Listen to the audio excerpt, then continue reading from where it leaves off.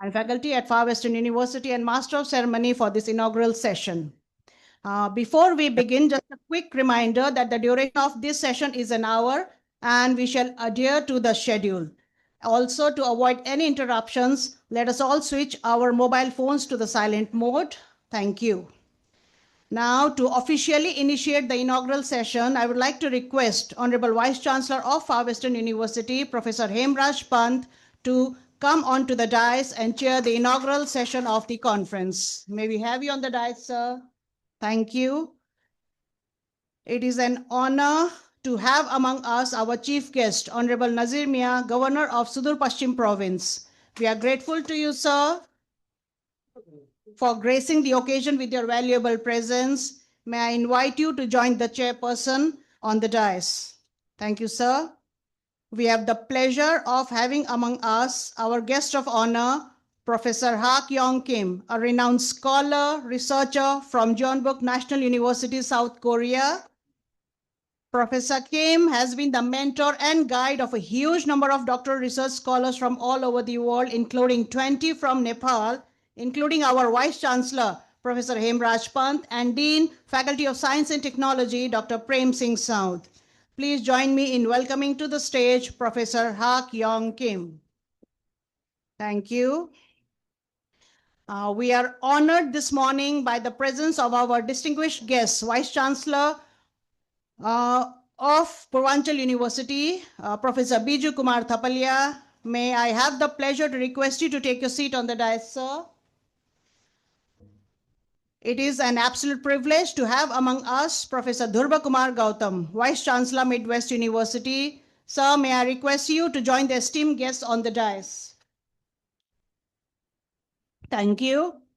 It is also an honor to welcome to the dais our esteemed guest, Professor Amar Prasad Yadav, Vice Chancellor, Rajashri Janak University.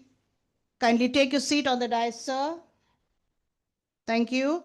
We feel honored in this inaugural session by the distinguished presence of Dr. Sunil Joshi, Vice Chancellor, Shahid Dashrath Chand Health Science University. I request you to join the distinguished guests on the dais, sir.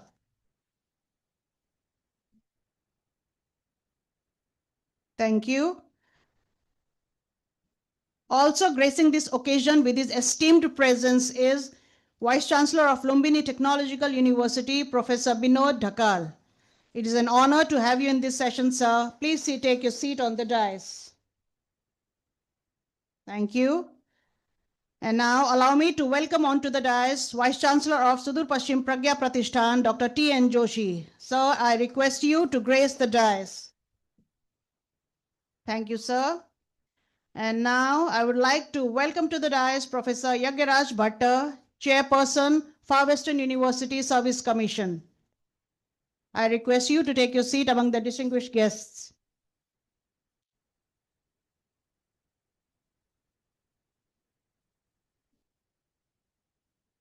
Thank you, sir. The inaugural session this morning is blessed by the gracious presence of Honorable Member of Provincial Policy and Planning Commission, Dr. Hira Chand.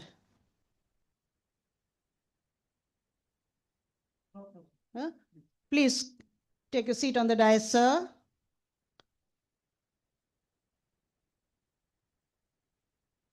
Thank you. We are also delighted this morning by the presence of Registrar, Far Western University, Professor Binod Lekhak, Rector, Karnali Academy of Health Sciences, Dr. Double Bahadur Dhami, Registrar, Midwest University, Professor Shubhankar Kanel, and Dr. Khemraj Joshi, Registrar, Shahid Dashrath Chand Health Science University. It is an absolute honor, sirs, to have you among us in this inaugural session.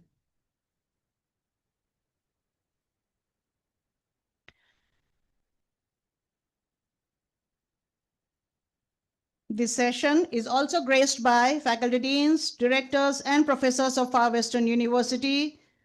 We are fortunate to have you among us this morning. Kindly take your seats, sir.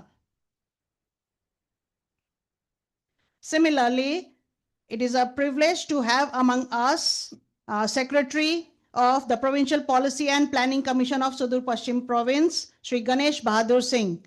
Please accept our heartfelt gratitude for your presence in this session, sir.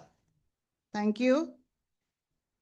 Likewise, I would like to acknowledge the presence of our honorable collaborating partners whose support has played a key role in making this conference a success. Mayor of Dhangadi Sub-Metropolitan City, Shri Gopal Bahadur Hamal.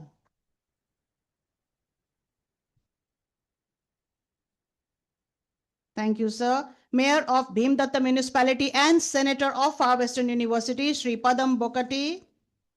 Mayor Dodhara Chandani Municipality, Shri Kishore Kumar Limbu. Mayor Bedkot Municipality, Shri Bhojraj Bohra. Mayor Shukla Phata Municipality, Shri Ran Bahadur Mahara. Mayor Krishnapur Municipality, Shri Hemraj Ojha. Mayor Belori Municipality, Shri Potilal Chaudhary. Mayor Punarbas Municipality, Shri Toyraj Prasad Sharma. Mayor Godavari Municipality, Shri Birendra Prasad Bhatta. Mayor Ghodagodi Municipality, Shri Khadak Bahadur Rawat. Mayor Parshuram Municipality, Shri Bharat Badayar Joshi. Chairperson Bellani Rural Municipality, Shri Harish Chandra Rana. Chairperson Laljhadi Rural Municipality, Shri Nirmal Rana. Chief District Officer of Kanchanpur District, Shri Madan Koirala. SP of Kanchanpur District, Shri Khadga Bahadur Khatri. Thank you to all you sirs for your gracious presence in this inaugural session. Finally, I would like to acknowledge the gracious presence of all heads of institutions, campus chiefs, chair and representatives from the Chamber of Commerce, Kanchanpur and Kailali, representatives from banking and cooperative institutions, representatives from our development partners, schools, colleges, friends from media and security personnel. On behalf of the organizing committee, I would like to express gratitude for your dedication, collaboration, and tremendous support to the event. I would also like to acknowledge the gracious presence of the chair, Jorail Municipality. Thank you for your presence in this inaugural session, sir. And now we shall have the national anthem. I request everyone to stand for our national anthem.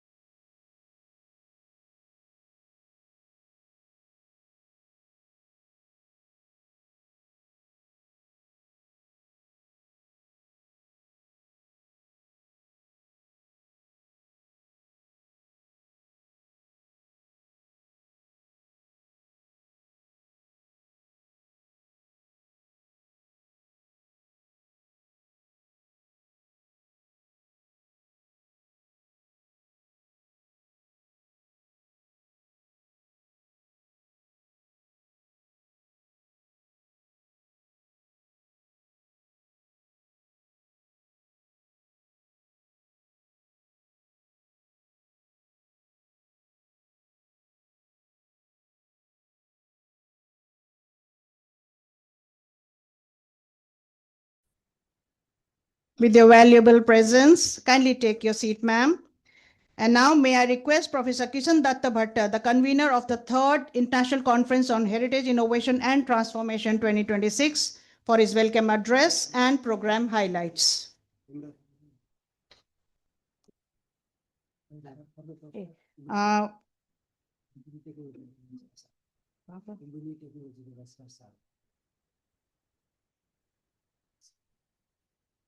I've just got the news that we have been just joined by our former registrar of Far Western University, Dr. Hemraj Pant, sir.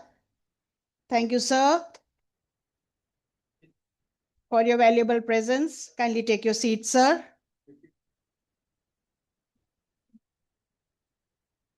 Registrar.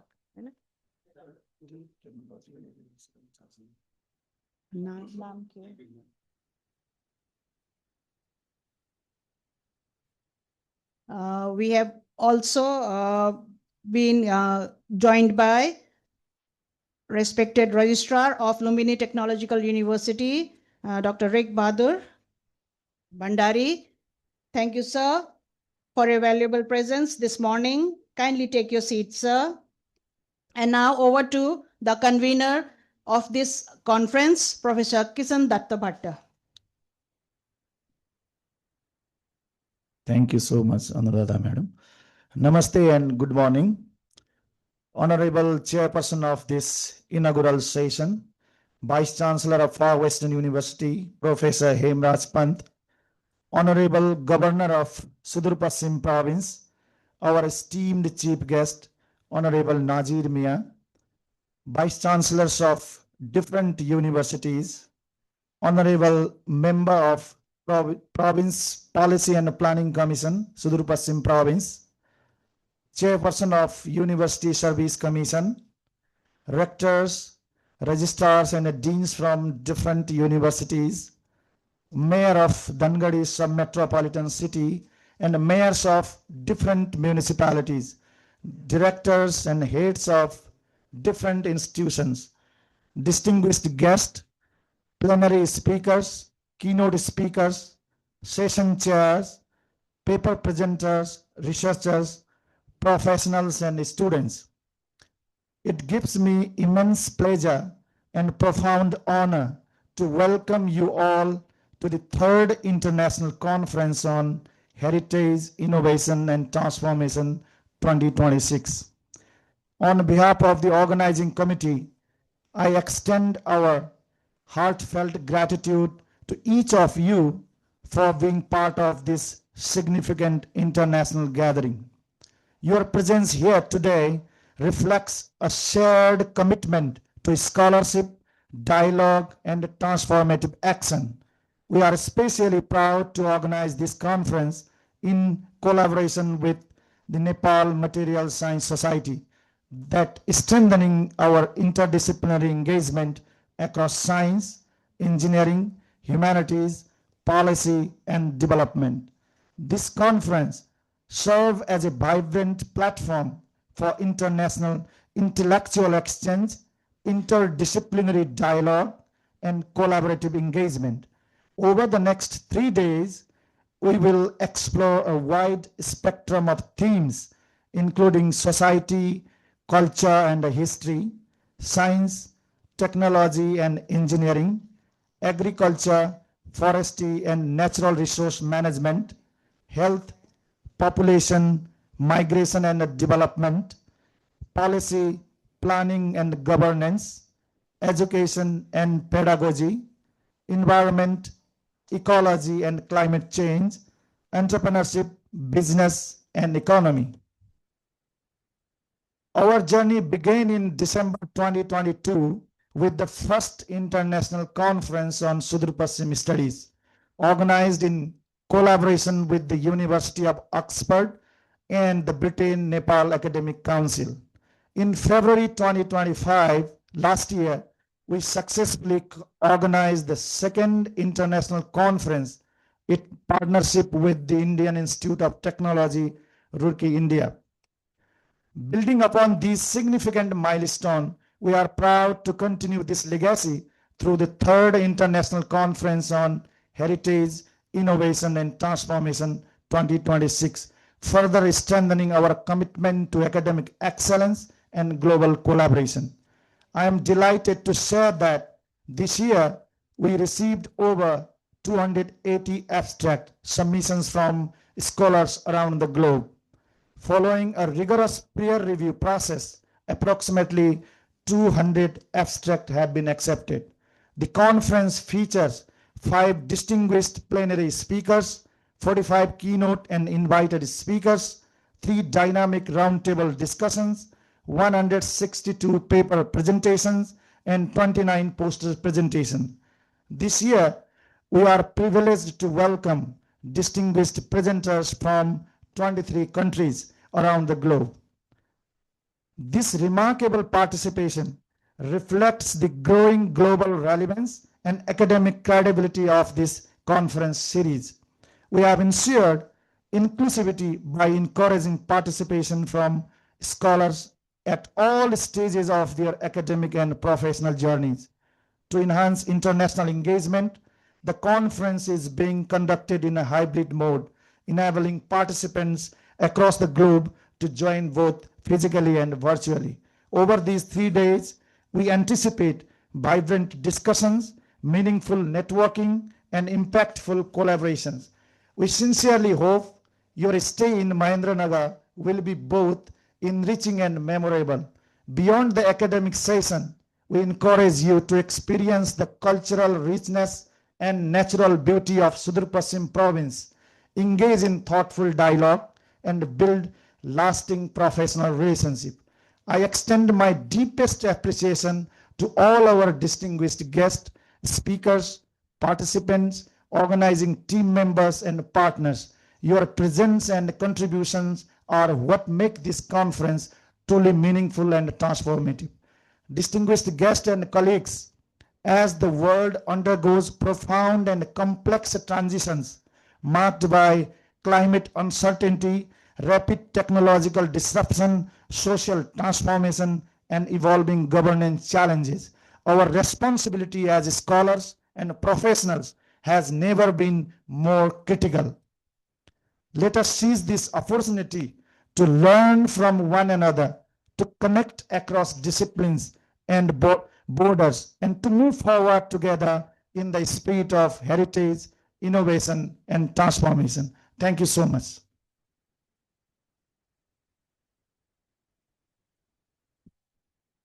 Thank you, Professor Bhatta.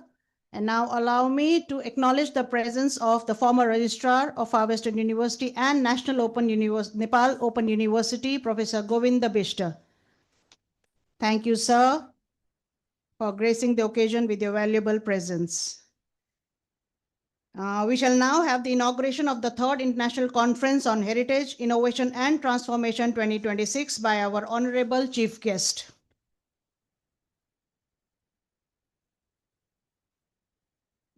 I request Honorable Governor of the Sudur Paschim Province to inaugurate the 3rd International Conference on Heritage, Innovation and Transformation 2026 by lighting the lamp of knowledge and wisdom.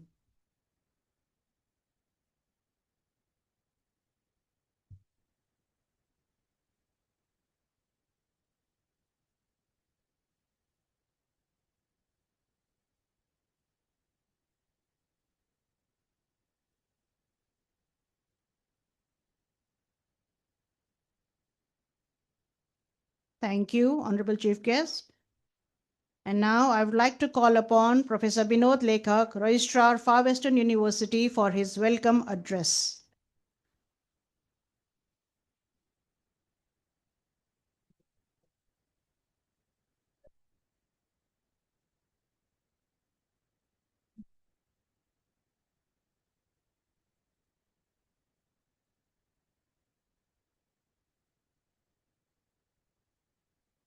Thank you, madam. Good morning and namaste to all distinguished guests who are here in this 3rd International Conference conducted by Far Western University. Respected chairperson of this conference, Vice Chancellor of Far Western University, Professor Dr. Hemraj Pant, respected Honorable Nazir Mia, Governor of Sudar Paschim Province, respected Vice Chancellors from different universities and institutions, Honorable Member of Policy and Planning Commission, Far Western Sudar Paschim Province, Chairperson of Far Western University Service Commission, Ambassador of Nepal to Israel, Honorable His Excellency Professor Dhanprasad Pandit, respected guests from provincial and government, Mayor of Dhangadi Sub-Metropolitan City, Mayor and Senator of Bhimdatta Metropolitan City, and other mayors of Kanchanpur and Kailali districts and Dadel-Dura district, as well as the chairperson of rural municipalities of Kanchanpur district. Likewise, I would like to extend warm welcome to head and deans and directors, professors of Far Western universities, respected heads of different institutions, campus chiefs, chairpersons, representatives from the Chamber of Commerce, Kanchanpur and Kailali district, representatives from different banking partners and cooperatives, development partners, schools and colleges, respected national and international scientists, researchers, policymakers, professors, participants, and other personalities from media, security personnels, and all the staffs of Far Western University.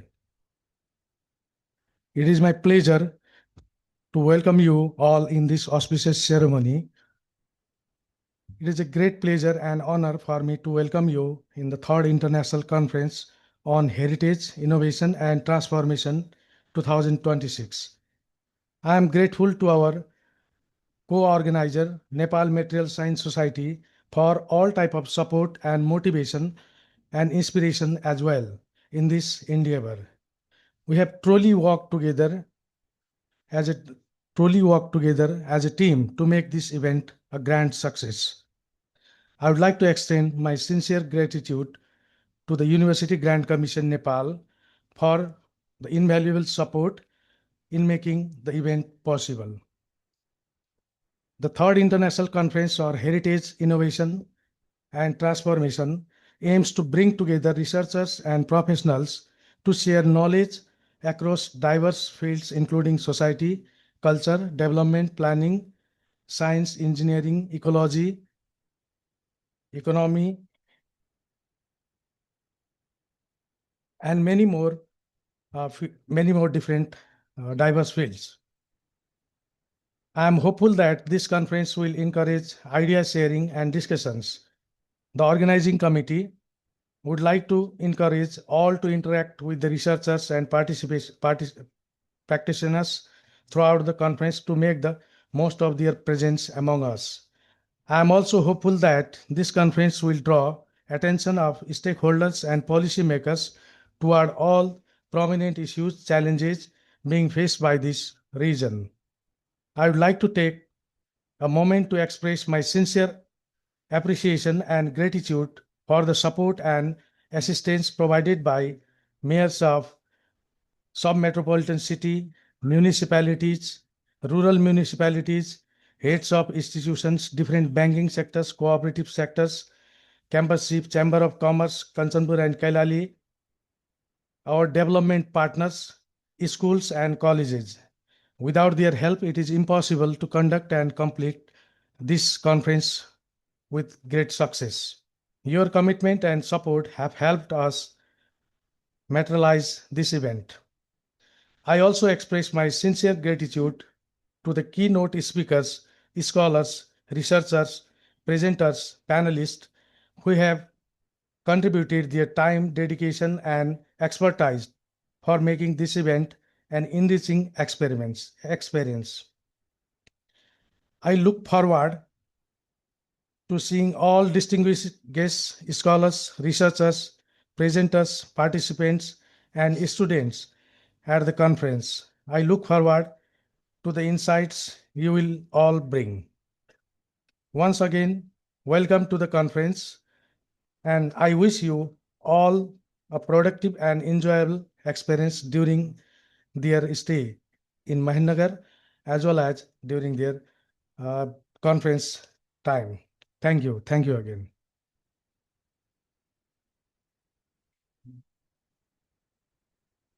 Thank you, Registrar Sir.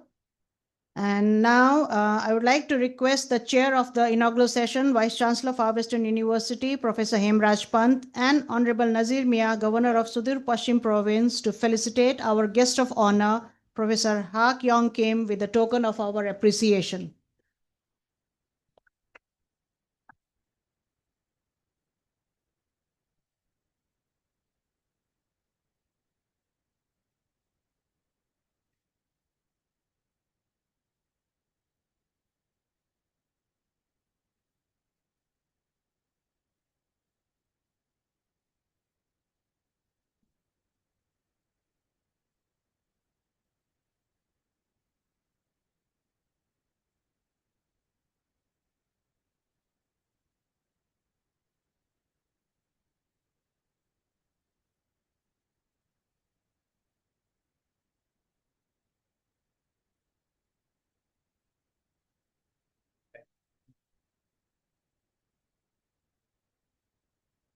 Thank you.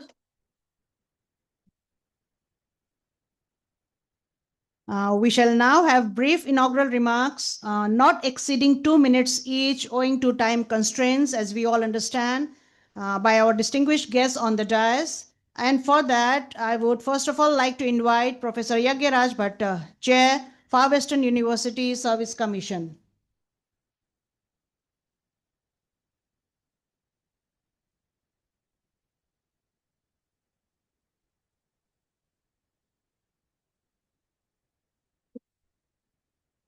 Thank you, madam.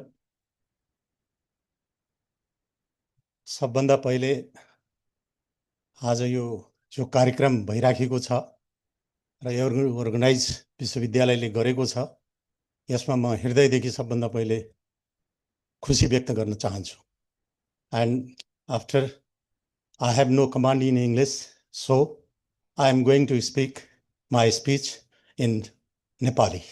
Sorry at the आदरणीय yes समारोहका अध्यक्षज्यू, आजका प्रमुख अतिथि governor साहब, आसीन अग्र पंक्तिमा बसेका सम्पूर्ण विश्वविद्यालयका भिजी सरहरू, योजना आयोगका सदस्य, उपस्थित विश्वविद्यालयका डिन, डाइरेक्टरका साथै एक्स भिजी, एक्स रजिस्ट्रार र उपस्थित सम्पूर्ण भाइ बहिनी र पत्रकार मित्रहरू, यो ओकेजन आफैमा एउटा गर्व हो. यो सुरुवात 2022 मा गरेको थियो र अहिले 2025 मा यसको थर्ड चाहिँ जो इनिसिएसन गर्न राख्नु भएको छ. म यसको लागि वर्तमान भिसी साहबलाई धन्यवाद दिन चाहन्छु र म यस विश्वविद्यालयसँग जोडिएको हुनाले म आफै पनि यसमा चाहिँ गौरवान्वित छु. र मैले लामो आफ्नो कुरा गर्नुभन्दा पहिले विभिन्न ठाउँबाट पाल्नु भएका देश विदेशका मेरा पाहुनाहरू, उहाँको बसाई यो 2-3 दिनको सुखद रहोस्, कुनै पनि अप्ठ्यारो नहोस् र हामीहरूले केही तलमाथि पर्न गएको उसमा म लगायत सम्पूर्ण विश्वविद्यालय उहाँहरूसँग क्षमा प्राप्त गर्दै म आफ्ना 2 शब्द यहीँ समाप्त गर्छु. Thank you.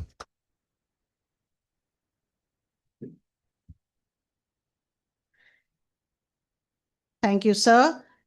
And next, I would like to request Dr. T.N. Joshi, Vice Chancellor, Sudur Pashchim Pragya Pratishthan.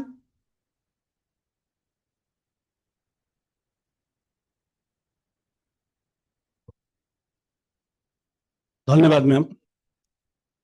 Sudurpashchim विश्वविद्यालयको आयोजनामा आयोजित यो तेस्रो अन्तर्राष्ट्रिय प्राज्ञिक सम्मेलन उद्घाटन समारोहका आदरणीय सभापति, विश्वविद्यालयका भाइस चान्सलर आदरणीय professor doctor Hemraj Pant sir, कार्यक्रमका प्रमुख अतिथि सुदूरपश्चिम प्रदेशका प्रदेश प्रमुख माननीय नजिर मिया सर, र कार्यक्रममा उपस्थित विभिन्न विश्वविद्यालयबाट पाल्नुभएका आदरणीय उपकुलपतिज्यूहरू, राष्ट्रिय योजना आयोगका उपाध्यक्षज्यू, सदस्यज्यू लगायत यो मञ्चमा हाम्रो झन्डै 24वटा राष्ट्रबाट विश्वविद्यालयको निम्तोलाई स्वीकार गरेर पाल्नुभएका सबै प्राज्ञिक मित्रहरू, विभिन्न नगरपालिका र गाउँपालिकाबाट पाल्नुभएका आदरणीय जनप्रतिनिधि साथीहरू र पत्रकार साथीहरू, र खास गरी सबभन्दा पहिला म हार्दिक आभार व्यक्त गर्न चाहन्छु सुदूरपश्चिमको गौरव बढाउने यो अन्तर्राष्ट्रिय प्राज्ञिक सम्मेलन आयोजना गर्न सफल भएकोमा, त्यसमा पनि यो तेस्रो अन्तर्राष्ट्रिय सम्मेलन यहाँ आयोजना हुन गइरहेको छ।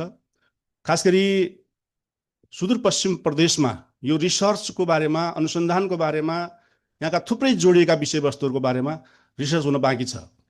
त्यसो भएको हुनाले अहिलेको बदलिदो परिवेशमा अहिलेका थप जुन हामी अनुसन्धानमा सक्रिय जुन व्यक्तित्व हुनुहुन्छ, एमफिल गरेर राख्नु भएको छ, विद्यावारिधि गरेर राख्नु भएको छ, समाजका हरेक क्षेत्रमा खोज र अनुसन्धान गरेर राख्नु भएको छ र समाजका विभिन्न इस्युहरूमा एउटा गम्भीर मुद्दा विषय अगाडि लिएर हामी समाजलाई अगाडि बढाइरहेका छौँ। यो परिवेशमा यस्तो खालको यो अन्तर्राष्ट्रिय सेमिनार आयोजना गर्न सफल भएको छ विश्वविद्यालय, र यसबाट सुदूरपश्चिम प्रदेशलाई मात्रै होइन हाम्रो राज्यलाई पनि एउटा ठुलो योगदान पुग्नेछ भन्ने मलाई विश्वास लागिरहेको छ। यो 3 दिनसम्म यो सम्मेलन यो महेन्द्रनगरमा आयोजना भइरहेको छ।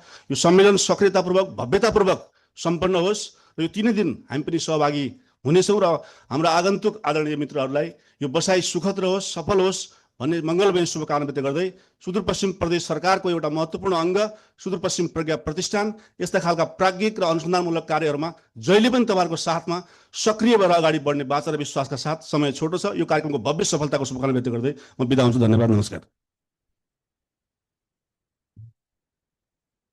Thank you, sir, for your encouraging words and your wishes. And now I would like to request for brief inaugural remarks, Vice Chancellor of Lumbini Technological University, Professor Binod Dakal.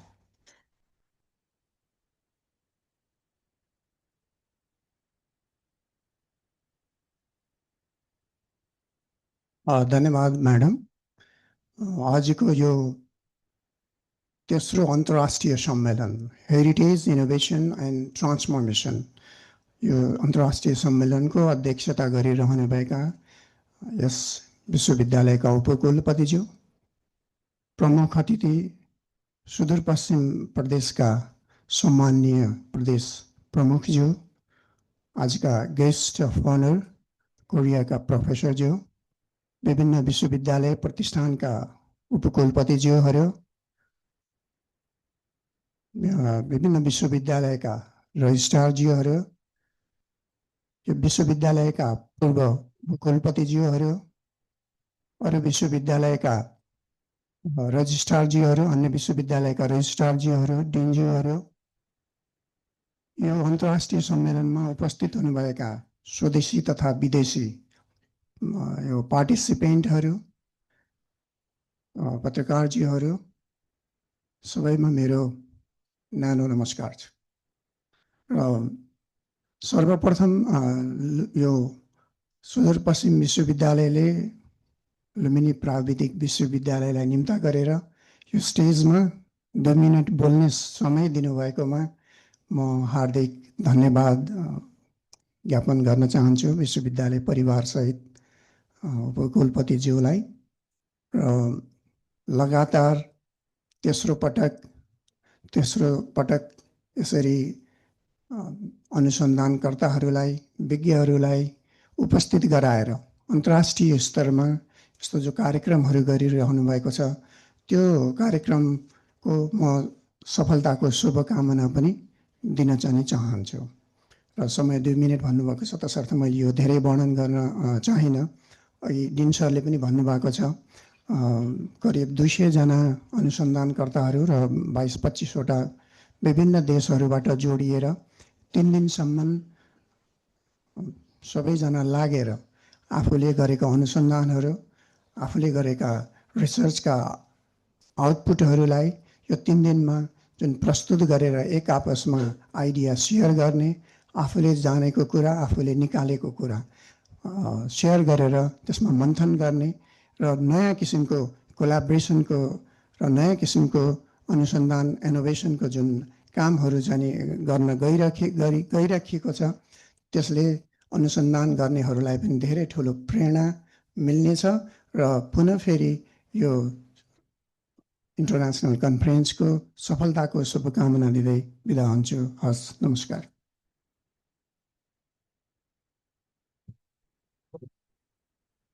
Thank you, sir, for your remarks. And now it's a pleasure for me to invite Dr. Sunil Joshi, Vice Chancellor, Shahid Dashrath Chand Health Science University, for his inaugural remarks.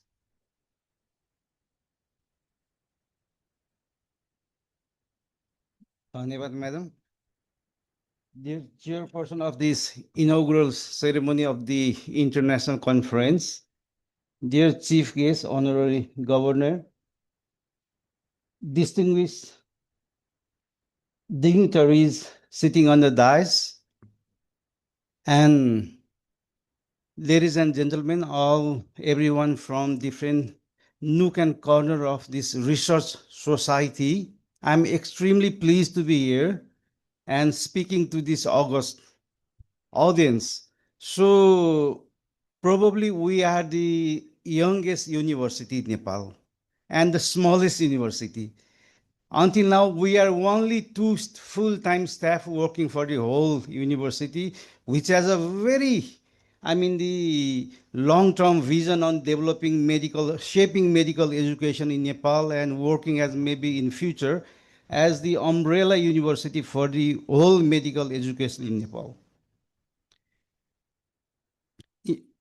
Though we are only 2 persons, you see, myself and my registrar, Dr. Khemraj Joshi, and we have joined recently, not more than 1 month, but if you just go through what we have been doing for last 1 month, we have just done so many things, so many planning that probably many other universities have not done in decades.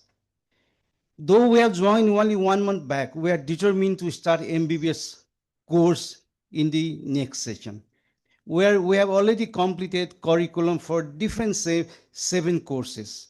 We have been working on, really very actively on many guidelines and many directives of the university, because we do really have only one act, that is the University Act. So we have a lot of challenges, but we don't feel lonely, you see. Though we are only 2 persons, we have the huge support from the federal government, provincial government, local government, and the scientific community, societies, and everywhere. So we have been getting a lot of support from everyone.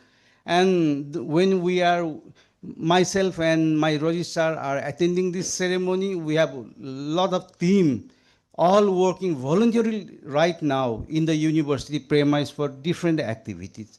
So it's a really challenging job and very tough task we have taken over, but we are very, very, the positive, very optimistic that it will go on, really successfully in the future. So talking about this conference, my experience of working as a researcher for the last 25 years, what I have learned is doing research publications, teaching, guiding master and PhD students. I've been working very closely and very actively with many international research universities popular in the world, like Duke University, University of California, Oxford, many other universities.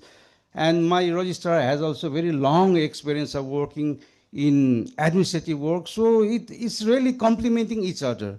And now we have another university here in Sudur Pachim, that is Sudur Pachim University. And in this area, province, you see, that is regarded as the least developed province, we already have 2 universities. And if we can collaborate on research and many other academic activities, Sudur Pachim region will probably be one of the developed regions, you see, from the perspective of science, technology, research. Why we need research? Because, without evidence, we cannot do anything. I've been working, and so I'm now quite convinced that we need to generate evidence.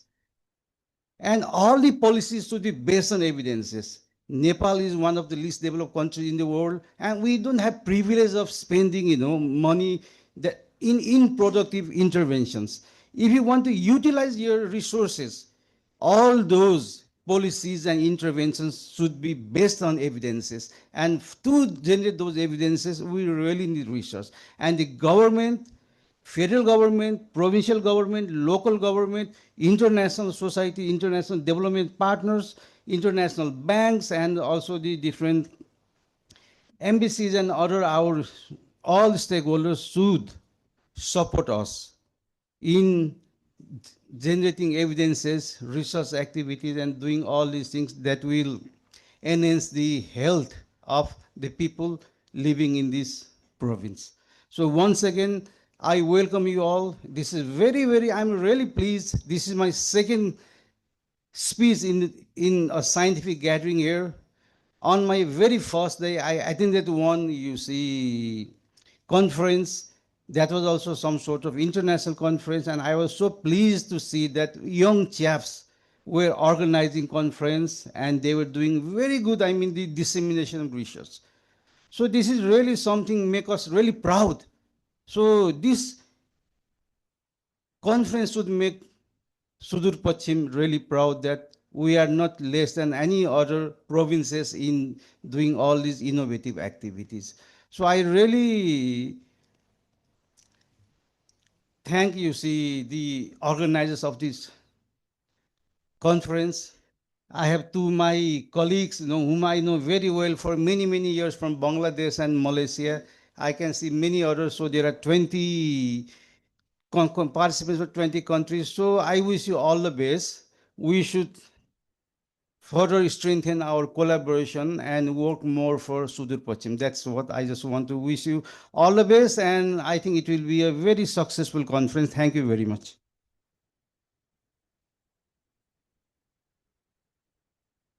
Thank you, Dr. Joshi, for your encouraging remarks and for your updates on all the good work that you're doing in Shahid Dasrat Chand Health Science University. We are sure that under your guidance, the university is going to make great progress in the near future. Thank you, sir. And now allow me to invite for inaugural remarks Professor Dhruva Kumar Gautam, Vice Chancellor, Midwest University.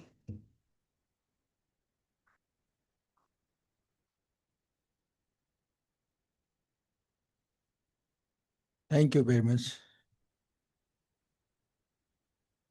Third International Conference, Inaugural Sessions, Chairperson, Chief Guest of these inaugural sessions, special guest of honor, other dignitaries, Vice Chancellors, Registrars, former Vice Chancellors, former Registrars, professors, academicians, and all ladies and gentlemen. First of all, thanks very much to Far Western University for inviting to the Midwest University to express a few words in these inauguration sessions. As the universities are knowledge platform where the faculties basically engage to research, knowledge creations, knowledge disseminations. So this platform is one of the process of the knowledge creations and the knowledge disseminations and sharing of the knowledge to confine it, the knowledge from the primary sources. So once again, I would like to congratulate to the Far Western University for organizing these type of the international conference, truly international conference in this region. The current phenomena in the situations of the world is going to be changed. Some situations or the context of the changes are witnessed by us also in the current days. The many themes that are pertinent to the research in these regions by the scholars are already covered in these areas of this third international conference. And some many other issues are still not explored that are the permanent for the research, like the current globalization or deglobalization situations, current changes of the expectations of the peoples, Gen Z and its movements, and geopolitical situations. Not always the poor and the least developed country, Nepal, may be the very strategic points in between the geopolitical situations, and many other areas are there which we have to be incorporated to the days to come to discuss, to explore, and to build the knowledge. This is the platform as Nepal, where the knowledge has been disseminated worldwide from the Gautam Buddha in the era of even 2500 years ago. So then after how many the knowledge that we are able to produce and disseminate to the world and give the new knowledge, this is still the building process that the Nepalese scholars, along with the collaborations with the many other scholars of the world, are doing or continuing. In this process, many universities emerged in the Nepal are obviously working together, and still we have to be built up the good ties among the universities, make the collaborations and the cooperations, and engage rather than expecting. So engaging to the research and building the knowledge is the process, as well as the disseminations of the knowledge to our new generations, newcomers. So with these, again, I would like to thanks to Far Western University, as well as wish a grand success of this international conference to produce the resolutions from this international conference also. Thank you very much.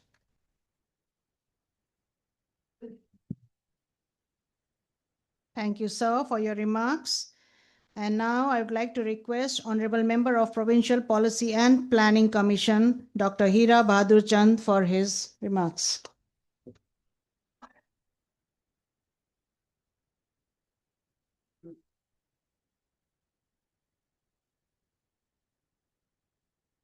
Thank you, ma'am.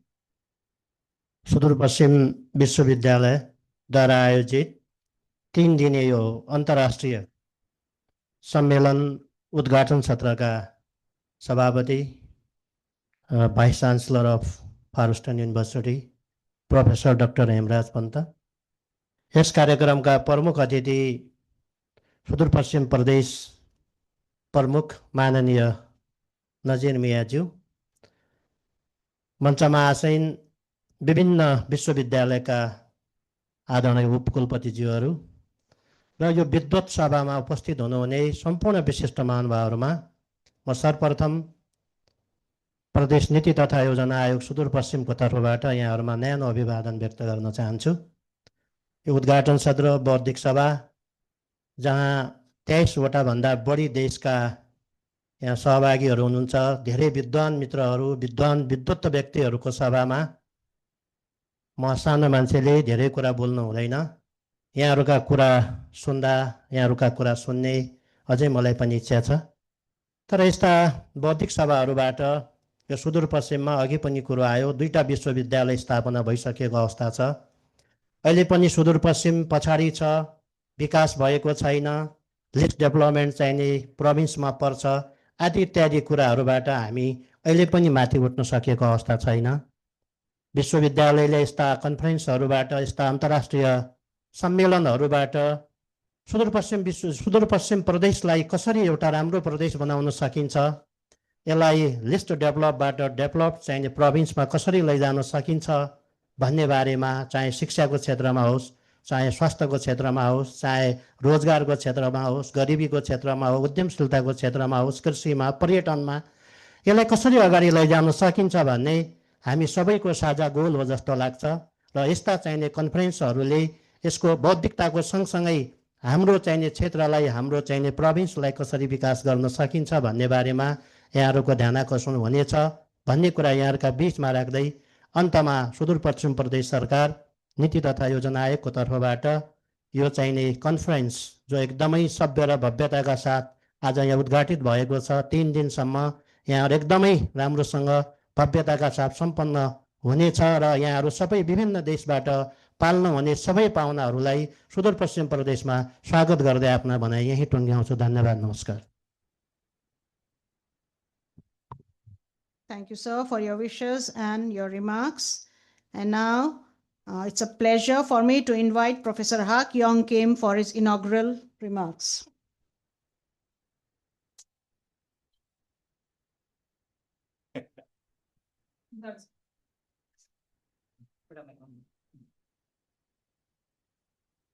한국말 할 테니까 네팔어로 좀 번역을 해주세요. म कोरियनमा बोल्नेछु र नेपालीमा अनुवाद गरिदिनु हुनेछ। 오늘 제가 여기에 초청받은 것은 파이 웨스턴 유니버시티의 햄 총장이 초빙을 해서 여기로 왔습니다. म चाहिँ यो विश्वविद्यालयका आदरणीय उपकुलपतिजीको निमन्त्रणामा विश्वविद्यालय आइपुगेँ। 같이 연구했던 게 한 10년 전이었던 것 같은데, 그 벌써 유명한 총장님이 돼서 너무너무 기쁩니다. मसँग अनुसन्धान गर्नुभएको 10 वर्ष जति भइसक्यो। अहिले चाहिँ नेपालकै प्रसिद्ध उपकुलपतिजी हुनुभएको देख्न पाएर मलाई पनि धेरै खुसी लागिरहेको छ। 카트만두에서 여기까지 파워웨스턴까지 올 때 비행기에서 보니까 히말라야 산이 너무너무 멋있었습니다. म चाहिँ हिजो काठमाडौँबाट आउँदाखेरि प्लेनमा आउँदा नेपालका धेरै राम्रा हिमालयहरूलाई हेर्दै आउने अवसर प्राप्त गरेँ। 그런 그 관광 기회를 줘서 너무너무 고맙습니다. हजुरहरूले मलाई यहाँसम्म आउँदा चाहिँ त्यस्तो टुरिज्मको पनि व्यवस्था गर्नुभएको जस्तो लाग्यो। त्यसको लागि पनि म धन्यवाद ज्ञापन गर्न चाहन्छु। 그 네팔에서 온 그 우리 학생이 한 20명 정도가 졸업을 박사학위를 받아서 네팔뿐만 아니고 미국 각국의 교수뿐만 아니라 연구자로 연구를 열심히 하고 있습니다. मेरो मातहतमा रहेर अध्ययन गर्नुभएका 20 भन्दा नेपाली विद्यार्थीले विद्यावृत्ति प्राप्त गर्नुभएको थियो र उहाँहरू प्राध्यापक मात्रै होइन अनुसन्धानकर्ताको रूपमा अमेरिका, नेपाल लगायतका देशहरूमा कार्यरत हुनुहुन्छ। 교수로서 너무너무 고맙습니다. जति पनि मेरा विद्यार्थीहरू प्राध्यापक बन्नुभयो म उहाँहरूलाई धन्यवाद ज्ञापन गर्न चाहन्छु। 그 햄 총장께서 여기 이렇게 작은 도시에서 그 국제 인터내셔널 컨퍼런스 연다는 게 굉장히 어려운 일입니다. यो आदरणीय उपकुलपतिजीले यो ठाउँमा यस्तो जुन अन्तर्राष्ट्रिय कन्फरेन्स गर्नुभयो यो सजिलो छैन भन्ने मैले पनि अनुभूति गरिरहेको छु। 한국에 그 전주라는 조그마한 도시가 있는데 여기보다는 물론 인구가 한 60만 정도 돼서 크지만 저도 국제 학회를 초빙해 보면 굉장히 어렵습니다. म जहाँ बस्छु त्यहाँ पनि 6 लाख जति मान्छेहरू बसोबास गर्नुहुन्छ। नेपालको तुलनामा त ठुलै सहर हो र पनि मैले अन्तर्राष्ट्रिय कन्फरेन्स गरेँ भने मलाई गाह्रो हुने गर्छ। 오다 보니까 대부분 그 농장 지역 같아요. 농업 지역 같아요.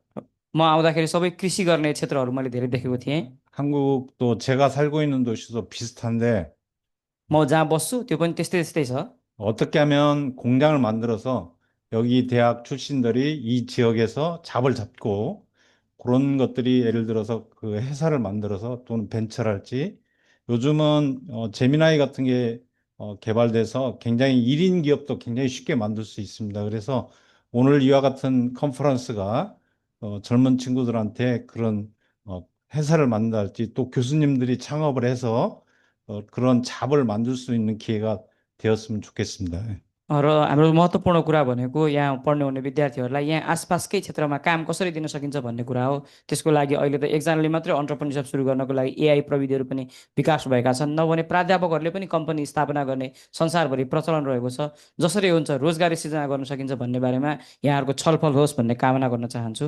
저도 2년 전에 정년퇴임을 했는데 새로운 회사를 만들어서 물건을 만들어서 팔다 보니까 너무너무 어렵습니다. 교수보다도 교수 생활보다 훨씬 어렵습니다. 2 वर्ष अगाडि म रिटायर भएपछि मैले पनि एउटा सानो कम्पनी बनाएर सामान निर्माण गरेर बेचिरहेको छु। तर म यहाँहरूलाई भन्न चाहन्छु प्रोफेसर गर्न सजिलो छ, व्यवसायी बन्न गाह्रो छ। 자기가 만든 물건을 남한테 설득해서 판다는 게 굉장히 어렵습니다. 그래서 그런 것들이 한번 이런 컨퍼런스 기회가 될 수 있으면 좋겠습니다.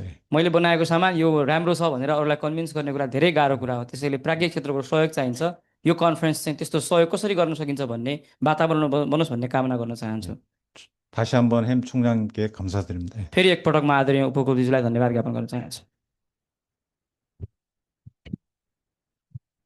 Thank you, Professor Kim, for your remarks.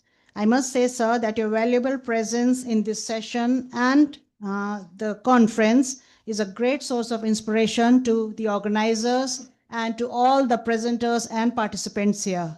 Thank you, sir. And now it's time for me to invite our Honorable Nazir Mia, Governor of Sur Paschim Province, our chief guest, for his remarks on the conference.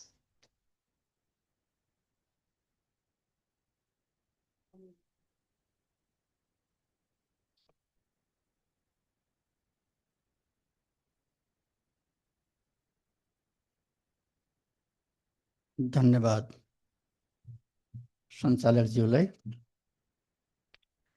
Yes महत्त्वपूर्ण कार्यक्रमका अध्यक्ष सुदूरपश्चिम विश्वविद्यालयका उपकुलपति प्रा doctor Hemraj पन्तज्यू, अन्य विशिष्ट अतिथिज्यूहरू, सम्पूर्ण उपस्थित समाजसेवी बुद्धिजीवी, हरेक विद्यालयका कोही उपकुलपति लगायत सम्पूर्ण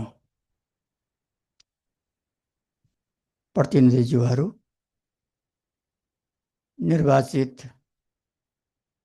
नगरपालिका गाउँपालिकाका प्रतिनिधिज्यूहरू,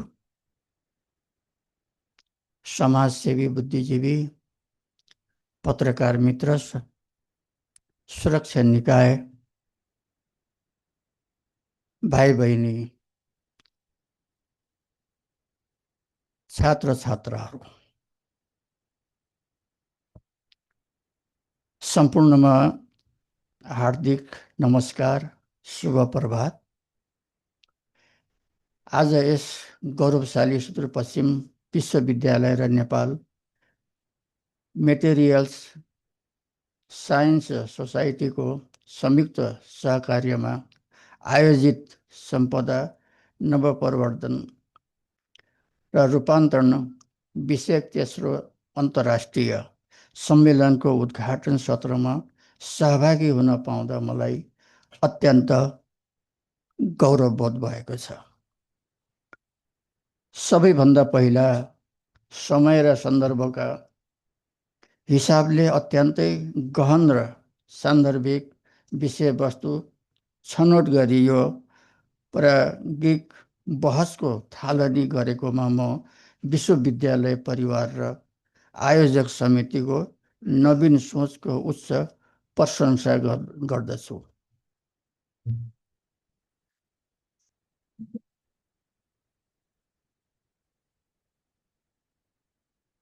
यस गरिमामय कार्यक्रममा प्रमुख अतिथिको रूपमा निमन्त्रण गर्नुभएकोमा विश्वविद्यालय परिवार र आयोजक समितिप्रति हार्दिक आभार व्यक्त गर्दछु। हाम्रो सुदूरपश्चिम प्रदेश आफैमा एउटा खुला सङ्ग्रहालय हो। यहाँको सम्पदा अत्यन्तै वैभवशाली छ।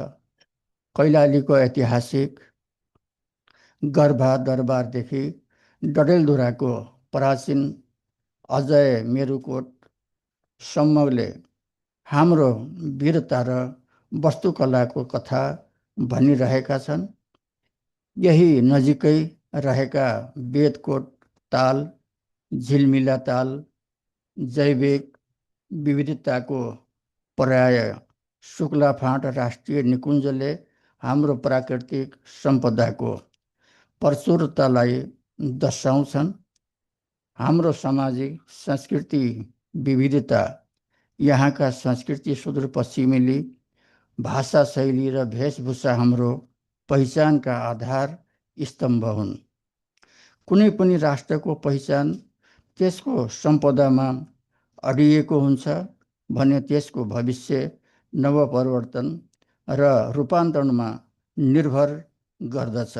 आजको यस सम्मेलनले चयन गरेका विषयवस्तुहरू जस्तै समाज, संस्कृति र इतिहास, विज्ञान प्रविधि र इन्जिनियरिङ, कृषि, वन तथा प्राकृतिक स्रोत व्यवस्थापन, स्वास्थ्य, जनसङ्ख्या, बसाइ सराई र विकास,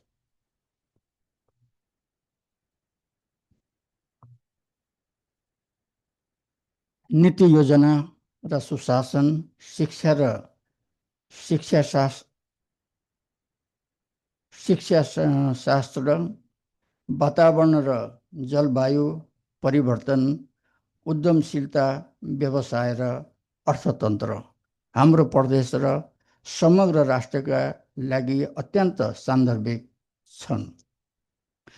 उपस्थित महानुभावहरू, विशेष गरी यस सम्मेलनले समेटेका बहुविधागत क्षेत्रहरूमा हुने गहन छलफलले हाम्रो प्रदेशको नीति निर्माणमा समेत महत्त्वपूर्ण योगदान पुर्याउनेछ। हाम्रा विश्वविद्यालयहरू केवल डिग्री बाँड्ने थलो मात्र हुनु हुँदैन, बरु ती ज्ञान उत्पादन गर्ने र समाजमा सकारात्मक रूपान्तरण ल्याउने केन्द्र बन्नु पर्दछ। सुदूरपश्चिम विश्वविद्यालयले यस क्षेत्रको प्राज्ञिक विकासमा खेलेको नेतृत्वदायी भूमिका प्रशंसनीय छ। म यस विद्यालयलाई स्थानीय स्रोत साधनको अधिकतम उपयोग हुने गरी वैज्ञानिक अनुसन्धानमा केन्द्रित हुन आग्रह गर्दछु। विभिन्न मुलुक र परिवेशबाट यहाँ पाल्नुभएका विज्ञहरूका अनुभव र शोध निष्कर्षहरूले नवीन विचारको सिर्जना गर्नेछन् र त्यसले अन्ततः मानवताको हितमा काम गर्नेछ भन्ने मेरो दृढ विश्वास छ। यस 3 दिने अन्तर्राष्ट्रिय सम्मेलनको पूर्ण सफलताको शुभकामना व्यक्त गर्दै यस पवित्र थलो कञ्चनपुरमा पाल्नुभएका सम्पूर्ण महान पाहुनाहरूलाई हार्दिक स्वागत सम्मान गर्दछु। साथै म मेरो घर अर्घाखाँची लुम्बिनी प्रदेश हो। मैले यहाँ भन्ने गरेको छु, सुदूरपश्चिमलाई कस्तुरीले बिना खोजिरहेछ, तर कस्तुरीले यो थाहा भएन कि मसित नै बिना छ। मैले त्यसरी यसलाई लेखेको छु। राराका मान्छेलाई, त्यहाँका जन्मेको मान्छेले राराको महत्त्व हुँदैन। राराको महत्त्व भनेको बाहिरको मान्छेले हुन्छ। तर म सुदूरपश्चिम आउनुभन्दा पहिला मेरो दिमागमा पनि के थियो भने सुदूर भनेकै सुदूरै होला, अनकन्टारै होला, सम्भावना केही छैन होला, विकासमा पछि पढेकै होला भन्ने म आउँदाखेरि मेरो दिमागमा त्यो थियो। तर यहाँ आइसकेपछि मैले यहाँका नदीनाला, यहाँको समाज, यहाँका वन जङ्गल, यहाँका डाँडाकाँडा, यी सबै हेर्दाखेरि मैले यो प्रदेशलाई साँच्चै नै यो सुदूरपश्चिम नभएर यसलाई सुन्दर पश्चिम बनाउन सकिन्छ भन्ने कुरा मलाई आत्मदेखि विश्वास लागेको छ। म तपाईँहरूले देखेर यो भने पनि होइन। म पनि एउटा पहाडमा जन्मेको मान्छे। मैले यो क्षेत्रको पहाडी क्षेत्रमा गएर मैले हेरेँ, यहाँ हरेक ठाउँमा यहाँका रुखहरू, काठहरू हेर्नुहुन्छ भने सुदूरपश्चिममा जस्तो काठहरू तपाईँ नेपालमा कुनै ठाउँमा पाउनुहुन्न। म पनि हाम्रो प्रदेशमा जङ्गलहरू छ, तर यस्तो काठ मैले त्यहाँ देखिनँ। त्यो मात्रै होइन, म पहाडतिर गएँ, हामीहरूको चाहिँ खोला नाला बाहेक डाँडामा कहीँ पानी छैन। यहाँ हरेक ठाउँमा, हरेक खोल्सामा पानी छ। म त अचम्म अझ के पर्यो भने बुढी मालिका गाउँपालिका, बुढी मालिका त भन्छ नि, के भन्छ, बढी मालिक, त्यहाँ एउटा कार्यक्रममा गएँ। त्यहाँको गाउँपालिकामा बोलाउनु भयो, हामी त्यहाँ गयौँ। मैले त्यहाँ गएर त्यो गाउँपालिका हेरेँ, जताततै तल छ, त्यो टापुमा रहेछ। मैले त हाम्रो आफ्नो जस्तो समस्या सम्झेँ, एकदम टापुमा रहेछ। अनि मैले उहाँलाई सोधेँ, यस्तो राम्रो संरचना बनाउनु भएको रहेछ, अनि पानी कहाँबाट ल्याउनुहुन्छ त? यसलाई कहाँबाट आउन सक्छ पानी भनेको? उहाँले के भन्नु भने हामीले 45-50 फुट तल अनि ऊ गरेपछि के भन्छ, बोरिङ गरेपछि बोरिङ गरेका छ र पानी त्यहाँबाट निस्कन्छ। तपाईँ नेपालको कुनै पनि ठाउँमा जानुहोस्, डाँडामा बोरिङ गरेर पानी निस्केको कुनै प्रदेशमा छैन, तर यो देशमा, यो प्रदेशमा छ। र यहाँका यी सबै कुराहरू तपाईँ कृषि सम्बन्धी हेर्नुहुन्छ भने यहाँको 90-95% कृषि क्षेत्रमा पुरा हुँदाखेरि अन्यत्र ठाउँमा चाहिँ 35-40% पनि हुँदैन। यहाँ जहिले पनि 100% कृषिले चाहिँ पुरा अनि चाहिँ खेती गरेका हुन्छ। र यस्ता कुराहरू यहाँका नदी नाला पनि हेर्ने, यहाँका चाहिँ यो पर्यटकीय क्षेत्र, यहाँको धार्मिक स्थलहरू, यहाँका संस्कृतिहरू, यहाँका भाइ साथीका यी सबै व्यवहारहरू हेर्दाखेरि मैले मेरो आत्माले चाहिँ के भनेको छ भने यो सुदूरपश्चिम सुन्दर पश्चिम हो। यसलाई सुन्दर पश्चिम गराउन सबैजना लाग्ने हो भने नेपालमा यो 1 नम्बरमा रहन्छ भन्ने कुरा मेरो ठहर हो।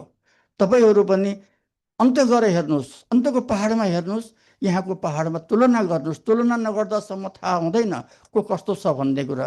त्यसो भएर यहाँको कस्तुरी छ, यहाँको बिना आफैमा छ। तपाईँले यसको विषयमा पनि ध्यान दिनुहुनेछ र बसेर छलफल गर्नुहुनेछ। यहाँको प्रदेश हो, यहाँको सुदूरपश्चिम चाहिँ पछाडि परेको रहेछ भन्ने कुरा अहिले यहाँ हामीले पनि देख्यौँ।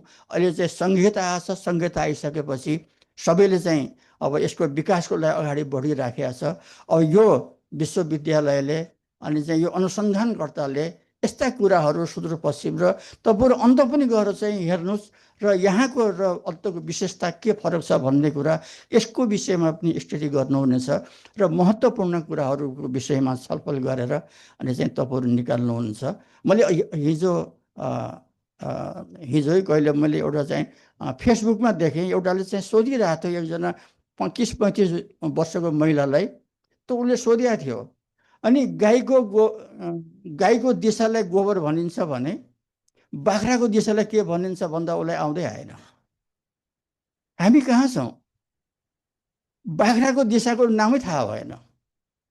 र यस्ता कुराहरू पनि हामीले अनि चाहिँ वास्तवमा सबैलाई थाहा हुने गरी चाहिँ व्यवहारिक हिसाबमा जानुपर्छ भन्ने कुरा मैले यहाँहरूसँग निवेदन गरेँ। र आज हामीलाई बोलाएर यहाँ तपाईँहरू जस्तो एउटा विद्वान साथीहरूको बिचमा मलाई पनि बोलाएर यहाँ भाग लिने मौका दिनुभएकोमा म आयोजकप्रति फेरि पुनः धन्यवाद दिँदै यहाँहरूको बसाइ सफलताको कामना गर्दै यहाँहरूले गरेका निचोडहरू व्यवहारमा लागू हुनेछन् भन्ने कुरा, अर्को वर्षमा चाहिँ हामीले पहिला गरेका निर्णयहरू यही कुराहरू हामीसँग लागू भइसक्यो र अझै यही कुराहरू बाँकी छन् भन्ने कुरा पनि समीक्षा गर्ने मौका पाइनेछ भन्ने कुरा आशा गर्दै बिदा हुन्छु। हस्, धन्यवाद, नमस्कार।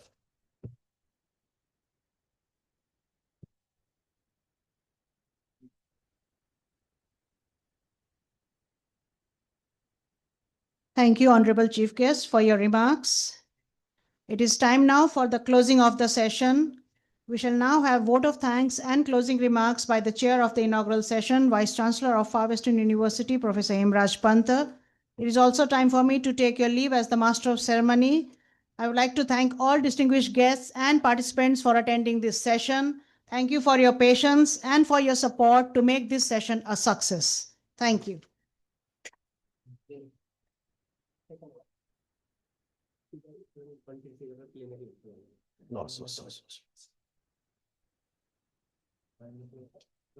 Thank you, Madam. Chief guest of this inaugural session of Third International Conference on Heritage, Innovation and Transformations 2026, Honorable Province Chief of Far Western Province. Guest of honor, a renowned metal scientist, Professor Ha-Kyung Kim from South Korea, Vice Chancellor of different universities, Chairman of Universal Service Commission, rectors, registrars, deans, directors, chief of different local governments, representative from Nepal government, distinguished guests, esteemed speakers, professors, researchers, bankers, students, journalists, ladies and gentlemen. First of all, I would like to express my heartfelt thanks to the Honorable Chief of this province for accepting our invitation by managing his valuable time to present here as a chief guest and providing us with additional motivation to ensure the success of this scientific event. It is both an honor and privilege to welcome you all to this third International Conference on Heritage, Innovation and Transformation, organized by Far Western University in association with Nepal Material Science Society. We gather here not just as a professional in our field, but as a passionate innovators and thinkers, united by our commitment to advancing our existing knowledge about our culture, heritage, with the development of technology for food, energy, healthcare, and environmental remediation. Over the next few days, we will be engaged on about 250 insightful presentations delivered by the scholar from about 23 different countries throughout the globe, and 3 panel discussions about the burning issue. I encourage each of you to engage actively in the discussion, share your experience, and challenge each other's ideas. It is through this exchange that we will push the boundaries of our field and explore new opportunities and avenues for research and its application. I would like to extend my heartfelt gratitude to our sponsor, organizers, and volunteers whose hard work has made this event success. Let us take this opportunity not only to learn, but to for collaborations and networking that will last beyond this conference. Thank you for being here, especially the foreigner delegates from Germany, from Croatia, from Sri Lanka, Malaysia, Bhutan, Korea, China, India, and Bangladesh physically. With this, I would like to announce the closing of this formal session. Thank you and namaskar. And the plenary session is going to be continued.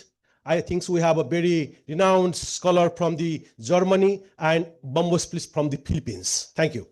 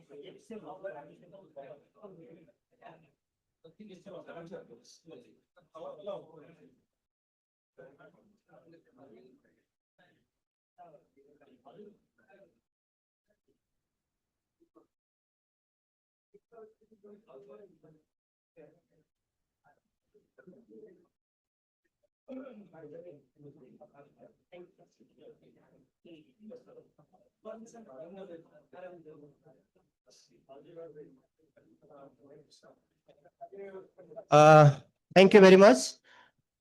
I would like to request Dr. Krishna Adhikari, Oxford University, for moderating for the plenary sessions. Up to you, Krishna Adhikari, sir, please.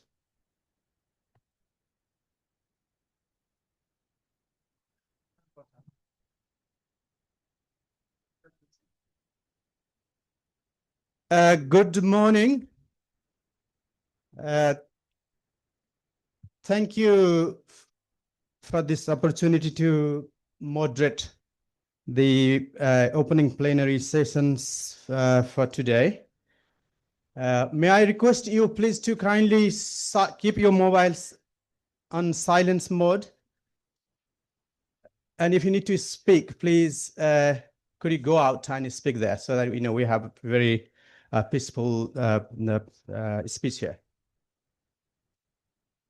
As you can see that the program has been delayed. So apology for that on the behalf of the organizers. I think it's almost beyond our control as we can, are used to it. It's been pushed behind by 1 hour.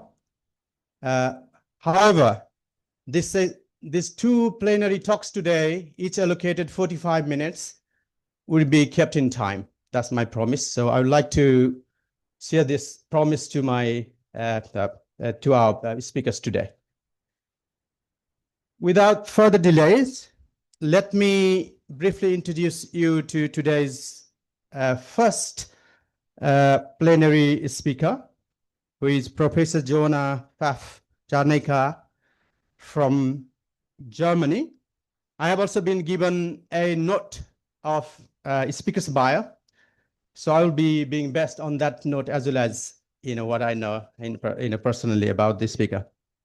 Joanna Pfaff, originally born in Warsaw, Poland, is a social anthropologist, educated at the University of Zurich, and currently professor of social anthropology at Bielefeld University, where she has also served as pro-vice rector, dean, and she's a senior professor.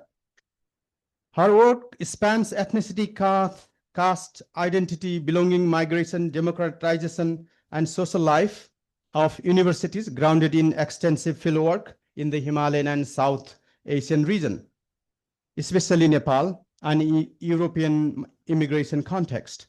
She has widely published, from her early monograph on Hindu caste and ethnic relations in Nepal to seminal co-edited volume-like monograph on Hindu caste and ethnic relations in Nepal, nationalism and ethnicity in a Hindu kingdom, the big fat blue book as we call it. And it was very, very popular. You might have seen it. If not, then you can buy the new version with the new title, can be bought from bookstores in Kathmandu. That was obviously co-edited with David Gellner and John Wolpton. And she has also published a book on the politics of belonging in the Himalayas, facing globalization in the Himalayas, and universities as transformative social spaces and influential theoretical work on belonging and social boundaries she has done, including studies on multiple belonging, student mobilities, and inequality and academic setting. I'm very recently in December, there was one conference he co-organized with others in Denmark in family constellations, kinship, and student and educational mobilities. And I was also part of it, thanks to Jonah. This all had shaped contemporary debates in social anthropology on how identities and attachment are formed, negotiated, and contested across the social and political context. Well, this is what I've been given. But I also would like to say, many people, I think, in this hall know who Joanna is. She was advisor to our first conference here, and some of you might know me too. I was the co-convener of the conference, and we actually conceived the idea of Far Western International Conference. Joanna has a deep connection to the Far Western Nepal through her postdoctoral work in Bajang on entrepreneur works, intermediaries, connection between state and people, migration, and so on. Joanna, as a senior academics on Nepal, has given many lectures, and I had the honor of welcoming her to the 16th Britain-Nepal Academic Council's annual lecture. At that time, I was the chair of the BNSA, and she gave the lecture. Subsequently, in 2019, she gave Mais Chandra Regmi lecture on the wealth of knowledge, what Nepal has. She truly knows that the wealth of knowledge Nepal possesses. And Mais Chandra Regmi has a connection here, and she told me yesterday that it is him who suggested that she should go to Bajang to do her study that I just mentioned. So she's a public figure. She's available in Wikipedia, and please feel free to visit her. And she's very, very approachable. If you would like to really, stay in contact with her, please write to her. With this, I think I shouldn't take long time because you have a long lecture, I know. I will be flashing, the time cards, warning you when there's 15 minutes left. Jonah, the floor is yours now. Thank you.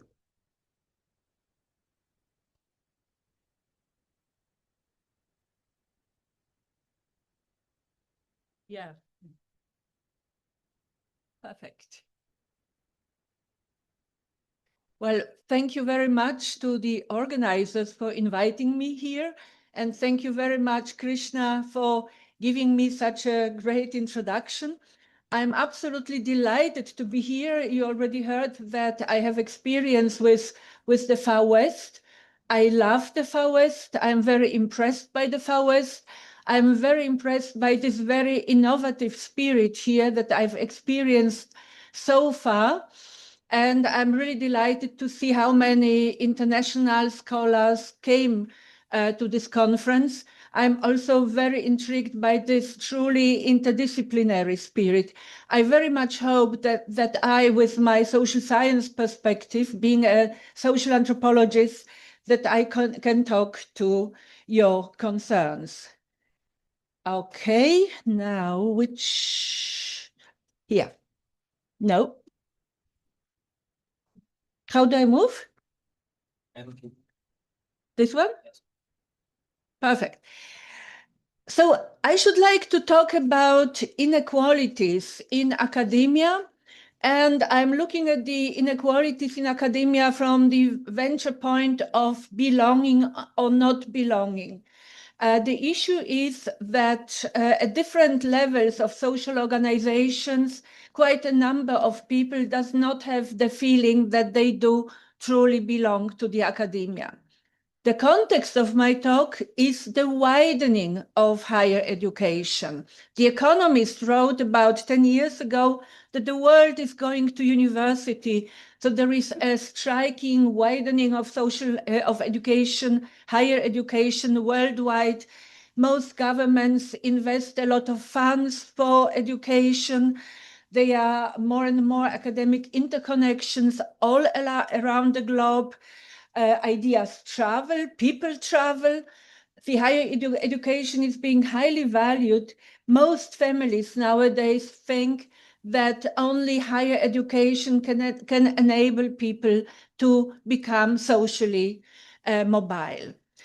There are many reasons to think that nowadays we are witnessing a large degree of decentering of the academic realm. But one point that I'm trying to stress is that the Western predominance is still quite striking.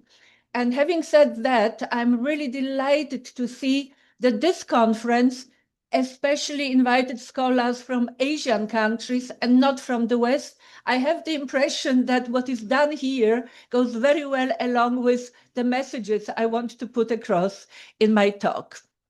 So the problem is that there are many inequalities in academia. I mean, when we think about academia, this is something universal, and something universal would be about sameness of the participants in knowledge production and education, or even, well, a certain kind of equality. But in fact, the constellations are highly unequal. So there is the hegemony of Anglo-Western science still. Then there are also substantial boundaries in access to excellent universities. And there are also many social closures within the university social spaces. And at a yet another level, we also have quite a lot of many kinds of hierarchies in assessing what kinds of knowledge are to be valued high and what knowledge is considered as irrelevant. So the aim of this talk is to address the unequal nature of the contemporary academia through the lens of non-belonging. And I'm going to concentrate on 3 levels, or to give examples from 3 different levels. The first one will be regarding global hierarchies. The second one, I shall briefly focus on faculties and students. And here I would like to address some disparities, inclusions and exclusions within specific social spaces at universities and classrooms. And the third one will be, no, thank you, this is okay for me. And the third one will be the conceptualization of knowledge reservoirs, and also what is shaping academic canons and what is not present within the academic canons. So I shall start with the first point, which are the global disparities in academia. And I would still talk about the post-colonial magic. What I mean by this, obviously, universities in many parts of the world, including South Asia, predate the colonial period, but the colonial constellations have very substantially reinforced disparities between the West and between the global South, for instance. And I'm claiming that the contemporary academic constellations are still very much evolving in the framework of the colonial power structures. So, of course, one very important element of this are rankings, measurements, quantifications, comparison. And when we look at the different famous rankings, they are usually using Western standards. And according to these standards, certain academic institutions are more privileged than others. And these rankings create a process of positional competition. And there is this very interesting notion of Matthäus effect. This is a Christian notion, which means those who have it will get more. So the more economic power you have, the more prestige, the more networks, this will make you even more successful in the global race within the academic settings. So Western institutions have a lot of symbolic and economic power. They basically still continue to have a lot of power of definition. This is changing. I'm happy about this, but still we need to bear it in mind. And of course, Western academic institutions like Oxbridge, Harvard, you name it, they are excellent. There is an incredible brain power. A lot of brain power is coming from the South, but the benefit, the symbolic benefit, is still taken by Western institutions. So what are the components of this magic? Well, this is, of course, the centrality of the English language. English language is not only important in Western countries, but yet there is a lot of concentration. One very important issue is the location of the major academic journals, because again, they have the power of definition and they have a tremendous economic power. And also the issue of the world culture as defined by John W. Meyer. This is an idea that Western institutions, like Western academic institutions, are spreading all around the world. And I think most of us sitting here would say, okay, so what's the problem? Well, the problem is that we are losing diversity. We are losing possibilities of different assessments of what is vital and how to do academia. I think it is very important not to take Western institutions and Western knowledge reservoirs for granted. So one example of this Western magic would be something that was examined by Shahjahan and Morgan. They conducted a research about the process of assessment of higher education learning outcomes. It was called AELO. This ran for 4 years. This was discontinued because even those who coined this policy became doubtful about its basic assumption. The idea was to generate a trustworthy data set that can be used to make meaningful comparisons between higher education institutions. So they had this idea that in terms of learning outcomes, this will be important to select a number of countries and their academic institutions in order to establish criteria that would enable comparability and also showing the stage of near equivalence. So the peripheral nations had to follow the characteristics inscribed within this AELO model. So Shahjahan and Morgan, they coined the term global spaces of equivalence, and they showed this incredible urge to be considered as a global participant in the academic race. So nations and institutions, they were trying to become part of this exercise. So trying to gain symbolic recognition. And this was an issue of national pride and also belonging to academia. So it was very much about creating competitive logics, making the peripheral actors to attain a global stature. And what I would say was also quite interesting was to create criteria considered to be universalized, delocalized, and depoliticized, so that they can be seen as legitimate comparative measures. But in any kinds of quantifications, we have certain assumptions that, of course, privilege specific points of view and also specific national settings. So this quest to comply to standard norms became a very interesting process with having effects of members of less established nations within academia to become part of the game. What kind of consequences does it have? When one consequence is, of course, the direction of students and also faculties in selecting which universities to go to. And here I'm still within this first large topic. This is the question of centrality of Western education or Western academic institutions.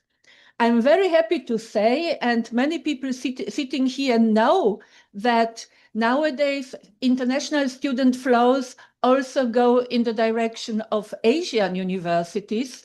But I would see that there is a huge scope of improvement. As I already said at the beginning, I'm delighted to see the interconnections between different Asian universities. And I suppose that this is also the consequence of Asian universities becoming more and more important, more and more highly esteemed, more and more powerful. So there are certainly important movements towards multipolarity, and also something what Raghuram and others are calling Asia rising. Glass and Cruz even talk about seismic changes in the field of higher education and this dramatic transformation of Asian higher education. So we have a number of elements that are about decentering. This is the sheer growth. This is the increase in quality of higher education, the increasing leadership of Asian institutions.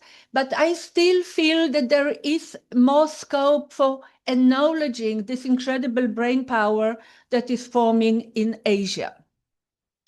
I spent some time conducting research following Asian students, and I was very much interested in the complexity of student choices, their aspirations and rationales. I traced a very large movements towards Asian destinations among Asian students, but also among international students. But yet I discern something that I find very problematic, that there is still a magnitude of inequality in the field of higher education, so also how universities are being ranked. And very often interlocutors told me, well, that in fact Asian universities are their second choice. So they go to Asian universities, but if they could go to an US American university, they would prefer to do so. And I'm addressing this issue because most of us sitting here, we are those who are selecting new applicants, for instance, who are applying for positions at our universities. And then very automatically we think, oh, this person has a PhD from an American university. I think it is better than a degree from an Indian university. And we need to think twice about, are we doing justice to the quality of education? Is it just this post-colonial magic in valuing something above the other? I think this is a very vital point. So what I'm trying to say here, we are also participating in this process of this Matthews effect by acknowledging certain certificates higher than others. So I already, probably you noticed that I'm using here the post-colonial lens and also going beyond of this. So I'm not just interested in the post-colonial power asymmetries in the academia, but I also think that nowadays we are unnecessarily buying into these post-colonial academic hierarchies. Nowadays, we have significantly more rooms for maneuver, and we also should reflect upon how we are making our choices and how are we guiding the younger generations when providing them with ideas where to study, at which universities. But a few words about Asian students' mobility. So previously, these went to the Western centers, and Japan was the only receiving country in Asia. We have a number of colleagues here who've studied and conducting PhD research at Japanese universities. And for a long time, this was this idea of lagging behind and quest for human capital formation, knowledge transfer from the West to the South, and also national capacity building. But this luckily changed to a large extent. Nowadays, as you see, I'm now to some extent contradicting myself, but I think you understood. I wanted to say there is a very strong still centering towards the West, but we have very significant movements nowadays to and within Asia. I think this is quite striking that such countries as Japan is receiving 10 times more international students than it is sending out. The same holds for Singapore and also for Malaysia, even though if not in the same measure. China is nowadays, well, sending huge numbers of students abroad, as does India, but China is receiving significantly more students than India, for instance. And unfortunately, Nepal, this is, I think you all know, Nepal, this small country of Nepal, is among the 10 most important student sending out countries to international universities, but unfortunately it does not yet receive many students. So this internationalization is very important, and I can imagine that this university here will be perhaps more innovative than the universities located in the central parts of Nepal. Well, Nepali students, they still prefer going to these obvious Western destinations. So I don't have to tell you, perhaps, but of course nowadays more and more students go, well, to India, Japan, South Korea. Also a number goes to the Philippines and so on. But I would say it is still not enough. And I think creating this Asian brain power and creating interconnections will be very important, because there are very dire consequences for the society. And here I would especially talk about social ties within academia. We located in the West, we still think that we do more for enabling South-South exchange than southern universities are doing. And I think this is something that should be reversed. Okay, I am now shifting the level on which I'm going to talk. I should like to spend now a few minutes discussing inequalities within individual universities. We all know that with the process of widening higher education, many academic newcomers have entered university spaces. What I mean by newcomers, I mean students who are coming from non-academic families, who come perhaps from rural areas, who come from families that are really not associated with the realm of knowledge. And these people are meeting certain kinds of academic normalities and also normativities. Their ideas of what is normal in the academia. I, who grew up as a daughter of an academic father and academic mother, for me, academic space was something absolutely self-evident, but I admire people who managed to enter academic spaces who didn't have this kind of upbringing from day zero at home, because it is a question whether you are being taught by your parents very early on, what kind of books were there, images on the wall, and so on. This makes a very big difference. So the idea of academia is still quite elite and middle class oriented. And of course, some intersections with disparities regarding race, gender, religion are also there.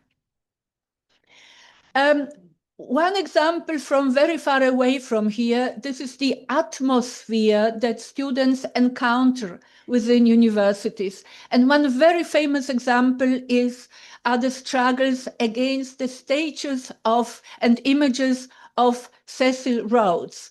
So Cecil Rhodes was very notorious. The struggle against the statue of Cecil Rhodes in Cape Town in South Africa was a very notorious example, but also the Oriel College in University of Oxford also received quite some beatings. I see that Krishna is smiling a little bit, so perhaps you can add.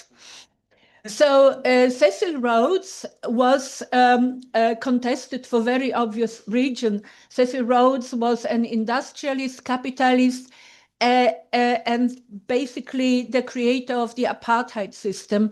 It is safe to say that he was really a key racist. And having him nowadays, his status within academic premises, of course, is quite problematic for students of color who feel very disturbed that he would be celebrated as a very important figure. So this is a question of atmosphere. Yeah? What is dominated an academic space? And I have to say that I very much like to enter a new university that is free of this kind of legacies. So one key event in Cape Town was to toss a bucket of human excrement at the sculpture.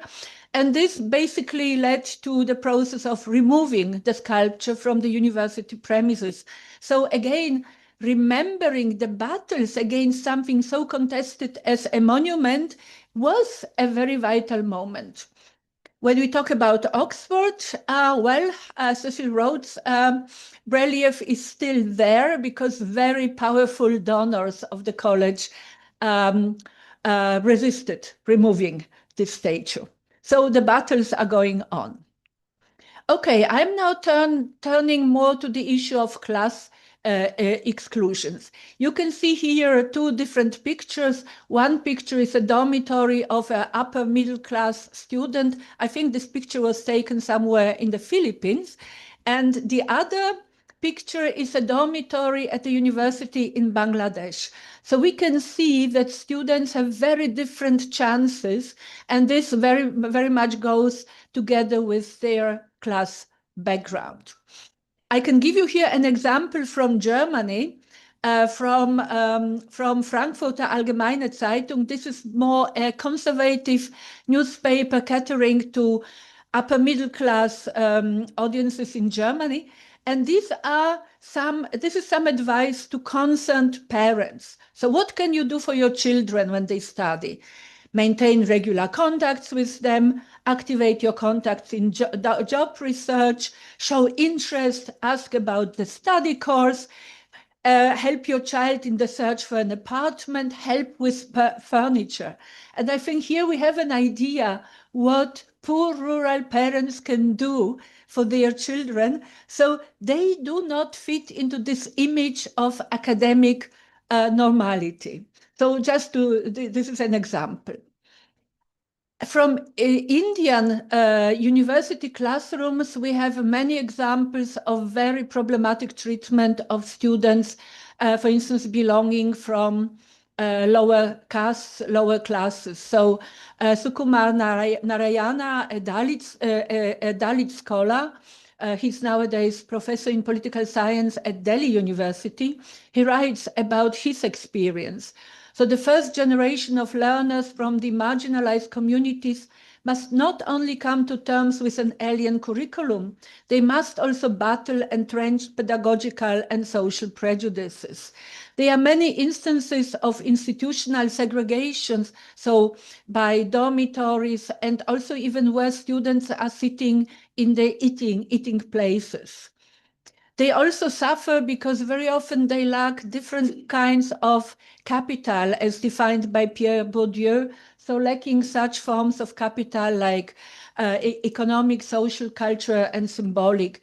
So problems can emerge with dressing codes, language skills, the general etiquette, but also the poverty because they have earned money.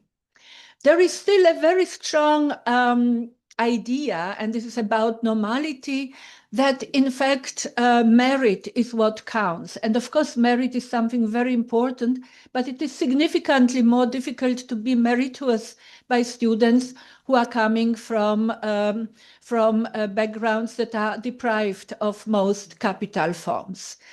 Unfortunately, there is enough research on Indian universities showing that academic teachers very often act as gatekeepers, so denying supervision, making derogatory remarks, and also identifying students by their caste background. We have a number of instances that students are not allowed to enter laboratories and are not taken on as doctoral students. And therefore, there is also quite a magnitude of students' suicides reported from India. I conducted quite a lot of research at Indian universities, and I was happy to see that this kind of malpractices are significantly less prevalent in Nepal.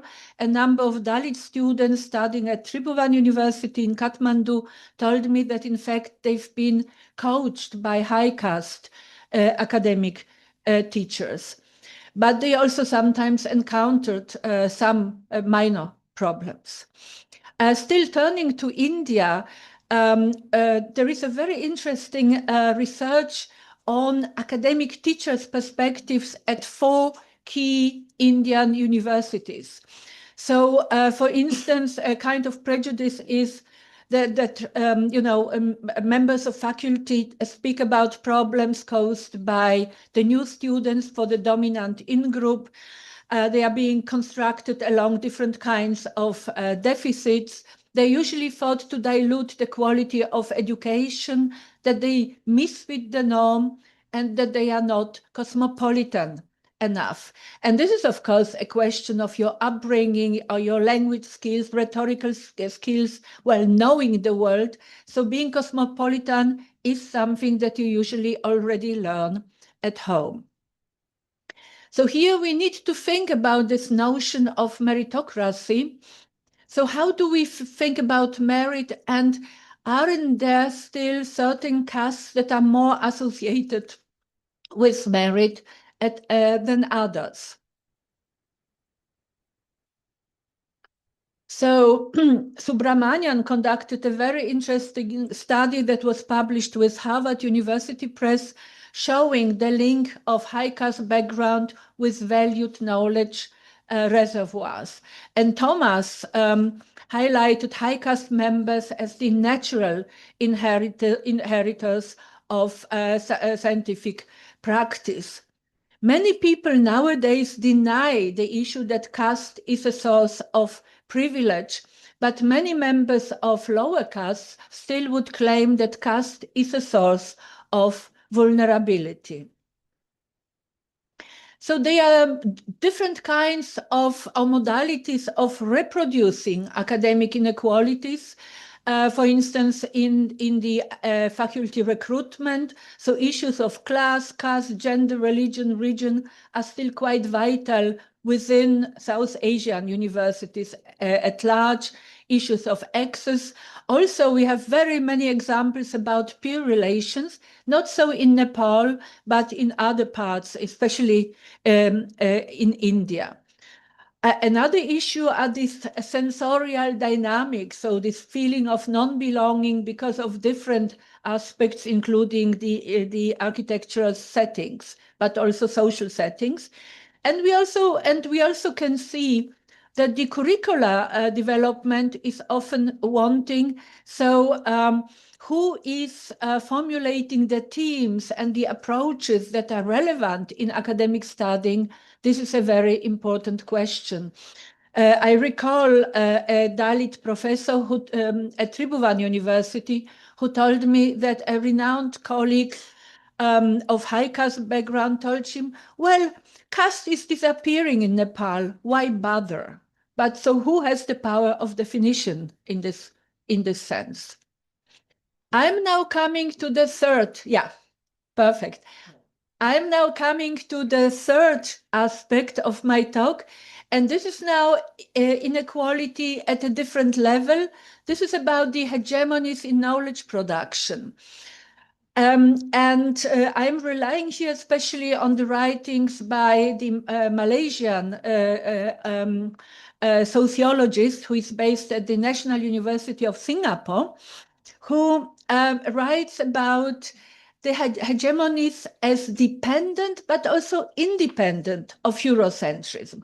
And this I find very interesting because Alatas claims that a number of disparities in knowledge production are predecessing the colonial period. So it is not just about the colonial dominance, but also different kinds of disparities and hegemonies within national and local societies. And he's naming several elements of these hegemonies. One is anthropocentrism, another is culturalism, then ethno-nationalism, traditionalism. He also talks of sectarianism.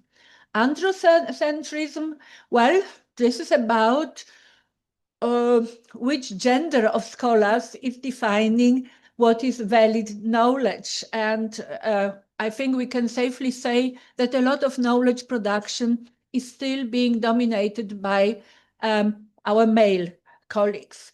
Culturalism, this is an idea of culture being somewhat static, not changing over time. So it is very often, this idea of culture is very much geared to traditional thinking of what is essential to a specific culture.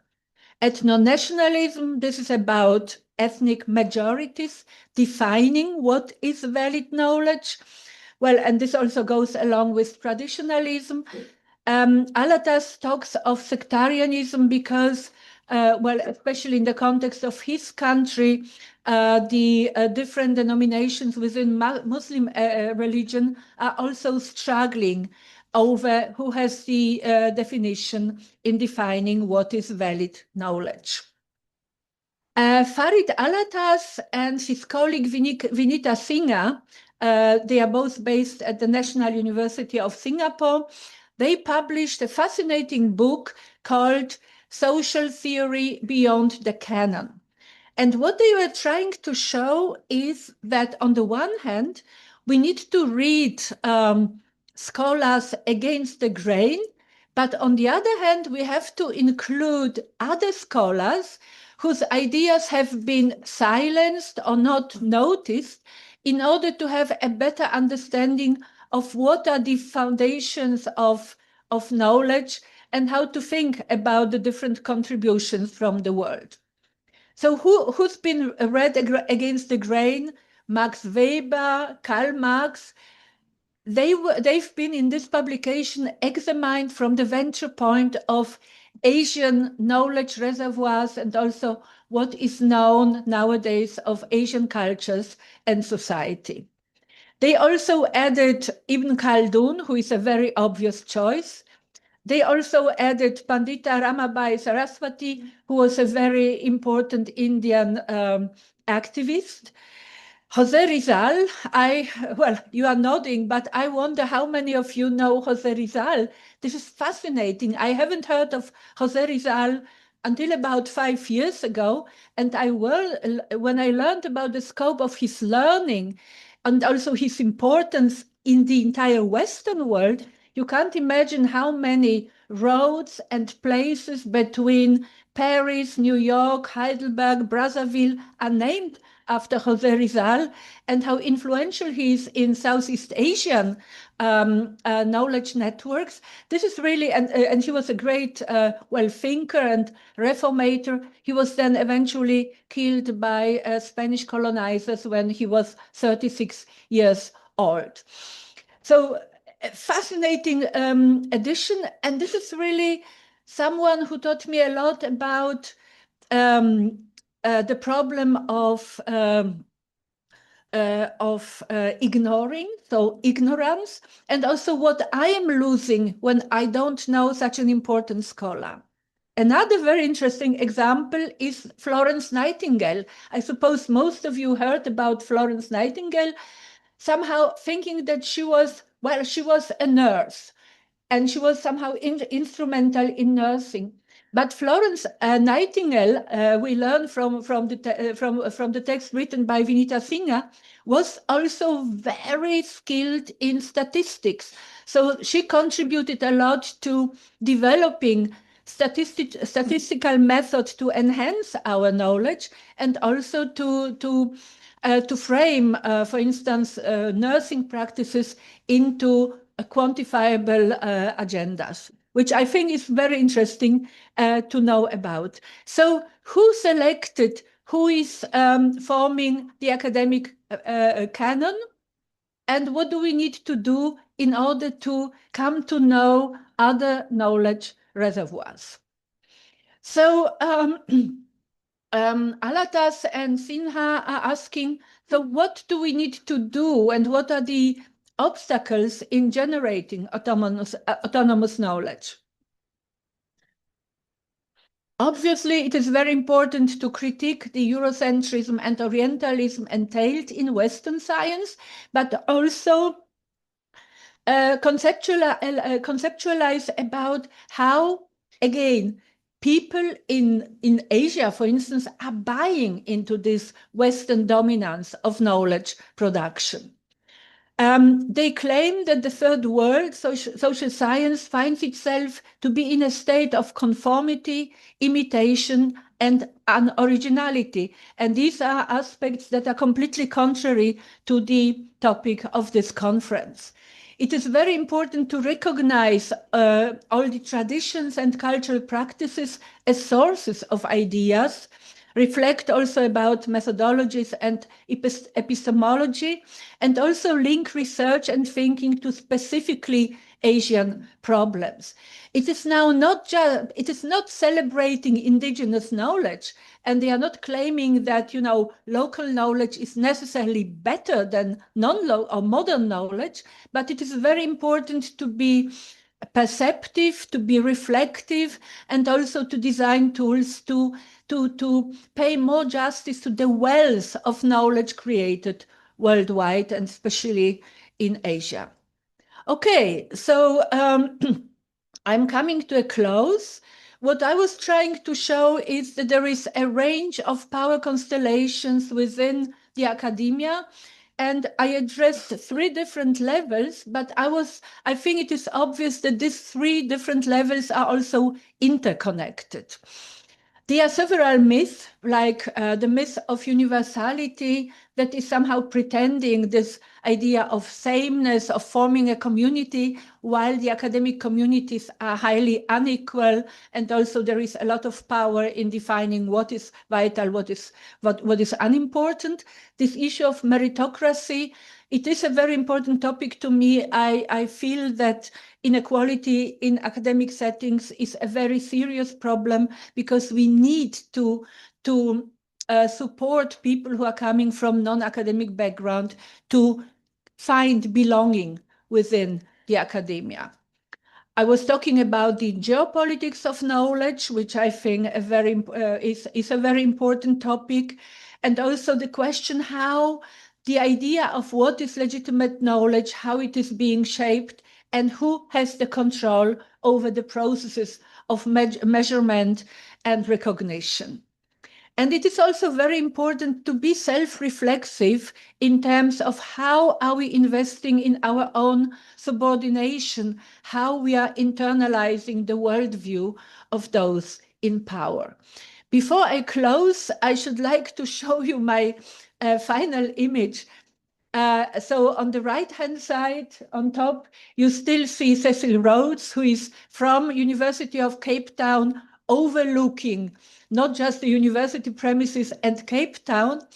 And whereas 5 years ago, it is hard even to remember what happened 5 years ago at the inauguration of Joe Biden, Amanda Gorman was invited to give a speech during his inauguration, and this Afro-American woman, poet, young woman, was talking to a large audience, basically to world audience, overlooking Washington in a similar way. I think this is a beautiful juxtaposition, but unfortunately, nowadays we barely can think about this kind of reversal of perspective. Thank you very much.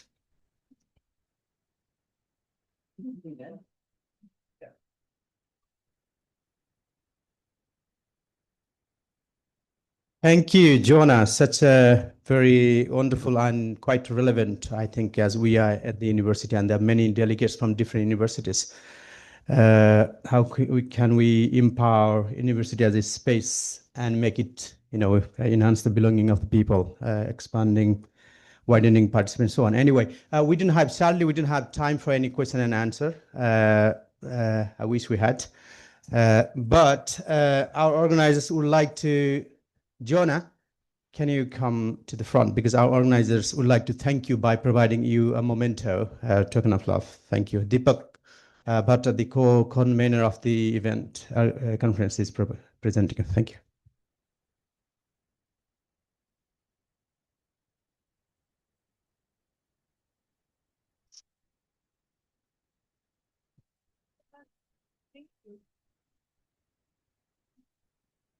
Yeah, just watching on the screen, I realized that we are also live on Facebook, I think. Are we? Okay, good to be very careful. When I requested you to keep your mobile phone on silence, I also mean that please do not speak on phone. If you need to do that, please go out. That would be very good for all of us. Thank you. Thank you for being so patient and keeping silence. Now I move to our second plenary speaker, whom I just met today, Jennifer P. Tamayo, Dr. Jennifer P. Tamayo. Department of Science and Technology, Forest Products Research and Development Institute, Philippines. This is very fascinating title she has, Bamboo Science, Technology and Innovation, Bamboo ST in short. Harnessing bamboo science and innovation to preserve Filipino heritage and empower community livelihoods. Let me quickly present her bio. Jennifer P. Tamayo is a senior science research specialist at the Department of Science and Technology, Forest Products Research and Development Institute in the Philippines, where she conducts applied research in forest products and sustainable technologies. Her work focuses on biomass and biofuel development, including converting wood waste into bioethanol, and on developing antimicrobial and value-added products from forest resources such as bamboo-based materials and natural extracts, particularly during the COVID-19 period. She has led and collaborated on bamboo research and organic pesticide initiatives, supports technology, incubation for forest-based enterprises, and contributes to product testing and commercializing efforts. She has also presented her institute in international forums, including the World Bamboo Congress, advancing innovation, sustainability, and community-oriented forest industry and development. Quickly browsing her on internet shows the fascinating work she does. And the bamboo is a very important product for us in Nepal. And how can we actually add value to this and make it this our source of earning? I was very intrigued to see that also how could these bamboo products also be used of military purposes. And she was even commissioned for those kind of works. So it will be fascinating to hear and even watch many slides she has, but she knows that the time is limited. The organizers even jump over me to go to her and say that if we could finish early, that would be even much appreciated. But it's not our fault. So we have, we deserve this 45 minutes time. Sooner the better. I welcome you, Jennifer Tamayo. Please come to the dais. Thank you.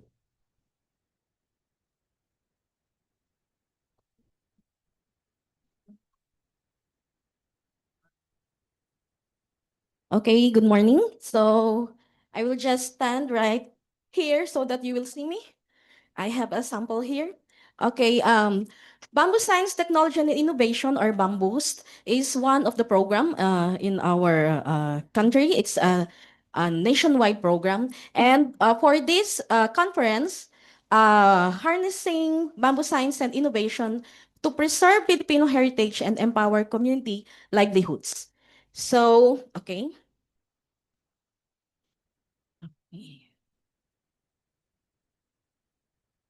This one? This one. So, preserving Filipino heritage. I want to share that bamboo is one of the most important natural forest products. It's a non-wood forest products nowadays. So, this is a picture of the bamboo house. It's what we call bahay kubo in our country. It's made of bamboo, and you can see other bamboo materials from there. So it's a way of living in our country. So why is bamboo important to Filipino culture? So bamboo symbolizes resilience and strength, aligning with Filipino values of harmony with nature. So Filipinos are resilient, so we relate with what bamboo is. Then it is integral to rituals, festivals, and traditional Filipino homes like the Bahay Kubo, the one that I have shown earlier. Bamboo usage in tools, instruments, and furniture reflects its deep-rooted presence in daily Filipino life. And economically, bamboo supports local livelihoods and contributes to Philippines' economy through exports. And environmentally, it aids in soil stabilization, carbon dioxide absorption, and reforestation efforts. So, more or less, bamboo in Filipino rituals being used for weddings, festivals, religious ceremonies, agricultural rituals, and indigenous rituals. Then, Also, bamboo into our homes goes beyond practicality because it's the cheapest material in our country. It's a matter of pride and a connection to our ancestors who mastered the art of bamboo craftsmanship long before modern building materials were available. So bamboo is the what we call it is it's the traditional primitive construction material. By choosing bamboo housing, we're not just building homes, we're preserving a piece of our identity and passing on the values of harmony with nature and resourcefulness to future generations. Then for the sustainability practices, bamboo isn't just a plant, it's a powerhouse in the sustainability area. So we have a national greening program, NGP, in our country, and we plant bamboo. And if it is a plant or a tree, it's called seedlings, but if for bamboo, it's called propagules. Then it can be easily propagated in upland, also near the river banks because it absorbs water and prevent soil erosion. So it's part of our reforestation and it's creating a sustainable source of raw materials. And it's also easy to adapt to different environments, which makes propagation a key strategy to sustainability efforts. And this rapid growth cycle reduces the carbon footprint as bamboo absorbs carbon dioxide at a higher rate. Then for the economic impact, various industries like construction, food, and furniture significantly boost the Philippine economy. And it is not about the products themselves, but the speed at which bamboo grows. When you cut bamboo, it grows again.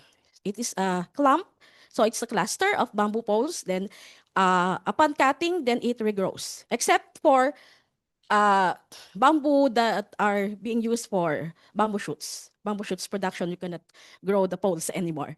So it's typically a fast growth plant, and bamboo is the grass. And typically within 3 to 5 years, you can also have that material for construction, for furniture, and for housing purposes. So I would like to introduce our institute, DOST, FPRDI, DOST. Department of Science and Technology is a government agency. It's a national agency in our country, and we are in the Forest Products Research and Development Institute located at UPLB, University of the Philippines, Los Baños campus near Laguna. And FPRDI is mandated to conduct research and development on wood and non-wood forest products, transfer technologies, and provide technical services. So bamboo is considered as a non-wood forest product because trees are, we have regulations, legislation that total log ban, we cannot cut trees anymore, except that the trees are industrial tree plantation species. So it grows at a short rotation cycle of 4 to 5 years. So we are now doing the non-wood forest products. And we all know that bamboo is known as the poor man's timber, and now it's into the wonder grass. And then it is now one of the most important non-timber forest products and a raw material for so many things. So this is the challenge of the Philippine bamboo industry development roadmap. So I'm not gonna read it anymore. These are the challenges. So what are the researchers that can think of doing the assessing the evaluation of the lack of information, low quality bamboo products. So that's our goal in our institute. And the Bamboo's Innovation Program focused on 7 areas of need: raw material production, that's for the different bamboo species in the Philippines, processing and utilization, product development, technology transfer, marketing policies, and information dissemination. In the OST, we are guided by the 4 pillars: wealth creation, wealth protection, well-being, and sustainability. Then these are the bamboo innovations of the OST FPRDI technology. So ongoing R&D initiatives wherein I am the project leader of these things that I'm going to discuss. We have the bamboo science technology and innovations, providing solution and opening opportunities in the green economy. We have 5 bamboo handmade paper. So I have a sample here. So this paper is made of bamboo pulp, but we have just applied synthetic dye. So we have produced handmade paper out of bamboo. Then I have these 3 projects: Bamboo Active pH, Bamboo Liquor pH, Bamboo Leaf pH. We also have the bamboo deodorizer. So I'm gonna discuss all of this. So these are the science-based, hardcore science that we are conducting. But because of our international collaboration, we have the MOU between PICARD, Philippine Council for Agriculture, Aquatic, and Natural Resources Research and Development. So that's under the OST also, that's our funding agency. And JAF, Jiangxi Academy of Forestry, on the establishment of Philippines-China Joint Program on Bamboo Research. So it's nice that maybe we could have also international collaboration with Nepal or other countries with bamboo species. So among the modes of cooperation is the establishment of the Philippines-China Joint Laboratory on Bamboo. So this is ongoing in our country. So we have started the facilities for this, we call this, it's not more on Philippines-China Laboratory, but more DOST FPRDI Bamboo R&D Laboratory. So we have also research and technology promotion on advanced processing technology of bamboo resources. These 3 projects are being conducted. And then demonstration and showcase of new technologies, academic exchange, technical training, and capacity building service. So I'm really very grateful when Professor Hem invited me so that I could showcase and discuss our projects. For Bamboo Active pH, ACTIVE stands is an acronym. ACTIVE stands for Activated Carbon Through Innovation for the vulnerable sectors and the entrepreneurs in the Philippines. So it must be something that we can do and not confined inside the 4 corners and 4 walls of the lab. Our tagline in the UST is Science for the People. Then for the needs and the benefits, so these are the benefits. So the economic and social benefits will be both for the bamboo farmers and the local communities. And we have this bamboo poles, this illustration here is an overview of what we have done. The bamboo poles were being collected, and we have this bamboo kiln. It's a 500 kilogram capacity, and the process is carbonization through pyrolysis in the absence of oxygen.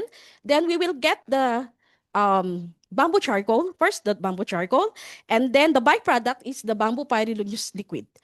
So these 2 products have several applications. And this project is also aligned with the projects from JAF, from Jiangxi Academy of Forestry. So upon chemical activation, we produce the bamboo activated carbon. And then further products, the bamboo activated carbon wound patch, carbon soap, and the filters. So these products have different claims: the adsorption properties for the activated carbon water filter, the antimicrobial properties of the bamboo activated carbon soap, and the anti-inflammatory activity. But this is still ongoing right now. And we have a part 2 of this project. And the bamboo activated carbon, we have standard at ISO, and I am included in the standardization, harmonization of what should be the parameters and the value, so that it will be a bamboo activated carbon and not bamboo charcoal. Because if you see, it's just the same. It's color black. So we cannot distinguish anymore if it's charcoal or activated carbon. Okay, so these are the products. We are developing this because we have 3D printed this. Our idea and concept is to have that straw. It's like commercially, it's like a knife. When you drink water from the forest or other wastewater, you can convert that in and drink like a drinking water. So we are still developing that, and we also developing the shampoo bar, so that this is for the vulnerable sectors. Philippines have several earthquake, flooding, erupting volcanoes, so many disaster-prone areas. So we said that maybe we could do both, not only for body soap, but also for shampoo and body soap. But during pandemic, we did the hand soap for hygiene, for proper hygiene. Then the wound patch, we are also developing that on how we can package that. Okay, the next project, the one is the bamboo liquor PH, and liquor is not an alcoholic drink.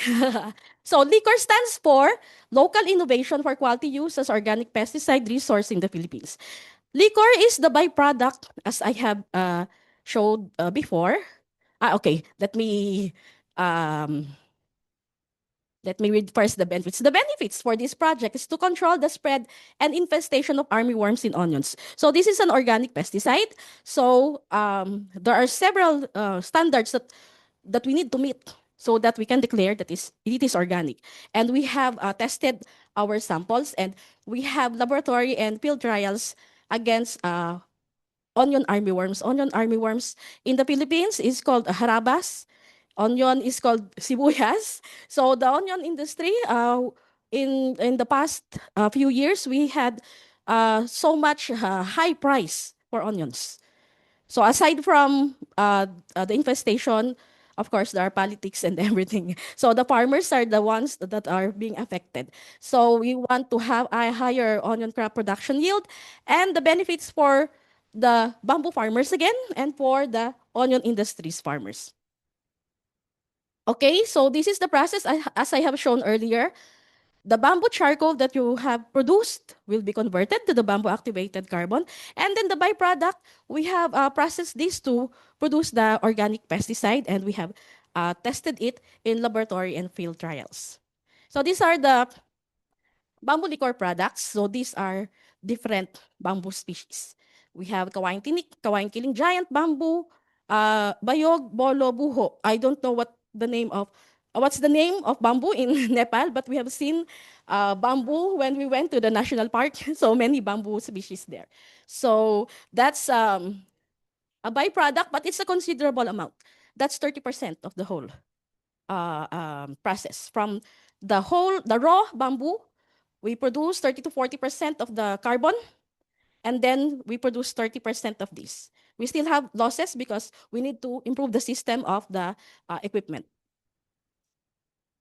Then after harvesting the poles, we used it for production of the charcoal, the activated carbon, and the liquor. The leaves are being left as waste.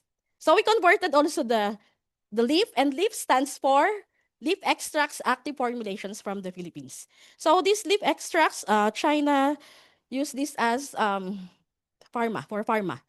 But because we are limited in our institute and it's not our mandate, so we just prepared antioxidant products from leaf extracts. So again, value-added products from waste bamboo leaves, and benefits for the farmers, bamboo farmers, and skincare industry. So this is like during the time of COVID, it's for prevention. And now it's time for, we level up. It's for beauty products. So we want to check if we can do the products with antioxidant properties. So from the poles, the leaves are being considered as waste. And then upon extraction, we get the polysaccharide and flavonoids, the leaf extracts. And then we convert it into lotion and serum. And now we are working on salves, because salves is more on anti-inflammatory activity. And we are just utilizing the leaves, which are waste. So we have these products: the bamboo leaf serum, bamboo leaf lotion, and bamboo leaf salves. We have conducted dermal irritation test, eye irritation test, antioxidant properties, and anti-inflammatory activities. So before we let our products out in the market, or for the industry, for the community, these are all backed up with science. We cannot do anything because with UST we maintain the quality, and the property should be, and the performance also should be okay. So overall, these are the 3 projects, and I'm handling it all. So these are the science-based innovations from bamboo, from the raw bamboo. So we produce different products. So this is not the traditional construction material, engineered bamboo. This is more on the chemical aspect of producing these products. Now, for empowering community livelihood, it's very nice that the theme for this conference about heritage, innovation, and transformation. We conducted, this is the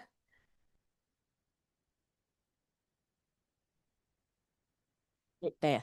This is the map of the Philippines. As you can see, we are divided into 3 regions, Luzon, Visayas, and Mindanao, but we are all surrounded by bodies of water, and we have 7,100 and more islands. So as you can see, transportation is very difficult, but from the northern part to the southern part, we have bamboo species. But the record from our Department of Environment and Natural Resources, we cannot get the volume of stand, unlike for wood or for in the forest. We can only get the propagules, the amount of propagules that were given, and we do not know if the propagules proceeded to be growing in the area as bamboo, because some there's no account on how many. But that's the main problem in the Philippines. But we have we went to the 17 regions in our country. We have regions 1 to 13, and we have different regions. Actually, we have 82 provinces, but in this project, we only went to 40 provinces. So the red ones, this is the only province that we have not been to. So these are some of the photos for the technology demonstrations and distribution of bamboo active soaps. So this is in Visayas region. So we have the funding agency required us to have that capacity building. So while we are doing our research and we are formulating, we have this non-disclosure agreement. And then the testing for the dermal irritation and eye irritation test, we submitted in March and we got the result by December. So it's really a very long queue for the testing. And then we also have in Bukidnon, so this is in Mindanao. And we also have in Zamboanga and Tawi-Tawi. Tawi-Tawi is BARM. That's Bangsamoro Autonomous Region. Then in Zamboanga, we have PDLs, person deprived of liberty. So we have also given capacity building. And in BARM, our Muslim sisters in that area. And then we have these press releases from ABRA. This is from Luzon, the OST Region 6, the OST in Capiz, and this is in Antique. So they will tell me that they have many bamboo plantations and they want to adapt the technology.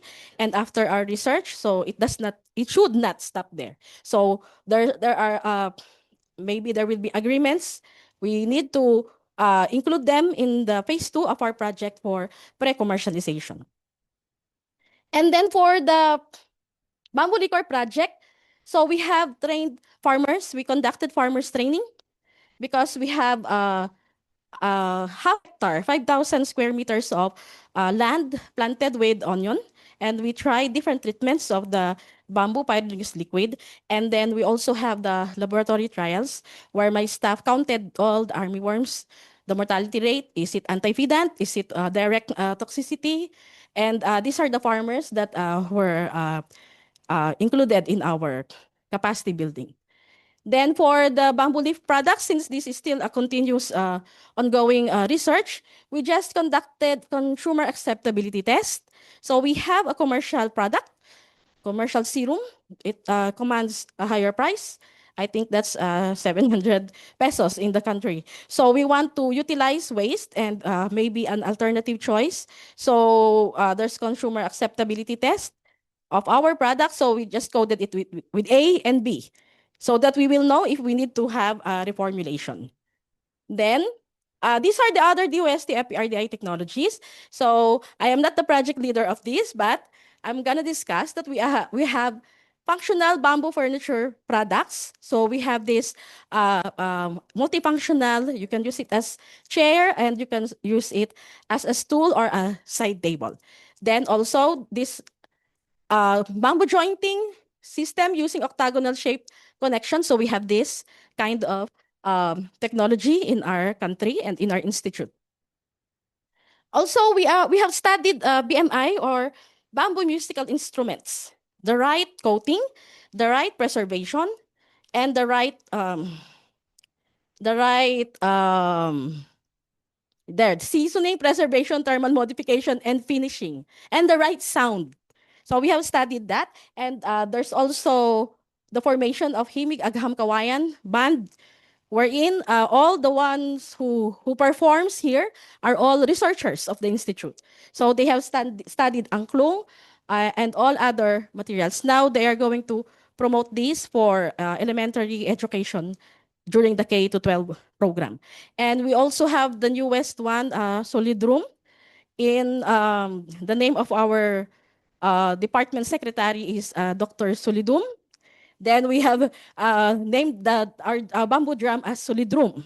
So in honor of our DOST secretary.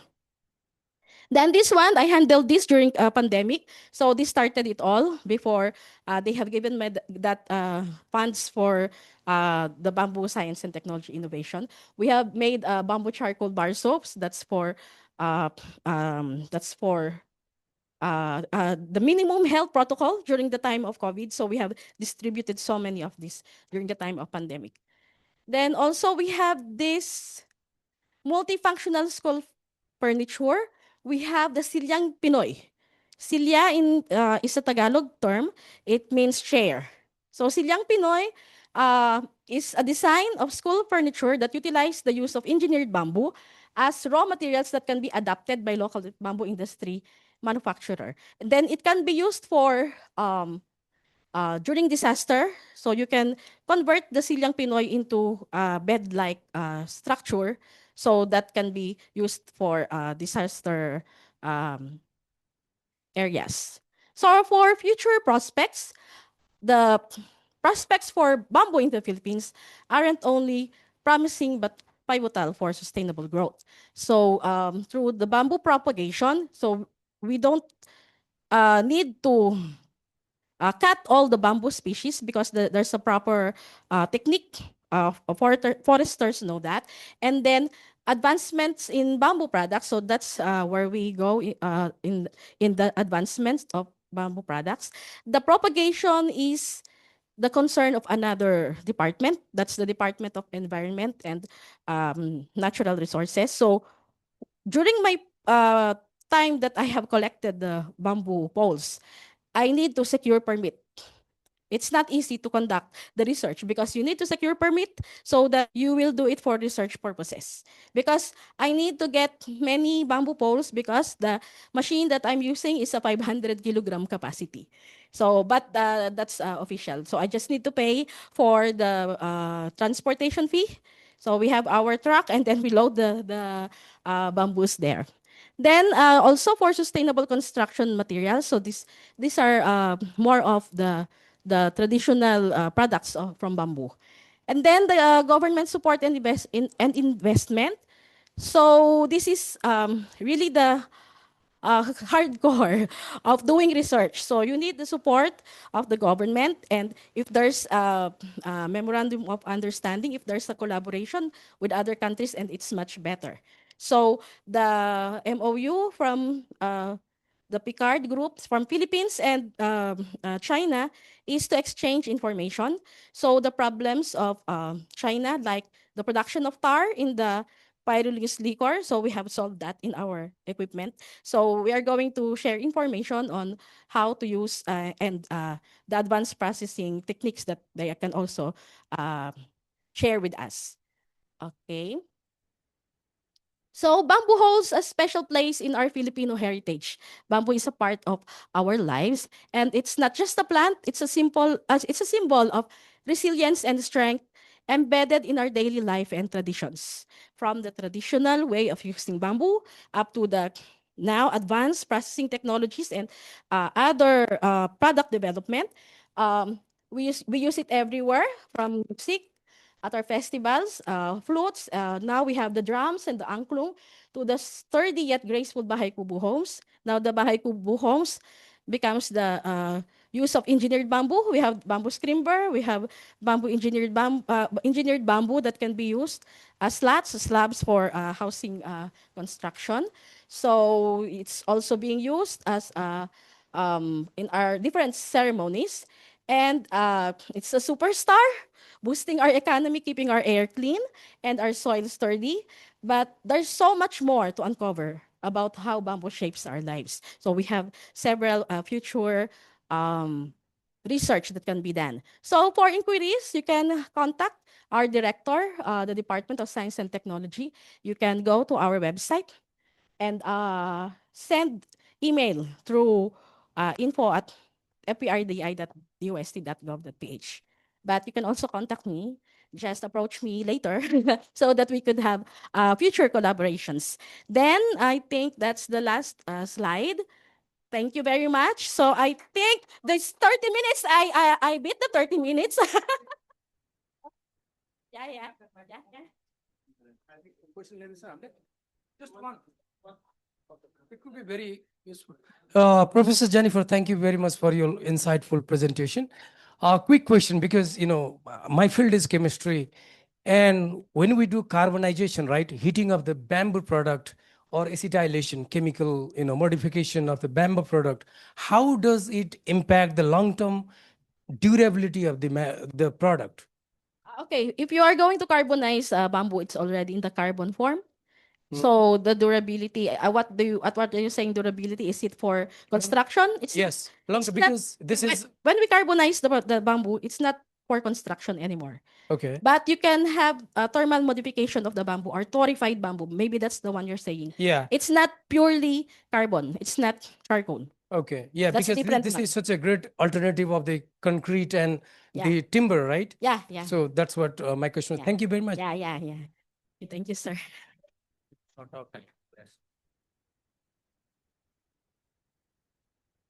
Thank you, Jennifer. Such a in-depth presentation. Actually, I think these two presentations today epitomize the essence of this conference, which is basically multidisciplinary, from social science, academic space, to science and social science combined. And bamboo is a very important product in Nepal too, as a layman. That's what I can say. We used to say that बाँसबाट ढिकी र जाँतो बाहेक सबै कुरा हुन्छ. So we use bamboo for everything, almost everything in our life. So maybe I think Far East University can champion itself to collaborate and innovate bamboo research in Nepal. That's just my wish. I'm just the moderator, so I'm not going to say anything or to wrap it up, because in the interest of time, we should move on. But Deepak, would like to present memento to Jennifer for the good work she has done here. Thank you.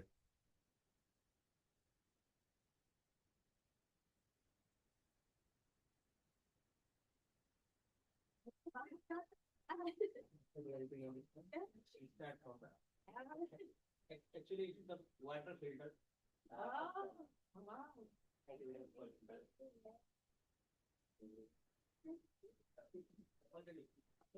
Right. Okay, let's give once again. Oh, okay, you can give it to her. She has already taken the gift.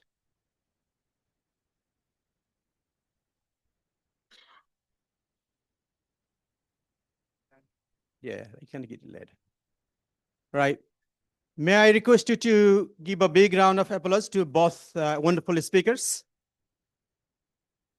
I think we still have this 10 minutes of tea break. Tea is there, but break is not. We'll continue. Oh, I see. Okay. I think it's good to give a break. Deepak, you cannot take.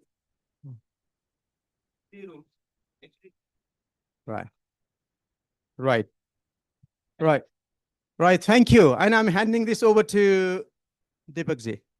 Thank you, Dr. Adhikari, for chairing and moderating these sessions.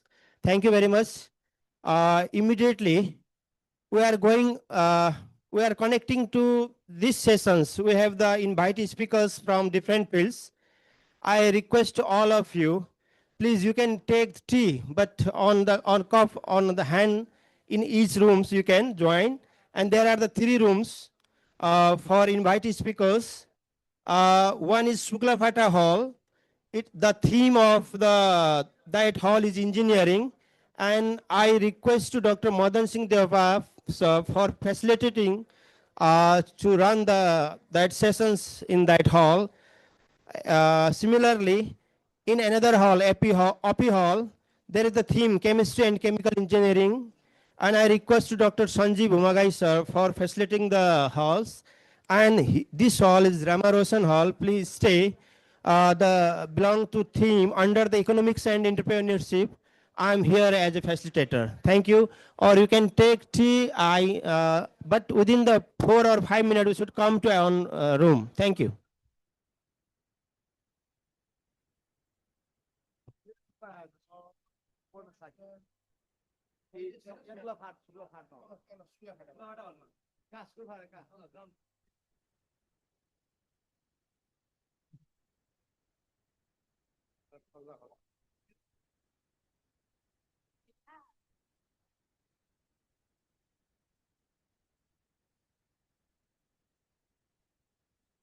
Suklapata Hall is at the ground floor of this building, and I request all the participants who are interested in joining team engineering to join Suklapata Hall right at the ground floor of this office. Thank you.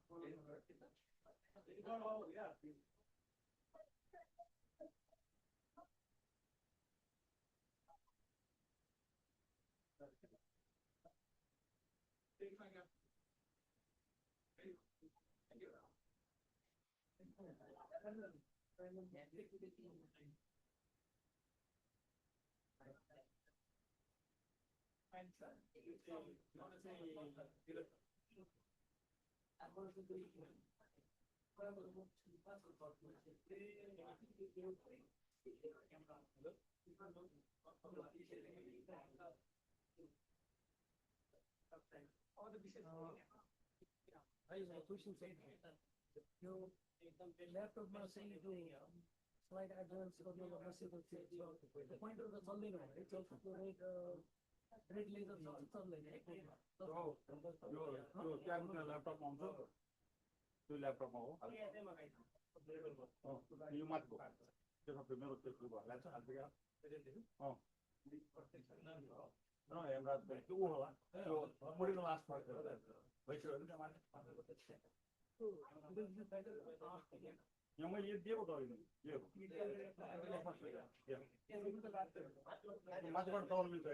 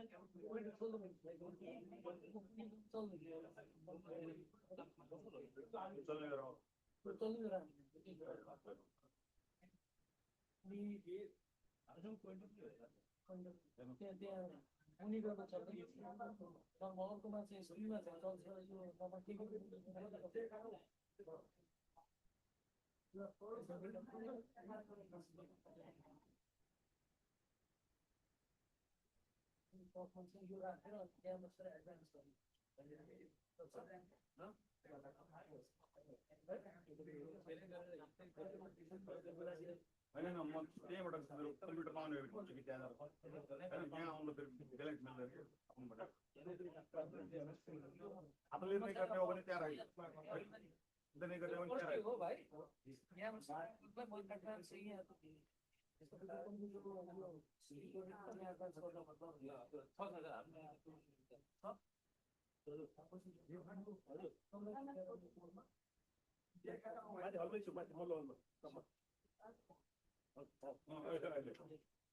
हो तर त्यो यो उठ्यो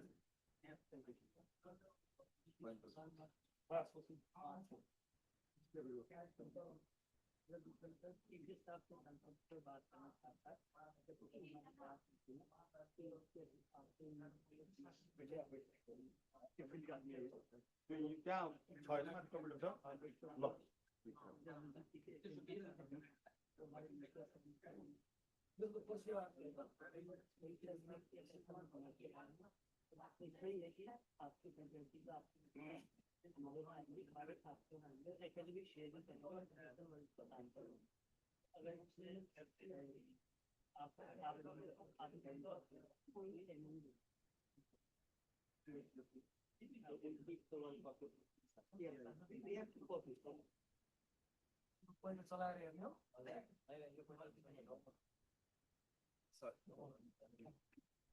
How can we give the presentation?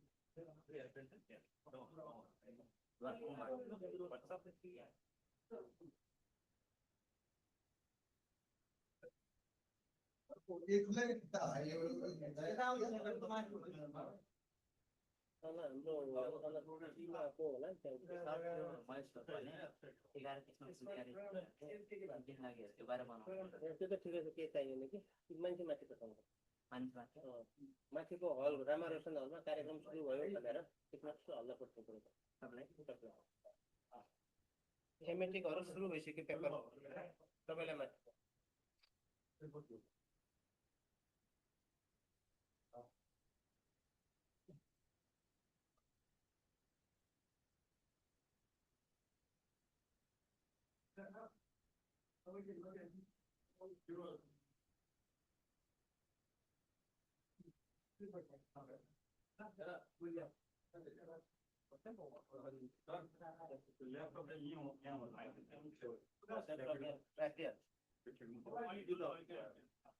हजुरको laptop एकैछिन मान्छे थोपारौँ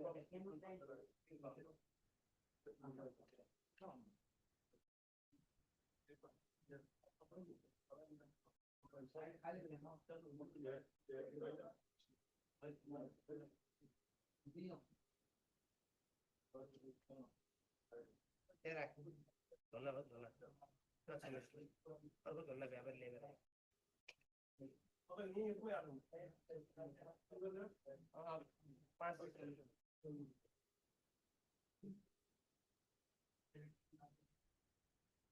think would be here this side. All right. Better.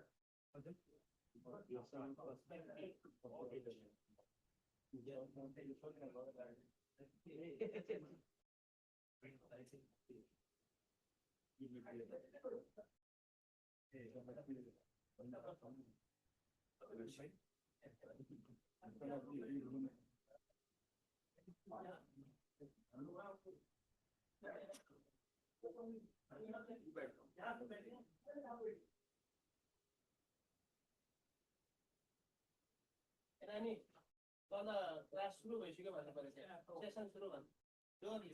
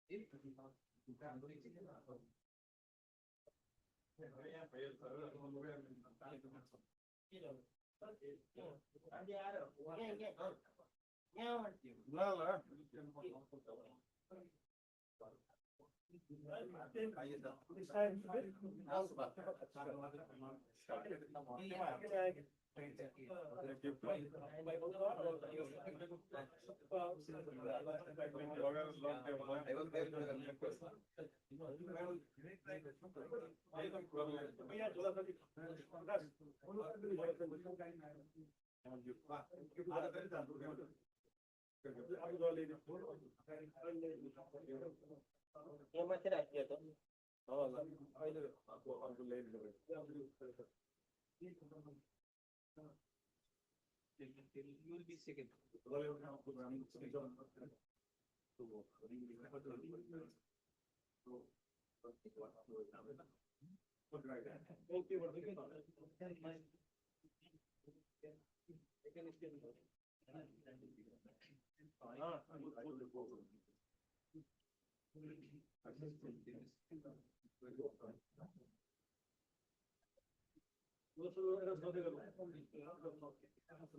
Important गरेर त्यही भएर सबै मान्छे आइदियो भने धेरै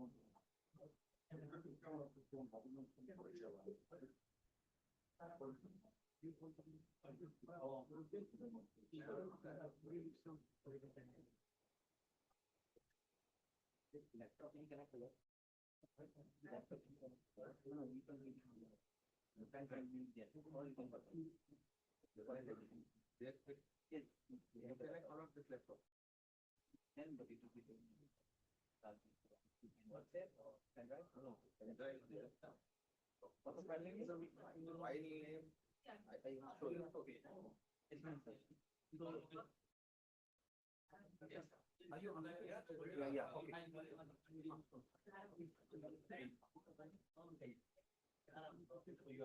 There is a folder called Nepal.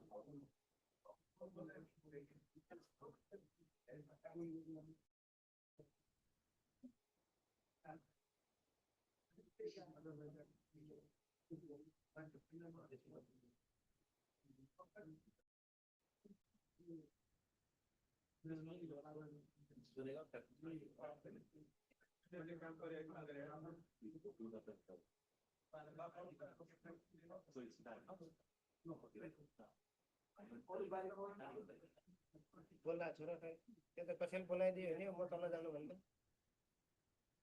त्यहाँ यसो अरूलाई यसो भनिदिनु पर्यो फेरि आफू नहराउनु होला यहीँबाट पराउनु भिडी सर हराए म भन्न जान्छु भने हराएको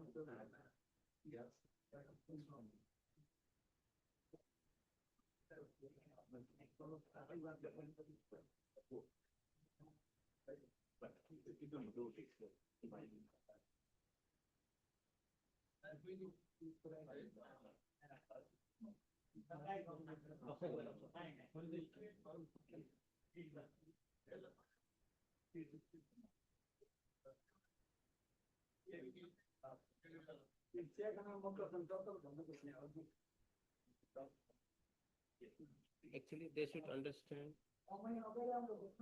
value.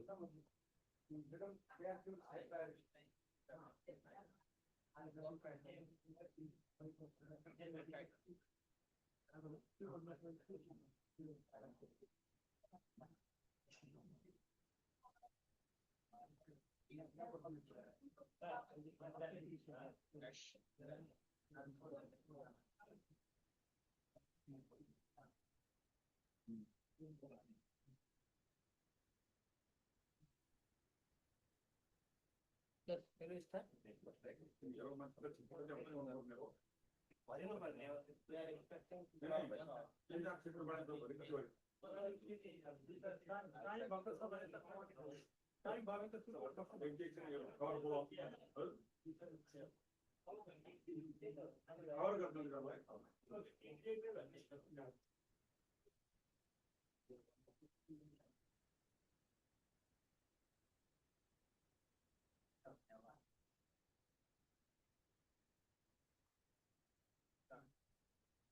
But you can do it, you can send someone to ask the children to come here. Yeah.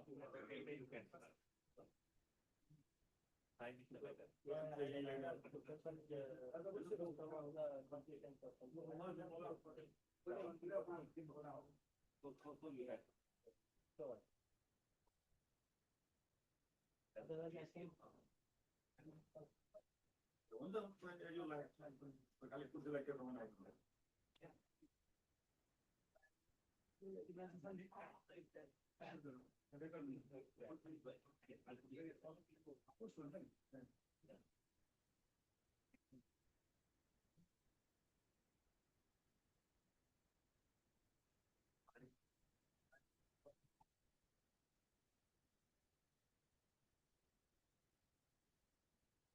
Panel go for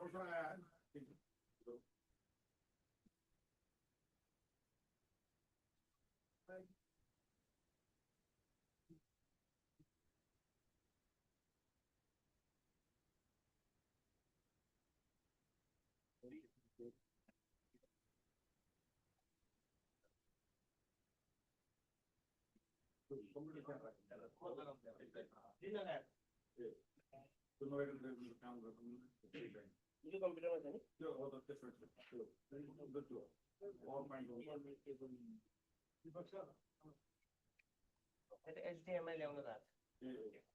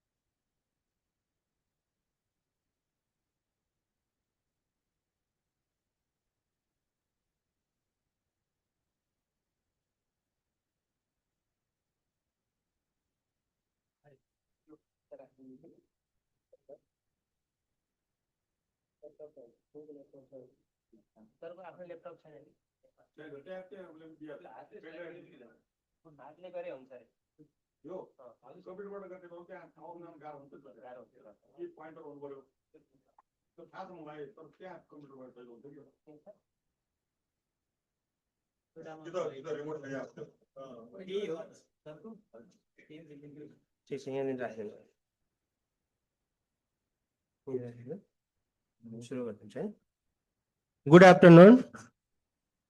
I'm Deepak Chandra Bhatta. We have the very valuable key speakers, invited key speakers from the different institutions. Actually, we are waiting since long to hear their academic contributions. Before lunch, we have the four valuable participant keynote speakers. They are Professor Hemraj Pant.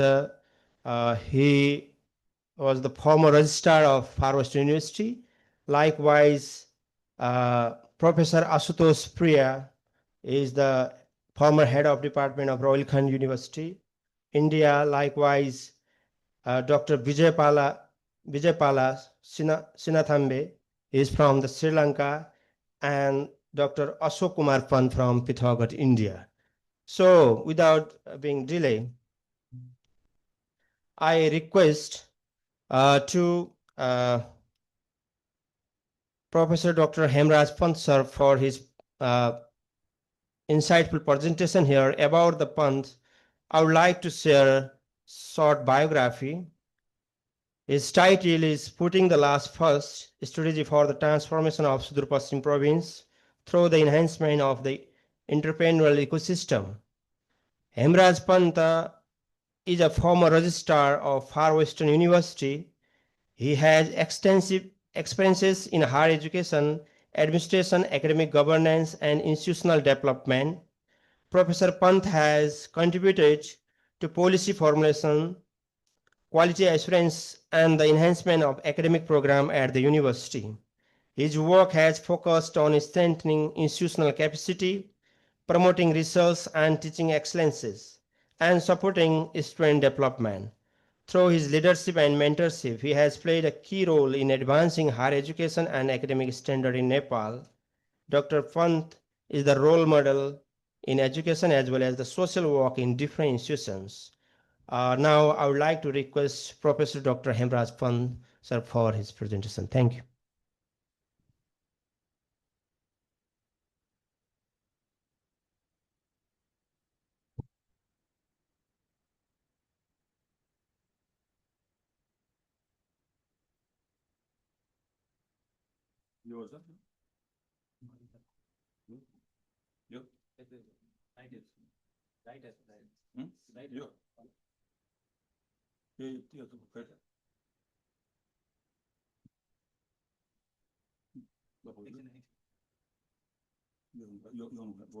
Okay. Thank you, sir. Honorable distinguished professors from different universities and from different colleges of Nepal, honorable officials of this university. It is my pleasure to be here on the occasion of this international conference. Although I belong to the area of management, my long association with rural development and local organizations and civil society movement has inspired me to talk with you about this, particularly this backwardness and development in this region. So my title is putting the last first strategy for transformation of Sudur Paschim province through enhancing entrepreneurial ecosystem. So these topics contains this. My presentation will the contents are Sudur Paschim province, an introduction, entrepreneurship and entrepreneurial ecosystem, existing strength and opportunities, strategies for putting the last first through enhancing entrepreneurship, and the role of federal, provincial, and local government. But the presentation will be a very short one. So this is the map of Past region, and this region is the extreme west of the map. This region, one of the 7 regions of Nepal, and population of about 2.6 million population, and 62% live in the urban areas. The economic growth is 3.2%, the minimum in lowest in Nepal, and poverty situation is 34% of the population in poverty, again highest in Nepal, and in the district level also, one of the districts of this region also is the highest level of poverty. Out of the total population, about 800,000 are supposed to be outside from their home for employment and other activities. Now, in this context, I would like to present my presentation. 2 words: entrepreneur and entrepreneurship. Entrepreneur is a person who takes risk, who comprehends opportunities, and takes risk and makes any product. The product may be an idea or any problem or anything from which he makes money. So economic opportunity is the risk-taking habit, risk-taking trait of an individual. So the entrepreneur is a person who takes risk. Now, entrepreneurship is the process by which people become entrepreneurs, who become enterprising, who do businesses, and who generate wealth. Earlier, it was thought that a country is developed due to the endowment of natural resources. If a country has large natural resources, the country will be developed. For the first time, countries like USA, Canada, Australia, they developed due to the natural resources. Later on, some countries without much natural resources also developed. For example, Japan. Then the theory was changed. Now it is thought that a country is developed not because the endowment of natural resources. Of course, natural resources there, but it is not a main factor. Japan does not possess much resources, but one of the largest producer of iron, steel. So Japan does not have any steel mine, but it imports raw steel and processes it, exports finished steel. So this is now the new idea came that a country is developed due to the number of entrepreneurs of that country. How many persons are entrepreneurs? So in the global level, there have been many studies about the entrepreneur people. For example, Jews are one of the most entrepreneur race in the world. In India, the Gujaratis are very entrepreneur. Agarwals, Marwadis, they are famous in the world. They are entrepreneur people. In Sikh, Punjab also entrepreneur. So they are the entrepreneur race. Wherever they go, they have high social mobility. Wherever they think they have chance, they go there. This is the entrepreneur thing. In Nepal, not any big studies done, but some minor studies have been done. And the study found that the Thakali are one of the most entrepreneurial social mobility race in Nepal. So one of the affluent tribes also. So this is how we do. Now putting the last first, the Robert Chamber, a renowned person, he put this theory. First, putting the last first means those who are in the last of the line, we should bring them to the front. So they are since they are standing in the last of the line, they will not get anything. Whatever is distributed, it will finish until it reaches to them. So those people deprived, marginalized, who are in the last of the line, they should put on the front of the line. They should put in the front row. So in India, Gandhi said that the third person who are at the last of the line. So the thesis of this, the main idea of this presentation is how to put them, how to put these persons who are in the last line, how to put them in the front.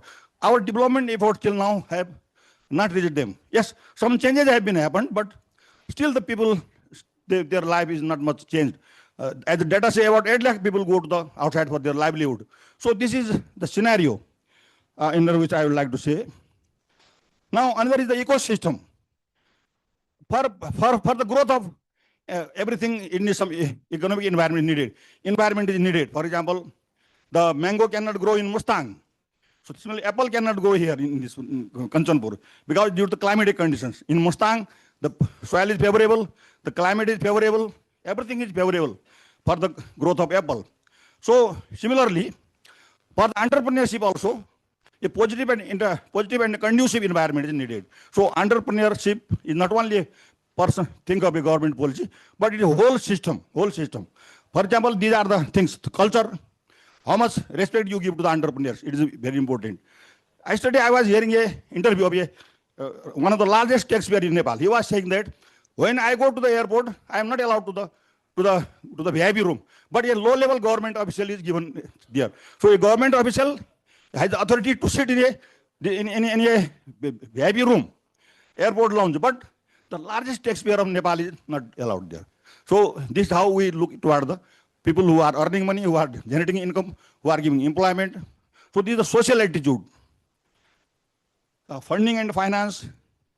Similarly, there is mentorship, advisors and supply systems, universities and colleges. Now almost all the universities of the world have entrepreneurial programs, entrepreneurial classes. Similarly, there is government policy, regulatory bodies, education and training, human capital, local and global markets. So these, all the system combined, they make an ecosystem. And it is the environment which will decide whether the flourish or not the entrepreneurs in that country. Few years ago, I went to, in India, this Ludhiana is considered as the University of Small Industries. I went there under a study. And I found that in Ludhiana, I went to visit a family. In the ground floor, the wife was doing some sewing work. In the upper floor, her husband was making some football and like badminton like this. So there are two factories, although only 2 persons were employed, but every home, every household has certain skilled work. So there are about 40,000 factories in Ludhiana. So this is due to because of the positive environment. So what are the opportunities of this region? Now, first thing is that location of this province. Now I am talking about what are the ingredients, what are the materials, what are the things which can be used for upliftment of this province, Far Western province. First thing is the location. It is located in Nepal. Only few provinces are connected with China and India. This province is north and south, both China and India are connected. And many big cities of India are very close to this place. You can reach Delhi in 4 hours from here. So this is a very big advantage because for tourism and all other things, it's a very, very big thing. Similarly, geographical and cultural diversity. If you go from 40 kilometers from here, you will get cold climate.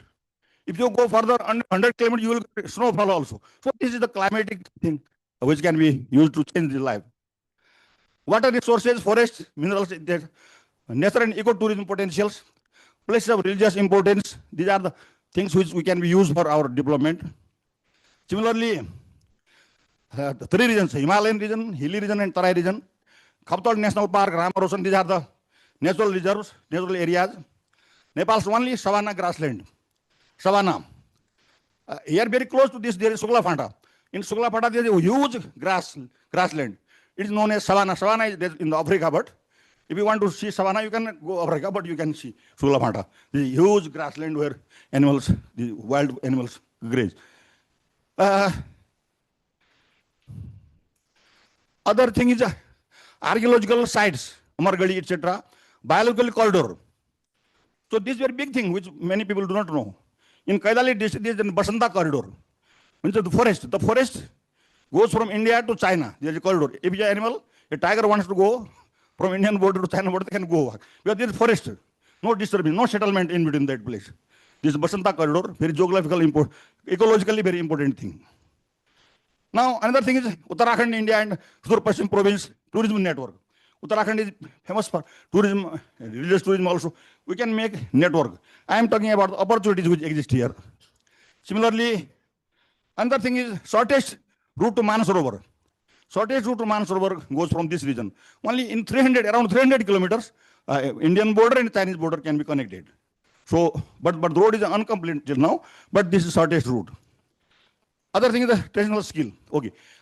Existing opportunities and culture of Rana Tharu in Tarai, Khas area in the hills and Shauka and other tribes in the Himalayas. So this is the cultural diversity exists here.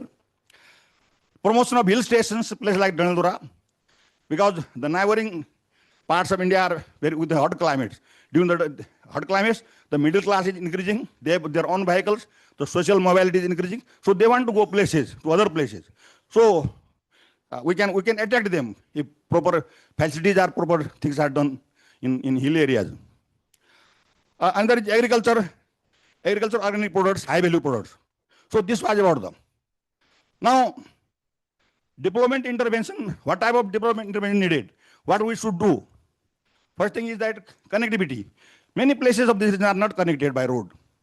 One of my friend was saying that it is cheaper to import apple from apple from China to import from Bajura. So due to lack of connectivity. Hill-centric development. Till now we have been doing everything in the Tarai, in the plains. Everything development activity in the Tarai. No development activity in the hills. Many of the village in the hills look deserted. Look, nobody lives there. They have come down in Tarai. Service delivery through one-door policy. When you want to do some new business or anything, you have to face many problems. So it should be made easy. Similarly, targeted programs needed to preserve, modernize traditional occupations. There are many traditional occupations in our society. So slowly these are extinguishing.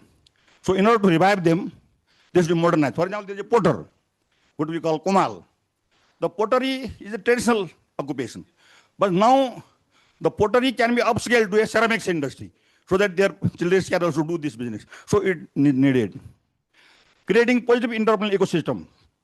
Till now, the ecosystem is not positive because whenever you go to government office, there is a long procedure. You have to fill out many forms. Sometimes you give some money also to the authorities. You have to face problem at the customs also. So the entrepreneurs are discouraged. Financial and other support. Sorry.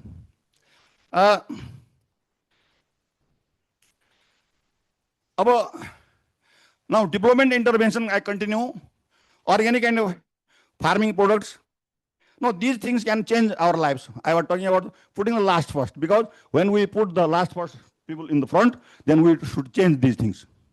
Industrial village, promotion of handmade products, value added to local products, market linkage, because we have to link the things to the market. Because if you produce something, the market do not know. So we have to advertise it, we have to make promotion, we have to marketing. In Hindi, it's saying that, jo dikhta hai, wahi bikta hai. So we should have some market linkage. We have certain products, they should be positioned in the market. Other thing is commercial utilization of indigenous knowledge, entrepreneurship curriculum. This is very important. Last year I went to New Delhi. In Delhi, at that time the governor, Chief Minister Kejriwal has introduced a system of education in Delhi. It changed the whole system. Although later on he lost in the election, but the education system was changed. They introduced school entrepreneurship program. I met a student of 11th class.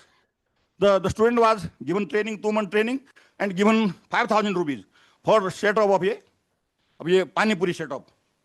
Now the student has created a wealth of 50,000 rupees in 1 month. Then when the child will grow, when he will come to the university, then he will start his own big business also. So this is how entrepreneurship curriculum is important in our province also. Last year, the Chief Minister, the provincial government formed a committee. I was the team leader of that committee to give advice on the education system. We have, number one, given them advice. As in high schools or intermediate colleges, at least few students should be given this type of training so that they become entrepreneur. Similarly, intermediate technology. So I will talk about it later also. Now, although you will say that I am talking very minor things, not important, but these things are very important. Think about it. These things are very important, but not produced. For example, toothbrush, soap, hair oil, herbal cosmetics, instrument box, tissue papers, door mattresses, locally made ethnic products like token of love. Token of love, all things imported. Padlock, talcha. Toothpick. Toothpicks imported from China. And I was surprised to know that even the handle, wooden handle for spade, we call it kodalo, It's imported from India. You have so many forests here. So kodo is imported from Brazil. So these things can be changed the lives of the people. Another thing is the geographical indications. Geographical indication means there are certain products which become famous by the name of certain geography. For example, we call Banarsi sari, ya Agra ka petha, or Ilam tea, Darjeeling tea. These things become famous due to the name of a particular region. Due to their quality, they become famous. So there are possibility of geographical identification also in this region. For example, Zorale Basmati is one thing. Similarly, there is Ningali ko Suntala, Sadmaz ko Shao, although now it is not producing. Darchula ko Allo ko Kapala, Tharo Alu, local organic potato. Bajra ko Shao, Karnali ko Macha, ginger and aromatic herbs, simi and other beans from hill districts, Sorali Gul. So these things may seem minor, but these can be branded as geographical indications and put in the market. Our role of federal and local government. In order to put the last first, what should our government do? So first thing is the infrastructure development, because unless infrastructure are developed, so infrastructure is the first thing. Other thing is provincial industrial policy. Unfortunately, our province does not have any industrial policy. They should form industrial policy, and it should provide concessions and other facilities to the entrepreneurs and startups. Promotion of such products as service of this province. Promotion of such products and service of this province having competitive advantage. So there are certain, for example, in Dhanandra, when you go, there is a hill station, cold weather there. So in Tarai, there is hot weather. So during summer, we can take people to Dhanandra. During winter, here in Tarai. So this is the competitive advantage. EDP, Entrepreneurship Development Program. These programs are being very famous nowadays. In the earlier, it was thought that an entrepreneur is born.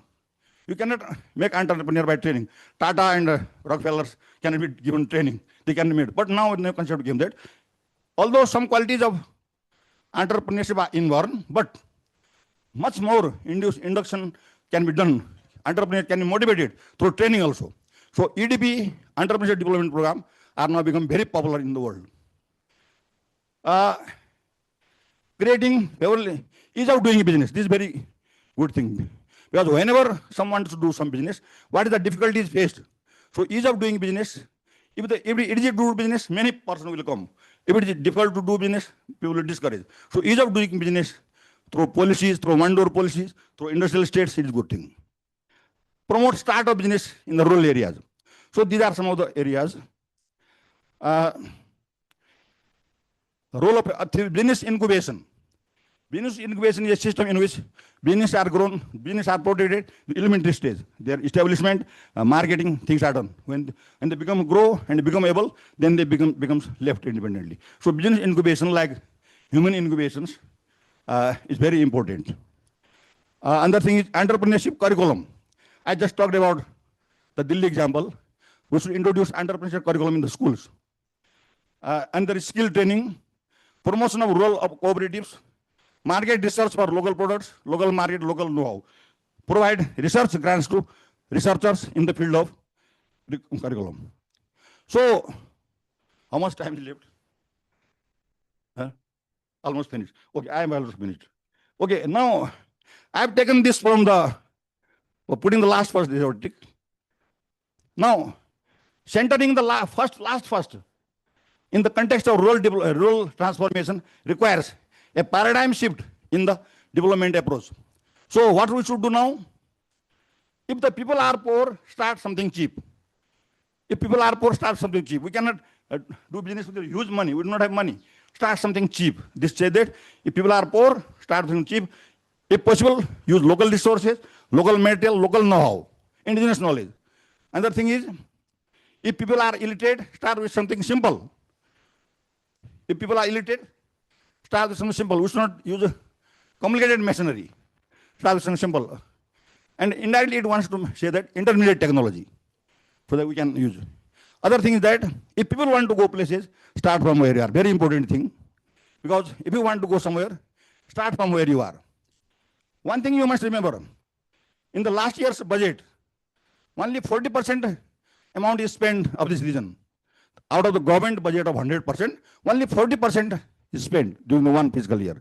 Why this happened? Because the plan was unrealistic. We were not based our real foundation, our spending capacity. So if you want to go somewhere, start from where you are. Means do not forget your ground. Do not forget your reality. If you have only 1 lakh rupees, you cannot start 10 lakh. Start from 1 lakh. If you are here in Dhangali, in Mahennagar, if you want to go Delhi, you cannot start from Banmarsa. You have to first go to Banmarsa. You have to start from here. So it is the thing. So with this, I conclude my speech. My basic aim was to create an awareness about how the poor people, how the masses of the village areas, how they can be put in the front of the development so that their life can be improved. Thank you. Thank you, Professor Dr. Hemraj Pansar, for your insightful presentations. We are very sorry because we are very enjoying with your insightful presentation, but due to short of time, and if anyone have the questions, just 1 or 2 questions so we can pick up. Otherwise, we should thanks to him. Please clear from. Thank you very much. Thank you, sir. Thank you for your valuable time as well as these presentations. And next valuable presentations, we have invited the to Professor Ashutosh Priya, Dr. Ashutosh Priya. He is the former head department of the regional economics, Rohilkhand University, Bareilly, India. His title is From Access to Active Uses, a comparative perspective on digital financial inclusion in India and Nepal. About the Dr. Priya, I introduced him shortly. Ashutosh Priya is a former head of Department of Regional Economics at MGP, Rohilkhand University. His research focuses on regional development, economic planning, and policy analysis, with particular emphasis on sustainable development and resource management in regional context. Professor Priya has published extensively in national and international journals and has guided numerous postgraduate and doctoral students in economics and development studies. He has contributed to studies on regional disparities, rural development, and economic growth strategies, combining theoretical insights with the practical policy applications. Through his teaching, research, and the mentorship, he has significantly influenced the regional economic research and education in India. Thank you, Professor Priya, sir, for your this time, and up to you, Dr. Priya. I would like to thank the organizers that they have given the opportunity to interact with the audience or to do some academic interactions at Far West University. Many thanks to Honorable Vice Chancellor of the university that he is organizing a wonderful conference here for 3 days. And 23 countries, I think, the people are participating. So it's a matter of privilege for all of us that we are interacting on various topics. And as the theme of the conference is heritage, innovation, and the transformation, which is really very much important. And many developing countries, they are trying to transform. Even whole world is trying to transform. And there are various tools on the basis of which we can transform the nations. As I am coming from the India, and Professor Hemraj Pant, he was discussing about the entrepreneurship, how we can develop entrepreneurship. Especially for this reason he was talking. But he has discussed the things like poverty and the skill development. And when we have the tools to remove the poverty, no doubt the development will take place. एक Antyodaya scheme मैं हिंदी में थोड़ा सा बताना चाहता हूं। Antyodaya scheme हमारे भारत में चालू की गई, last first as he has said. Bottom of pyramid की बात करें, then we will find out the people who are at the bottom of the pyramid, and we have to make the plan for those people, because if they will start participating in the development of the country, no doubt the growth rate will be high.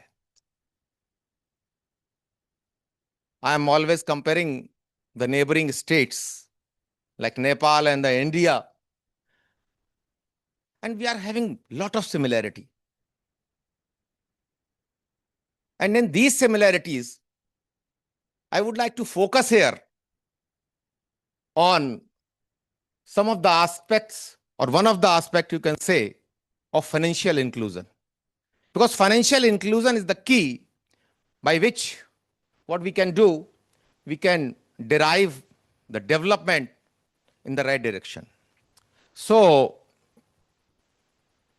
as the conference theme or conference relevance, innovation in financial systems.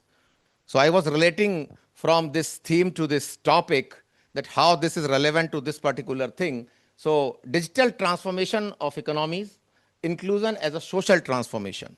In the developing countries like India and Nepal, this financial inclusion becomes very much important. And the people who are at the bottom, they should be the part of the development. They should participate in the process. And for that, I have tried to gather some data or the secondary data from the Nepal and the India. And first thing, what we were identifying, that in India, we are having the growth rate of about 6 to 7%. In Nepal, we are having about 3 to 4%. Why this particular gap is there? This is very much important.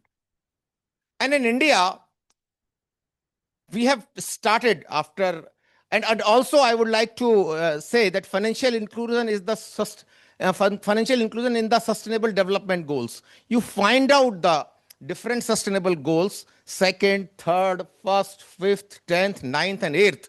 Everywhere you will find out that the financial inclusion is the key. It is very much important. And that is why I have identified this particular topic for the presentation. So I was discussing the financial inclusion is critical for Nepal to foster economic growth, reduce poverty, and promote equitable development by providing underreserved rural populations agenda. So this is very much important, as Professor Pant was saying, that poverty is very much important to address, and also the economic growth. He has addressed in his presentation also. 2% growth in 2023, 3.7 to 3.9 in financial at 2024, GDP growth at 4.3 to 4.4 for 2025. Increase in rate is the need, and financial economics drives economic growth. So if we relate these two lines, increase in rate is the need and financial inclusion drives economic growth, then how we can find out, how we can address it. And for that, because time is less, and that is why I'll skip some of the slides. So the core research question, does digital access will create some change? Digital access. In India, we have started some schemes. शायद आपने सुना भी हो, जनधन खातों की बात की गई,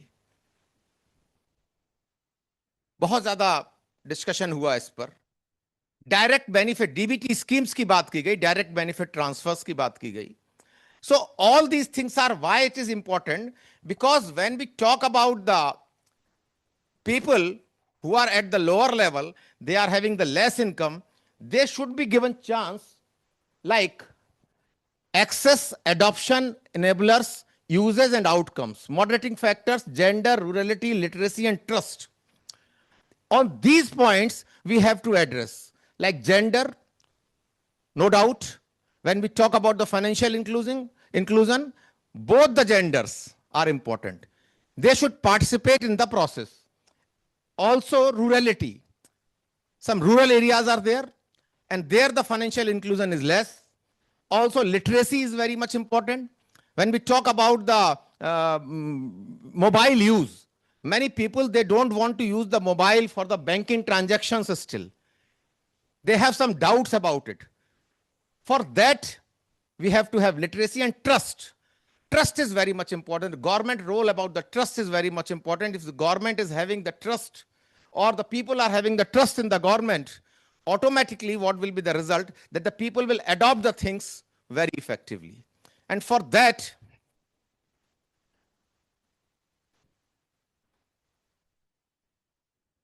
I have compared some data. Financial access we talk about. 45% adults with bank accounts. In Nepal, we are having approx 45 adults with bank accounts. And India, we are having 78% adults with bank accounts. So this is the difference. And that growth rate or the participation, we have increased with the help of these bank accounts. 21 million mobile banking users. Branchless banking growth. No doubt, in Nepal also, this particular process is taking place. But in India, when we have integrated with this Aadhaar, the results were very effective. Now, we talk about the UPI in India and Connect IPS platform in Nepal. But still, the gap is there. If you talk about the UPI transaction, more than 100 billion transactions. But here, the transactions are still less. It means that the government is not providing that much of trust to the people that they come across about these type of transactions. If they will do like this, they will make a policy, they will create the trust, automatically the things will take place. Like this account ownership is there. This is a draft. This is the growth of the UPI after UPI transactions like this in India. You will find out that many people, and the growth is very high. From 2018 to 2023, you will have a drastic growth in the UPI transactions.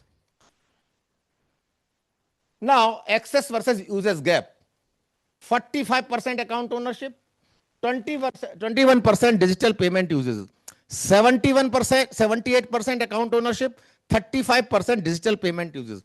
Still, I will say that in India also, we are having a gap, like 78% and 35%. If we talk about the percentage of use, it is not very good in India as well, but it's still what we can say that account ownership is more. And when account ownership is more, no doubt, the people's participation will increase.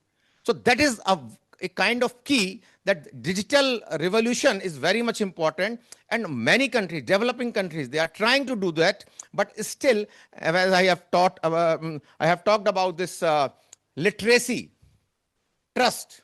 These are the two important things. Those we have to. Now, urban, rural. If you compare these things in India and Nepal, you will find out a gap. Urban digital payment uses 45, Nepal 32. Rural digital payments 30, 18. So these are the reports given by World Bank and the RBI, that these are the gaps that we have to, what I would like to say that India is a moderate and it is a low. So still we can say that in developed countries, you will find out that it is very high. It's not moderate. And in gender gap also, gender gap in account ownership, India 3, Nepal 9. Gender gap in digital payment uses 12 and 11. So women without mobile phones, India 23, Nepal 32. So all these gaps we have to address, that I would like to show here. The study concludes that 3 interconnected factors lead to relatively high use of digital financial services in India: well-developed digital public infrastructure, effective policy coordination between digital governance and the financial inclusion, and fast-growing merchant acceptance.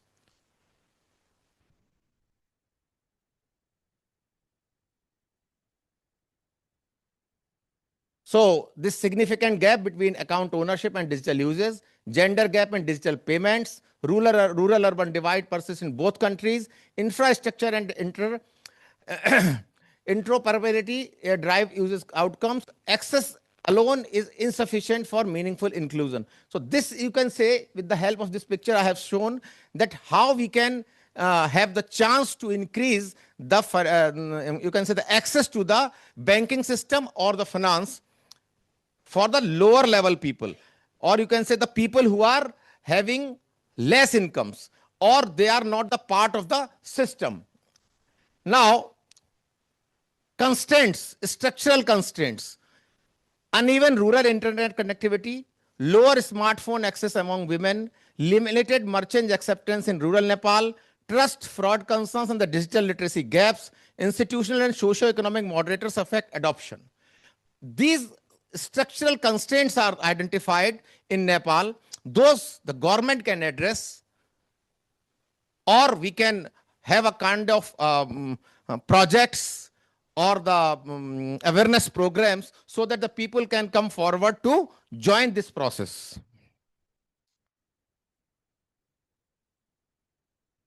Policy implications and conclusions: shift focus from access metrics to users indicators, strengthen interoperable digital public infrastructure, promote gender inclusive digital literacy programs, expand rural merchant networks and the connectivity, align technology with the regulatory oversight for inclusive growth.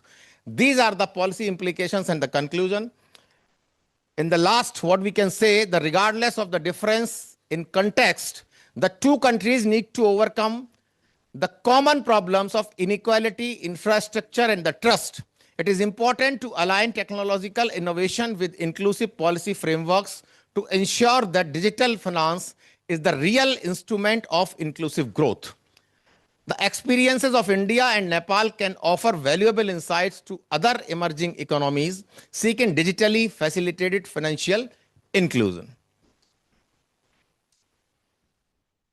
So financial inclusion helps lift people out of poverty and can help speed economic development. It can draw more women into the mainstream of economic activity, harnessing their contributions to the society.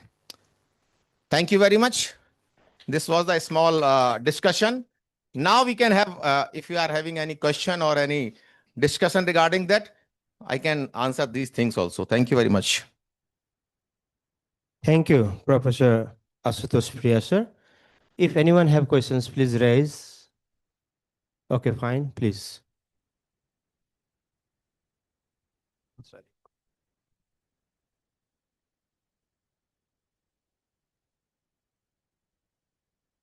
Thank you, Dr. Ashutosh, for your valuable and very insightful presentation in a digital economy or digital system.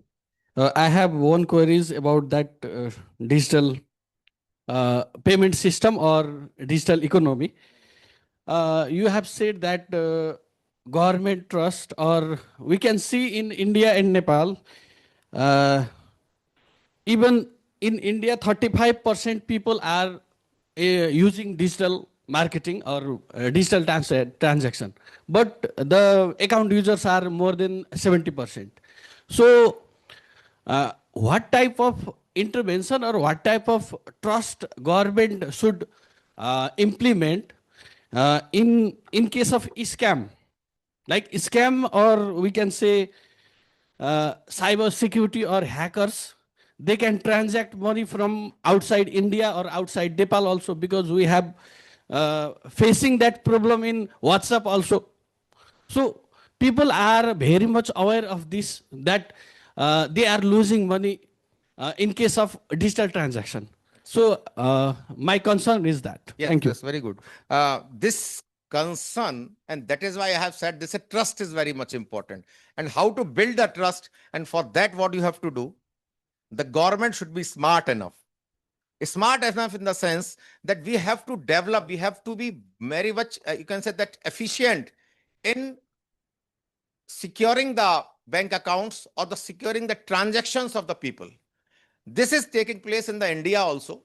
Maybe this is taking place in the Nepal also, that they are transferring the money to the other person and somebody is calling you and they are giving the OTP and other things, the digital scam, as well as the, you can say that the digital arrest is there, where people are transferring the money from one account to the other account.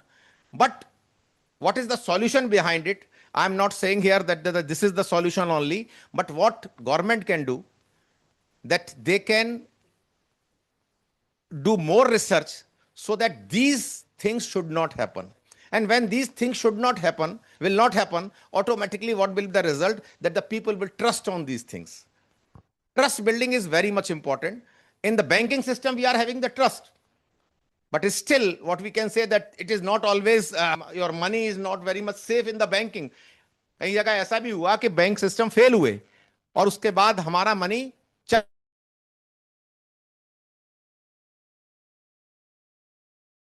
it will take time also. When the mobile was there in the starting, we were not using the mobiles as well. WhatsApp, you are saying, it is very much useful, but still some frauds are there. So what we have to do? We have to do some research on it. And obviously, when there's some protection will be there, people will use it smartly.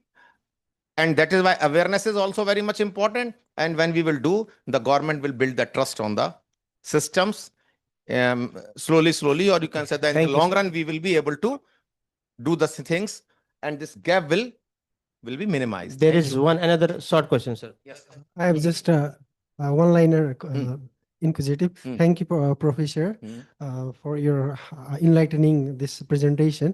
I want to just to know that in our case, in Nepalese context, while comparing that government banks along with corporate banks, we see the corporate banks are better in terms of the transaction time and efficiency, things like that. And what do you find? Is it the same thing in Indian context or different? Yes, it's very true that people, because the government banks are operating from very long, and the private banks, they have started, you can say that 20 years back. But still, the service providers from the private banks, they are more efficient. And that is why the accounts from the private industry, or consider the industry, they are mostly giving their money to the private banks now. Efficiency in the government system is still in question. People are not, you can say that they are efficient, but maybe the policy of the government or the security of the, you can say that employment, people, because we have to train the people also. In like you can take the example of BSNL, the phone company, government phone company. This time they have started everything. Their infrastructure is very big. But now the people are not using the phone of BSNL. They are using the private players. Similarly, in the banks also, SDFC Bank, Axis Bank, these are the private banks, and they are doing very good. So the government has to make their, you can say, and that is why privatization is taking place in the India also. They are giving the things to the private players. It means that we are not creating that much of efficient system in the government. Thank you. So thank you, for that Professor we have to do. Asutosh, sir, Thank for your interactive session. Thank you very much. Please give him the big claps. Thank you. And now we have the third one, valuable participants, valuable keynote speakers. We invited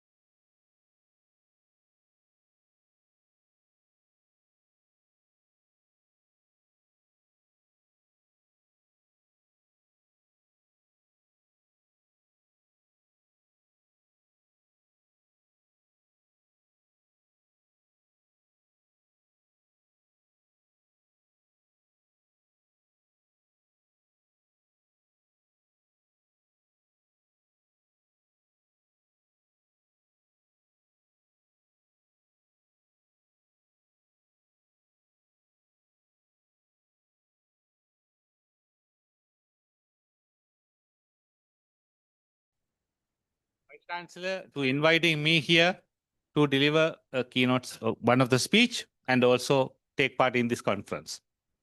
So with this one, this is a very bad timing because of the lunchtime, but I try my best to give some seeds to your brain, as you can go and plant it, or you can keep it to plant it later. So no need to plant it today itself, but that will give some input for you. With this one, for the last row, can you hear me without mic? Oh. I think Oh, right. Okay. Right. Thank you very much. I try to make something live. Okay, on this one. So my heading on this one is governing circular entrepreneurship for ecological transformation, because this heading is derived based on the thematical area of this conference. So, and also the sub area is policy relevant pathways for waste, one of my area, profession area, and also the SMEs and innovation in South Asia. Even now, I'm doing a big research on the innovation side. So here, this is my name and this one, but don't think I have a big tails. I'm a simple and humble person. With this, I will start. Why this matter now? Why I'm here? So why you all are here? So what we are going to talk now? In this conference presentation, I examine how circular entrepreneurship can be governed to support ecological transformation in South Asia. That is the area of what we are going to talk in 10 plus minutes. Beyond that, since the time is limited, you can ask 1 or 2 questions, but beyond that one, I'll be here for 3-4 days. You can ask enough questions and get information from me. So my argument is grounded, not theoretical. I'm a practitioner.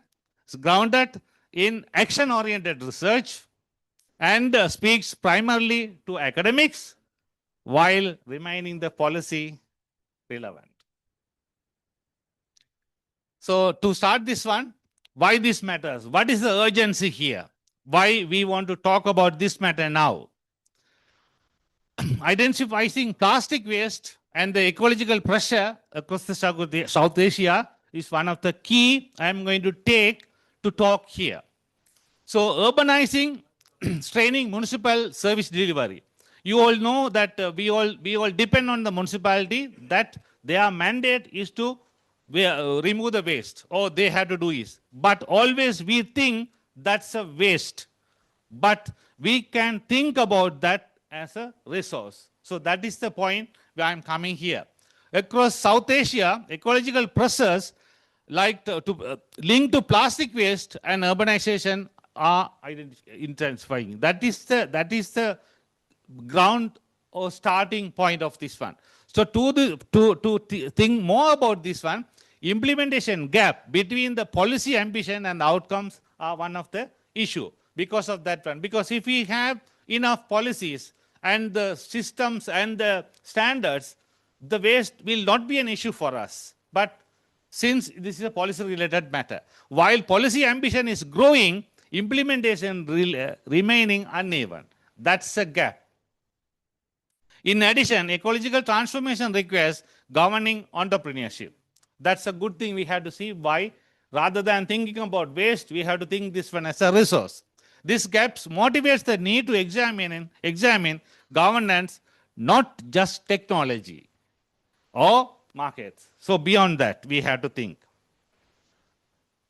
So South Asia as a crossroads, high waste generation with a low material recovery. That's like I said earlier, we always think that as a waste. We have to think that one as a resource, and we have to think beyond that as a value addition. How we can make products and services out of that waste to become or make it as a circular entrepreneurship. So dominance of the SMEs and the informal recycling system. Actually, when we take about the recycle sector or the waste sector, always or most of the time or the majority is in the side of the informal sector. Why?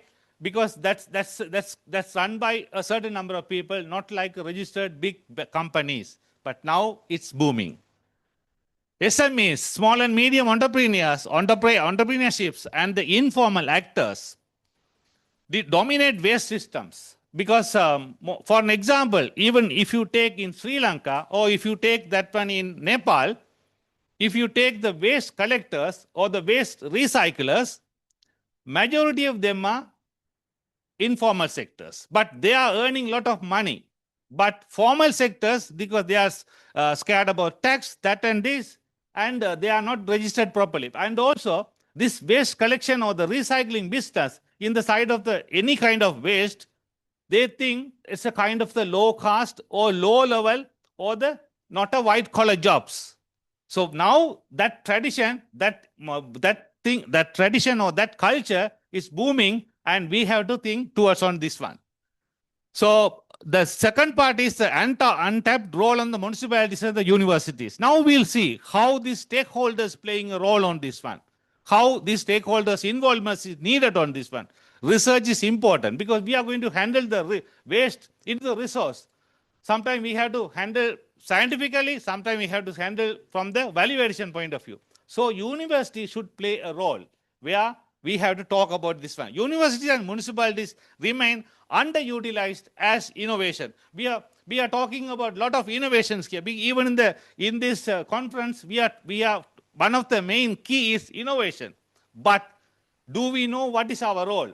How we can collaborate each and every one? For an example, municipality is doing waste removal. University is doing research. How we can connect this one? How we can knowledge sharing on this one? And how we can make this research not like doing a research and keeping in the cupboard, but we have to make a research. It should be action oriented. We have to come out with action oriented one. That's all my point here. So from the side of the academic side, if you think about the conceptual lens, right? So circular entrepreneurship is beyond waste management towards the value creation. That is the key, because this is a circular entrepreneurship. It's not a closed one. So here I introduce the circular entrepreneurship as an analytical lens. I'm not going to use the word theoretical lens. I'm telling you analytical lens. We have to think from the practical point of view as a practitioner. Rather than focusing only on the waste management, this perspective emphasizing value creation. That is the key. Why? We always think about money. Money is the deciding factor for many things. Without value creation, no point of talking about the waste into resource. The resource should create money. I should live myself. Our livelihood to be increased. Our country's GDP should increase. So value creation is important. So money is the matter. It allows to examine how small and medium entrepreneurships innovate within the institutional and the governance constraints. For an example, SME leads embedded in the local institutions. Why? Even though it's the informal sector or the formal sector, this can be embedded in the local institution, even in the village level, small level, even micro level. Circular transactions are governed, but not spontaneous. So that's another point we have to think about this one. So why governance is matters? Why should be that also a matter? Regularity coordination across ministries is most important, right? For an example, university is governed by Ministry of Education. Waste is municipality, this waste is handled by another ministry called Environment. So the ministry coordination also needed. Ministers, personnel, and also the ministry level policy, standards, the way they are working, the coordination mechanism also to be worked together, right? So that is another part. Role of the local government, especially the local authorities, each and the municipalities. Governance play a decisive role in shaping the entrepreneurship possibilities. Sometimes entrepreneurs are ready, entrepreneurship is ready, investment is ready, donors are ready to give money, but government is not ready to allow that one. Then there's a question mark. Then we have to see how we can coordinate those things. public procurement, incentives, and the partnerships, especially policies, regulations, institutional norms, define what is legitimate and scalable. That is the key we have to think from the entrepreneurship point of view. What is legitimate and how or what is scalable? Because if there is no scalable, why we want to talk about that one? Just waste can be a waste, right? So circular transaction therefore emerge through the governed processes, not spontaneous market forces. So that's a line on this one. Now we will talk about the evidence base. I will take examples of Sri Lanka since I have come from that country, right? Action-oriented research from the plastic recycling small and medium entrepreneurships. The empirical insight presented here draw from the action-oriented research in Sri Lanka's Plastic Recycling Center. Just I want to add one more thing here. I am doing my second PhD. Studying is my passion. I have taken a subject called Open Innovation and Circular Entrepreneurship in the recycling business in Sri Lanka because it's a booming sector in Sri Lanka. It was not analyzed, it was not researched. So I have taken that one from the entrepreneurship point of view and also blessing of the minister and the secretary. I'm doing that one. So this also one of the input I could be talk because this matter I can talk more passionate than coordinating or thinking or referring any theories. So entrepreneurship, the municipality collaboration, that is most important. You may have seen the PPPs, right? Triple Ps, right? Private-public partnerships. The research engaged closely with entrepreneurs, municipalities, and the universities. Here, I'm connecting the role of the university. I'm telling that example of why I'm doing the research. My university is connected with the municipality and also ministry and also the entrepreneurship, right? 32 entrepreneurs are covered in my sample size. That means all part of Sri Lanka. It's a Sri Lanka countrywide study. Universities and the non-governmental organizations engagement. This approach prioritizes learning through implementation rather than detached observation. I told earlier also, no point of doing a research and getting a scholar, but it should be an action-oriented one. So relevance to Nepal, I have given an example of Sri Lanka, so I have to see how it could be relevance to the Nepal environment. Shared waste management and the SME is the challenges. This is not only in Nepal, all the South Asian countries. Strong community resource tradition to be introduced. That is one of the most important part. Opportunity for the policy-enabled circular entrepreneurship. This should come from it should be initiated or this should be supported by the university. It should be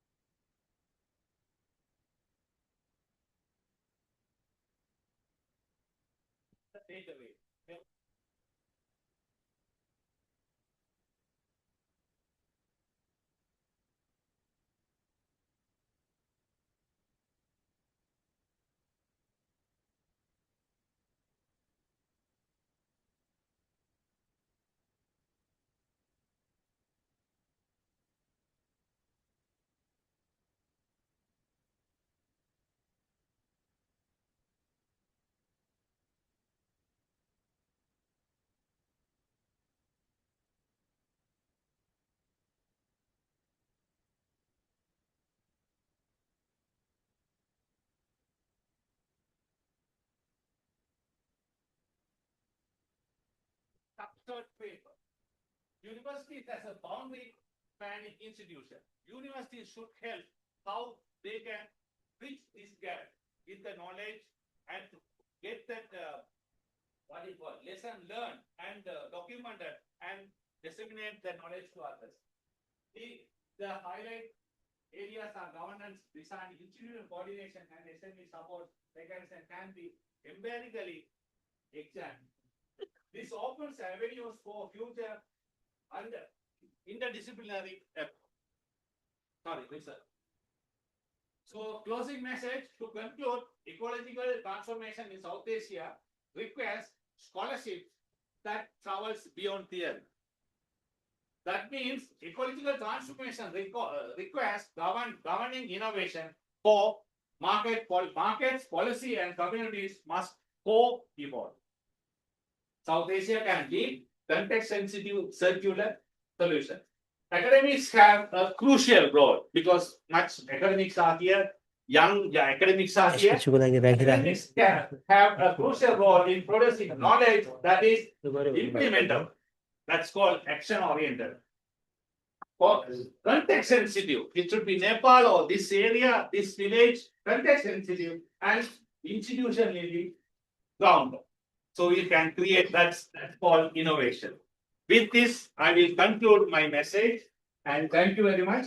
Especially, once again, I wish to thank respected Vice Chancellor for giving me the chance and also the organizing committee. Well organized, well received. I'm very much proud. Nepal is not a new country or the first time I'm coming. This is almost a 20th visit for me, right? But this area, I have come first time. Thank you very much. Thank you, Dr. Sefante, for sharing the valuable information as well as this insightful presentation to us. Thank you very much for your time and coordinations. Thank you. And likewise, we have the fourth invitee speakers, Ashok Kumar Panta, Dr. Ashok Kumar Panta. I would like to request Dr. Pant sir for his presentations about him. I just sharing here the leading, his title is Leading the Entrepreneurship from Local to Global by Encouraging Indo-Nepal Traditional Knowledge Practices. Ashok Kumar Pant is the chairman of the Manas Group of Institutions. He has extensive experiences in academic leadership, institutional management, and higher education development. Dr. Pant has been instrumental in shaping educational policies, expanding academic programs, and promoting research and innovation across his institutions. His work emphasizes quality education, skill development, and community engagement, fostering opportunities for students in Uttarakhand and beyond. Through his leadership, he continues to advance educational excellences, institutional growth, and capacity building in the regions. After Dr. Pant, we have the one more valuable presentations only. Within 20 minutes, we will be finalize it. And then I think lunch is waiting for us. Please keep stay for 20 or mostly 20 minutes. Thank you. Sir, up to talk, sir. Good afternoon to all. First of all, I would like to thank Professor HR sir, HR Pant sir, Honorable Vice Chancellor of this Far Western University and the whole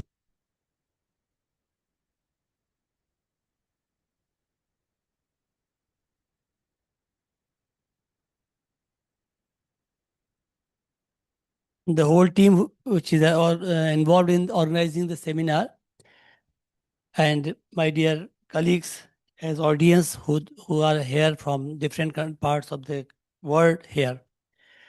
As I have been told that I am at the juncture of this time at this stage when there is call for the lunch, and you must have a temptation towards the dining hall. So that's why I am limiting my presentation not in the slides. I will just discuss a few things. My topic is leading the entrepreneurship from local to global by encouraging Indo-Nepal traditional knowledge practices. Actually, I have been working in the field of education, and we have started our own college of this Manas College of Science, Technology and Management, where apart from conducting 7 vocational courses, we are proceeding to be the first vocational university of Uttarakhand. So we have started Department of Traditional Knowledge System. And for me, I understand that the traditional knowledge, which was the heritage of the world through different countries, now it is going to be extinct, and the time will come there will no identity of the country by when the cultures, traditions, and knowledge is going to extend. So just my concept is we have to encourage the traditional knowledge system and encourage the traditional knowledge system by developing our youth professionally. The world is going in the AI era. So we have to create the employment jobs for the, so we have to develop the indigenous knowledge system professionally for our youth and create a market at international level. This is my concept and since idea. So not wasting the time, I am reading my paper because there is shortage of time. The entrepreneurship is the process of designing, launching, and running a new business or enterprise. It involves identifying opportunities, taking calculated risks in organizing resources to create value and generate profits. It has inbuilt key aspects like innovation, self-reliance, efforts, restlessly, risk involvement, capacity to lead, adaptability and adjustments, facing the challenges, and ultimately the value creation which may lead to establish the identity, self-reliance and sustainability for the creator and the society at large. History explains how after the emergence of Homo erectus and Homo habilis, the ancestral beat to Homo sapiens started to think, innovate, create, adapt. This is the history. The man has started to think, and ultimately the idea was to establish himself in the society for the profession. It was the history. Now I am switching next. By the gradual development in the climate, environment, requirements, population, the man adopted the tool of entrepreneurship, and today world is the ultimate state of art reflection of the entrepreneurship at global level, where the countries are competing to be the first at global platform by performing excellently in the field of entrepreneurship. Over the last two decades, development has accelerated rapidly, with the most recent decade being the fastest. Actually, the artificial, the machine learning, the data automation, these are the tools where the world is going very fast. And here we find that as per the findings of Global Entrepreneurship Monitor and Entrepreneurship Ecosystem Quality Composite Index, Southeast Asia, Africa, Latin America, and Caribbean region are emerging as exporters of innovation, with the latest version of AI-based ultra-electronic devices serving as the key resources. Entrepreneurs are identifying and leveraging the opportunities, generating new jobs and creating value, improving supply chains and addressing the world's most pressing problems. It has been observed that among the different sectors, lower income economies tend to have much higher proportions of new startups, especially in the consumer service sector. The governments are making efforts to establish the regional centers to encourage entrepreneurship. Professor H.R. Pansar has, in his profession, he has discussed the things on this line only. That's why I'm not going to repeat the things. Looking broadly at the original structures of societies across different countries, we find many practices that emerged alongside the development of human species and societies, which are generally referred to as a traditional knowledge practices. Such knowledge has been formed, preserved, and transmitted with the framework of oral culture. These knowledge systems were vital to people's livelihood. It is important to support indigenous people's right to preserve and protect their traditional knowledge, TK, which can be effectively achieved by developing and expanding through entrepreneurship. This approach not only promotes self-reliance and creates employment opportunity for the youth, but also helps safeguard and maintain their value heritage. And this point has been involved in ILO, UNESCO, WIPO, WTO, UNCTAD, everything, this point has been incorporated. That's why it becomes very important. Traditional knowledge could include agriculture knowledge, ecological knowledge, knowledge of medicine, including diseases, remedies, and biodiversity related knowledge. Apart from traditional knowledge, traditional cultural expression, that is very important, TCE, in the form of music, dance, songs, handicrafts, designs, and stories, artwork can be explored for protection, conservation, and for new startups in the field of entrepreneurship at global level. The important thing is, because we are discussing the Indo-Nepal nexus, India and Nepal, both the neighboring countries, have a lot of similarity in its origin, geography, biodiversity, climate, and very close cultural and traditional affinity. The culture and traditions of both the countries are mostly seen intermingled and share the common set of origin. The traditional knowledge and traditional cultural expressions of both the countries are very rich, but the unfortunate part is that many of such attractive, enthusiastic, and most beneficial practices are in the path of extinction. If the conditions remain same to be continued, these will be nowhere in future. So it's essential to protect, concern, and promote such traditional knowledge and traditional cultural expressions. The West of the globe is leading luxurious life, and they have the temptation to adopt and enjoy the new outcomes which we can present from showcase from our area. So we can have the current status of yoga in origin. As you know, the yoga has an international dominance, which of the Indian origin, to have an international hold. A total of 4,18,885 formulations, including 1,19,269 in Ayurveda, 236,399 in Unani, 546,889 in Siddha, and 4,159 in Yoga. These have been dominated and all over the world through IPR, intellectual property rights. We have received the GI tags for Darjeeling tea, Shantipuri sari, Madhur Kati mats, Joynagar moa from West Bengal. Similarly, saffron, pashmina shawls, walnut wood carving, etc. from Kashmir. Srikala Hasti, Kala Kumari, leather puppetry, Etokopa, toys of Andhra Pradesh, Kullu shawl, these are from the products of the different countries. Recently, the report of IC mode, it is based on that Kailash Sacred Landscape, where 42.5% of the Nepal is included. So you can imagine half of the Nepal is involved in that study. And we find that we have a lot of lists here. It is not the time to present here. There are a lot of lists. In the Kailash Sacred Landscape, there are different kind of vegetation, herbs and shrubs, which can be of the medicinal use on dyes, aromatic plants, which can be extracted and developed for the commercial purposes by training the peoples at the local level. Similarly, the different art and culture, for example, the Alpana of Uttarakhand has attracted the people at the global level. We are talking about the TCEs, the Chhalia Nritya of Uttarakhand. Now it is gaining recognition at the international level. The folk songs, which we call Shagunakar, which are recited at the time of marriage in other parts. That in Uttarakhand, we have made the groups, and that groups are professionally working in the marriages. And now you will surprised to know these groups are being called abroad also for their ritual, their celebrations. So we can have this idea at a large level, and we can develop our youth on this line.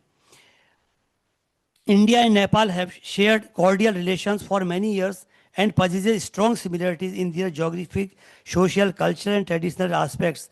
Through collaborative efforts, as Professor Pant said, we need collaboration from Uttarakhand to Nepal. And I am happy to announce here that Honorable Vice Chancellor has already signed a MOU today here with our college working at Uttarakhand and this university to work with the youth to exchange these traditional knowledge. Through collaborative efforts, both countries can take a joint initiative to promote their rich traditional system at the global level. Such an initiative can position these traditions as a source of global entrepreneurship by effectively showcasing, presenting, and promoting the value and beauty of medicinal practices. The idea is why it is effective. If we do like that, we develop the youth for these practices, and we can create a market at the international level, which will create employment, a self-reliance for the youth as a startup. But on the other hand, it will save the culture tradition, and which is going to extend, which will establish our identity. Last The world is rapidly aging, but India and Nepal are still young, and whole world is looking at these countries struggling into the digital world through new entrepreneurial initiatives in traditional knowledge and traditional cultural expression is undoubtedly challenging, but it has the potential to build a transformative empire that works on two fronts, preserving the traditional knowledge and identity of the country while leading the phenomena of self-reliance. This was a concept for developing the youth through traditional knowledge and traditional culture expression. Thank you. Thank you, Dr. Pant, for connecting this entrepreneurship with sharing the culture and heritage towards Forest and Sudur Paschim. Thank you very much. Now, for this session, last presentation is I would like to request Dr. Edu Prasad Gyawale sir for presentations about he is the Executive Director of the Directorate of International Relations at Midwest University, Surkhet. He has more than 17 years of teaching and research experiences. He has presented in many national and international conferences and published more than 45 research-based articles in the field of language teaching and professional development. His title is Pedagogical Shift and Local Adjustment in Higher Education. Up to you, Dr. Gyawale. Thank you. Thank you, sir. Thank you for this opportunity. I will try to wrap up my presentation within 10 minutes because we are hurried to go for the lunch. Today, this afternoon, I am talking about pedagogical shifts and local adjustment in higher education. With me, there is our registrar, Professor Subhakar Kanil sir. He is currently outside. That's why I'm presenting from my end here. Okay, so we are talking about innovations, mostly innovations, but how to adapt innovations with the local context. This is a big question, either we are addressing or not. There is the innovation in own place, but that can be adjustable to the other place or not. This is a big question. As a scholar, as a researcher, we need to identify the local entities. We need to identify the local values. We need to identify the local realities. Then after, we can apply or implement the ideas perfectly. That's why we need to think of the local adjustment, local realities to bring out the impact. As we know, nowadays, the educational systems are not only limited towards the output. We need to see the impacts, how it is going to the society, how the persons are delivering in the society, and how society is observing. That's why we need to explore the innovations. Similarly, we need to think of local or contextual adaptations. This is the need of the days. Like we can see, the evolution of the learning approach, just we are talking about pedagogy, one thing. Like it can be identified with the different norms, different values. Just we are talking about andragogy, we are talking about heutagogy. And similarly, like in our local context, why not to develop deodagogy? Because we are culturally rich. We can develop Deuda strategy in our classroom in different subjects because Deuda is our culture. Our students will be interested to learn through Deuda. How or why not to create such kinds of situation into the classroom? Why not to create such kinds of context in our locality by which we can motivate learners towards the new learning skills? That's why this shift, this progress is going on. We are just thinking about from the teacher-centered teaching to now we are going towards the context-based learning. Just I gave one example about this Deudagogy in Nepal specific indigenous learning that may be for our Karnali province and for our Sudur Paschim province. That will be very much indeed for the learners. So in our higher education, we are talking, we are teaching, we are researching. But what's the product? This is a big question in our society. What the learners learn, like whenever we see the current situation in higher education, not only in the higher education, but also in school educations. What they learn and how long this learning remain for them in their mind and in their real life. This is the context one. So in these cases, in the world, we can find the several opportunities, diverse opportunities. Either we are trying to make of our learners with these opportunities or not. This is a big issue for the discussion also. With this thing, we have globalized world and the digital transformation, changing socio-political context. We can see, we can have different examples. Like we can see the example of COVID-19 that led for the pedagogical shift that tries to bring some new interventions for changes. Similarly, Gen Z movement in Nepal, that might be one of the another way. Then how the social media, how the technology impact to the learners. There, we also need to think about the mindset for learnings. These are the real context. Like we are getting the mindset of the learners and we are getting the mindset of the society, we are getting the mindset of the givers or not. There is the gap. Definitely, there is the huge gap to the giver and the takers.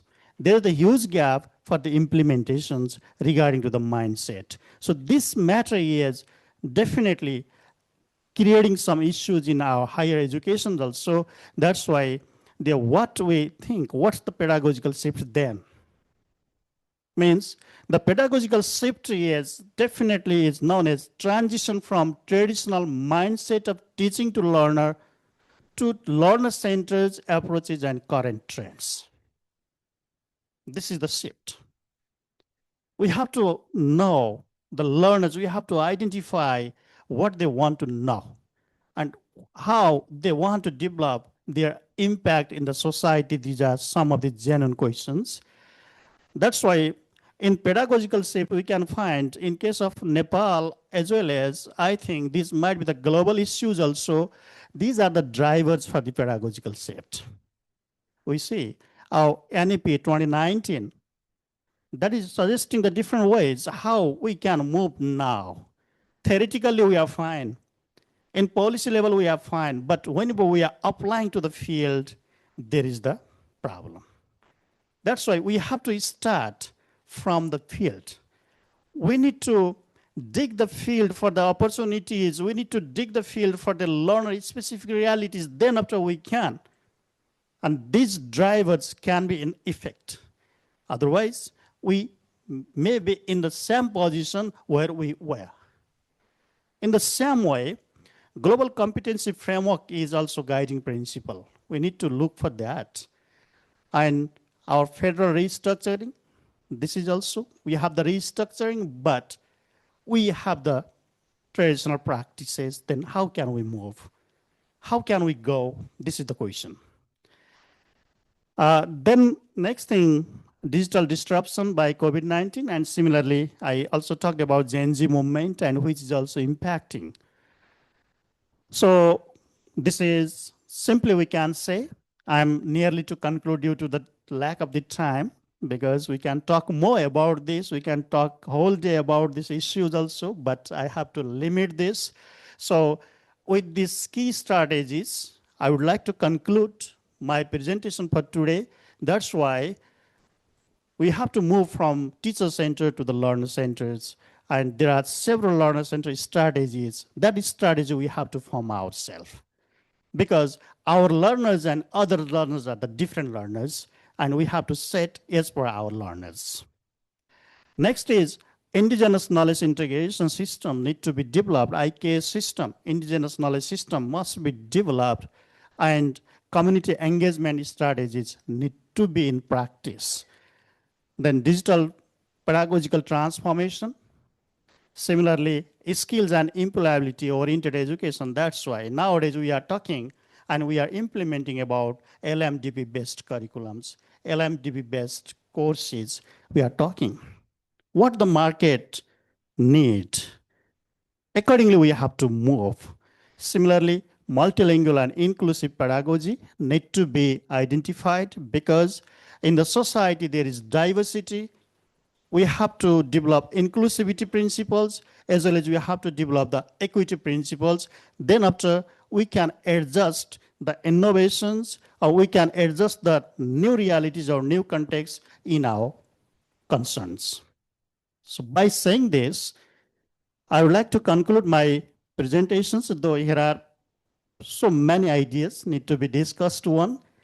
And the last remark is, we have to identify our reality and accordingly we can reform the pedagogies, we can reform the teaching learning approaches for our classroom and for our learners. Thank you very much. Thank you, Dr. Gaoli sir, for this interesting matter. And thank you all invitee presenters as well as the all participants for the valuable time as well as patience. And now I would like to request our Vice Chancellor, Professor Hemraj Pant sir, for distributing this certificate as well as token of love to our invitees. I would like to request first Professor Hemraj Pant sir for receiving the certificate and token of love.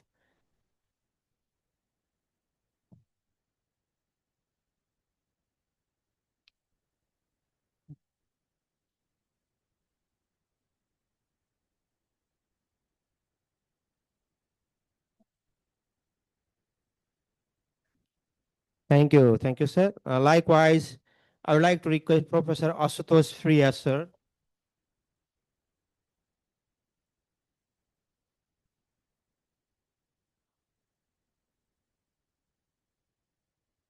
Thank you, Professor Priya, sir, for your valuable time as well as this love to us.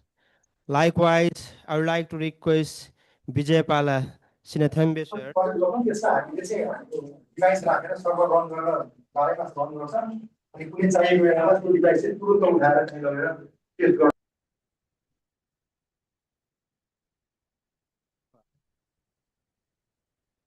Similarly, I would like to request Dr. Ashok Kumar Pant, sir.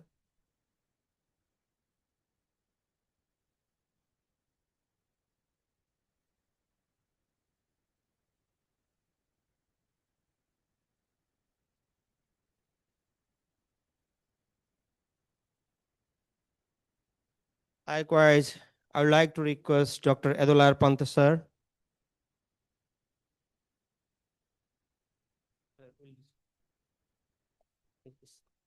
Adular, sir.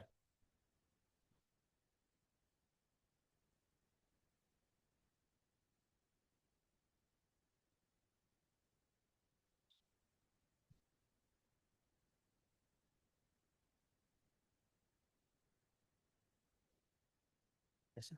And likewise, I would like to request Dr. Krishna Adhikari, sir, for moderating chair sessions, please.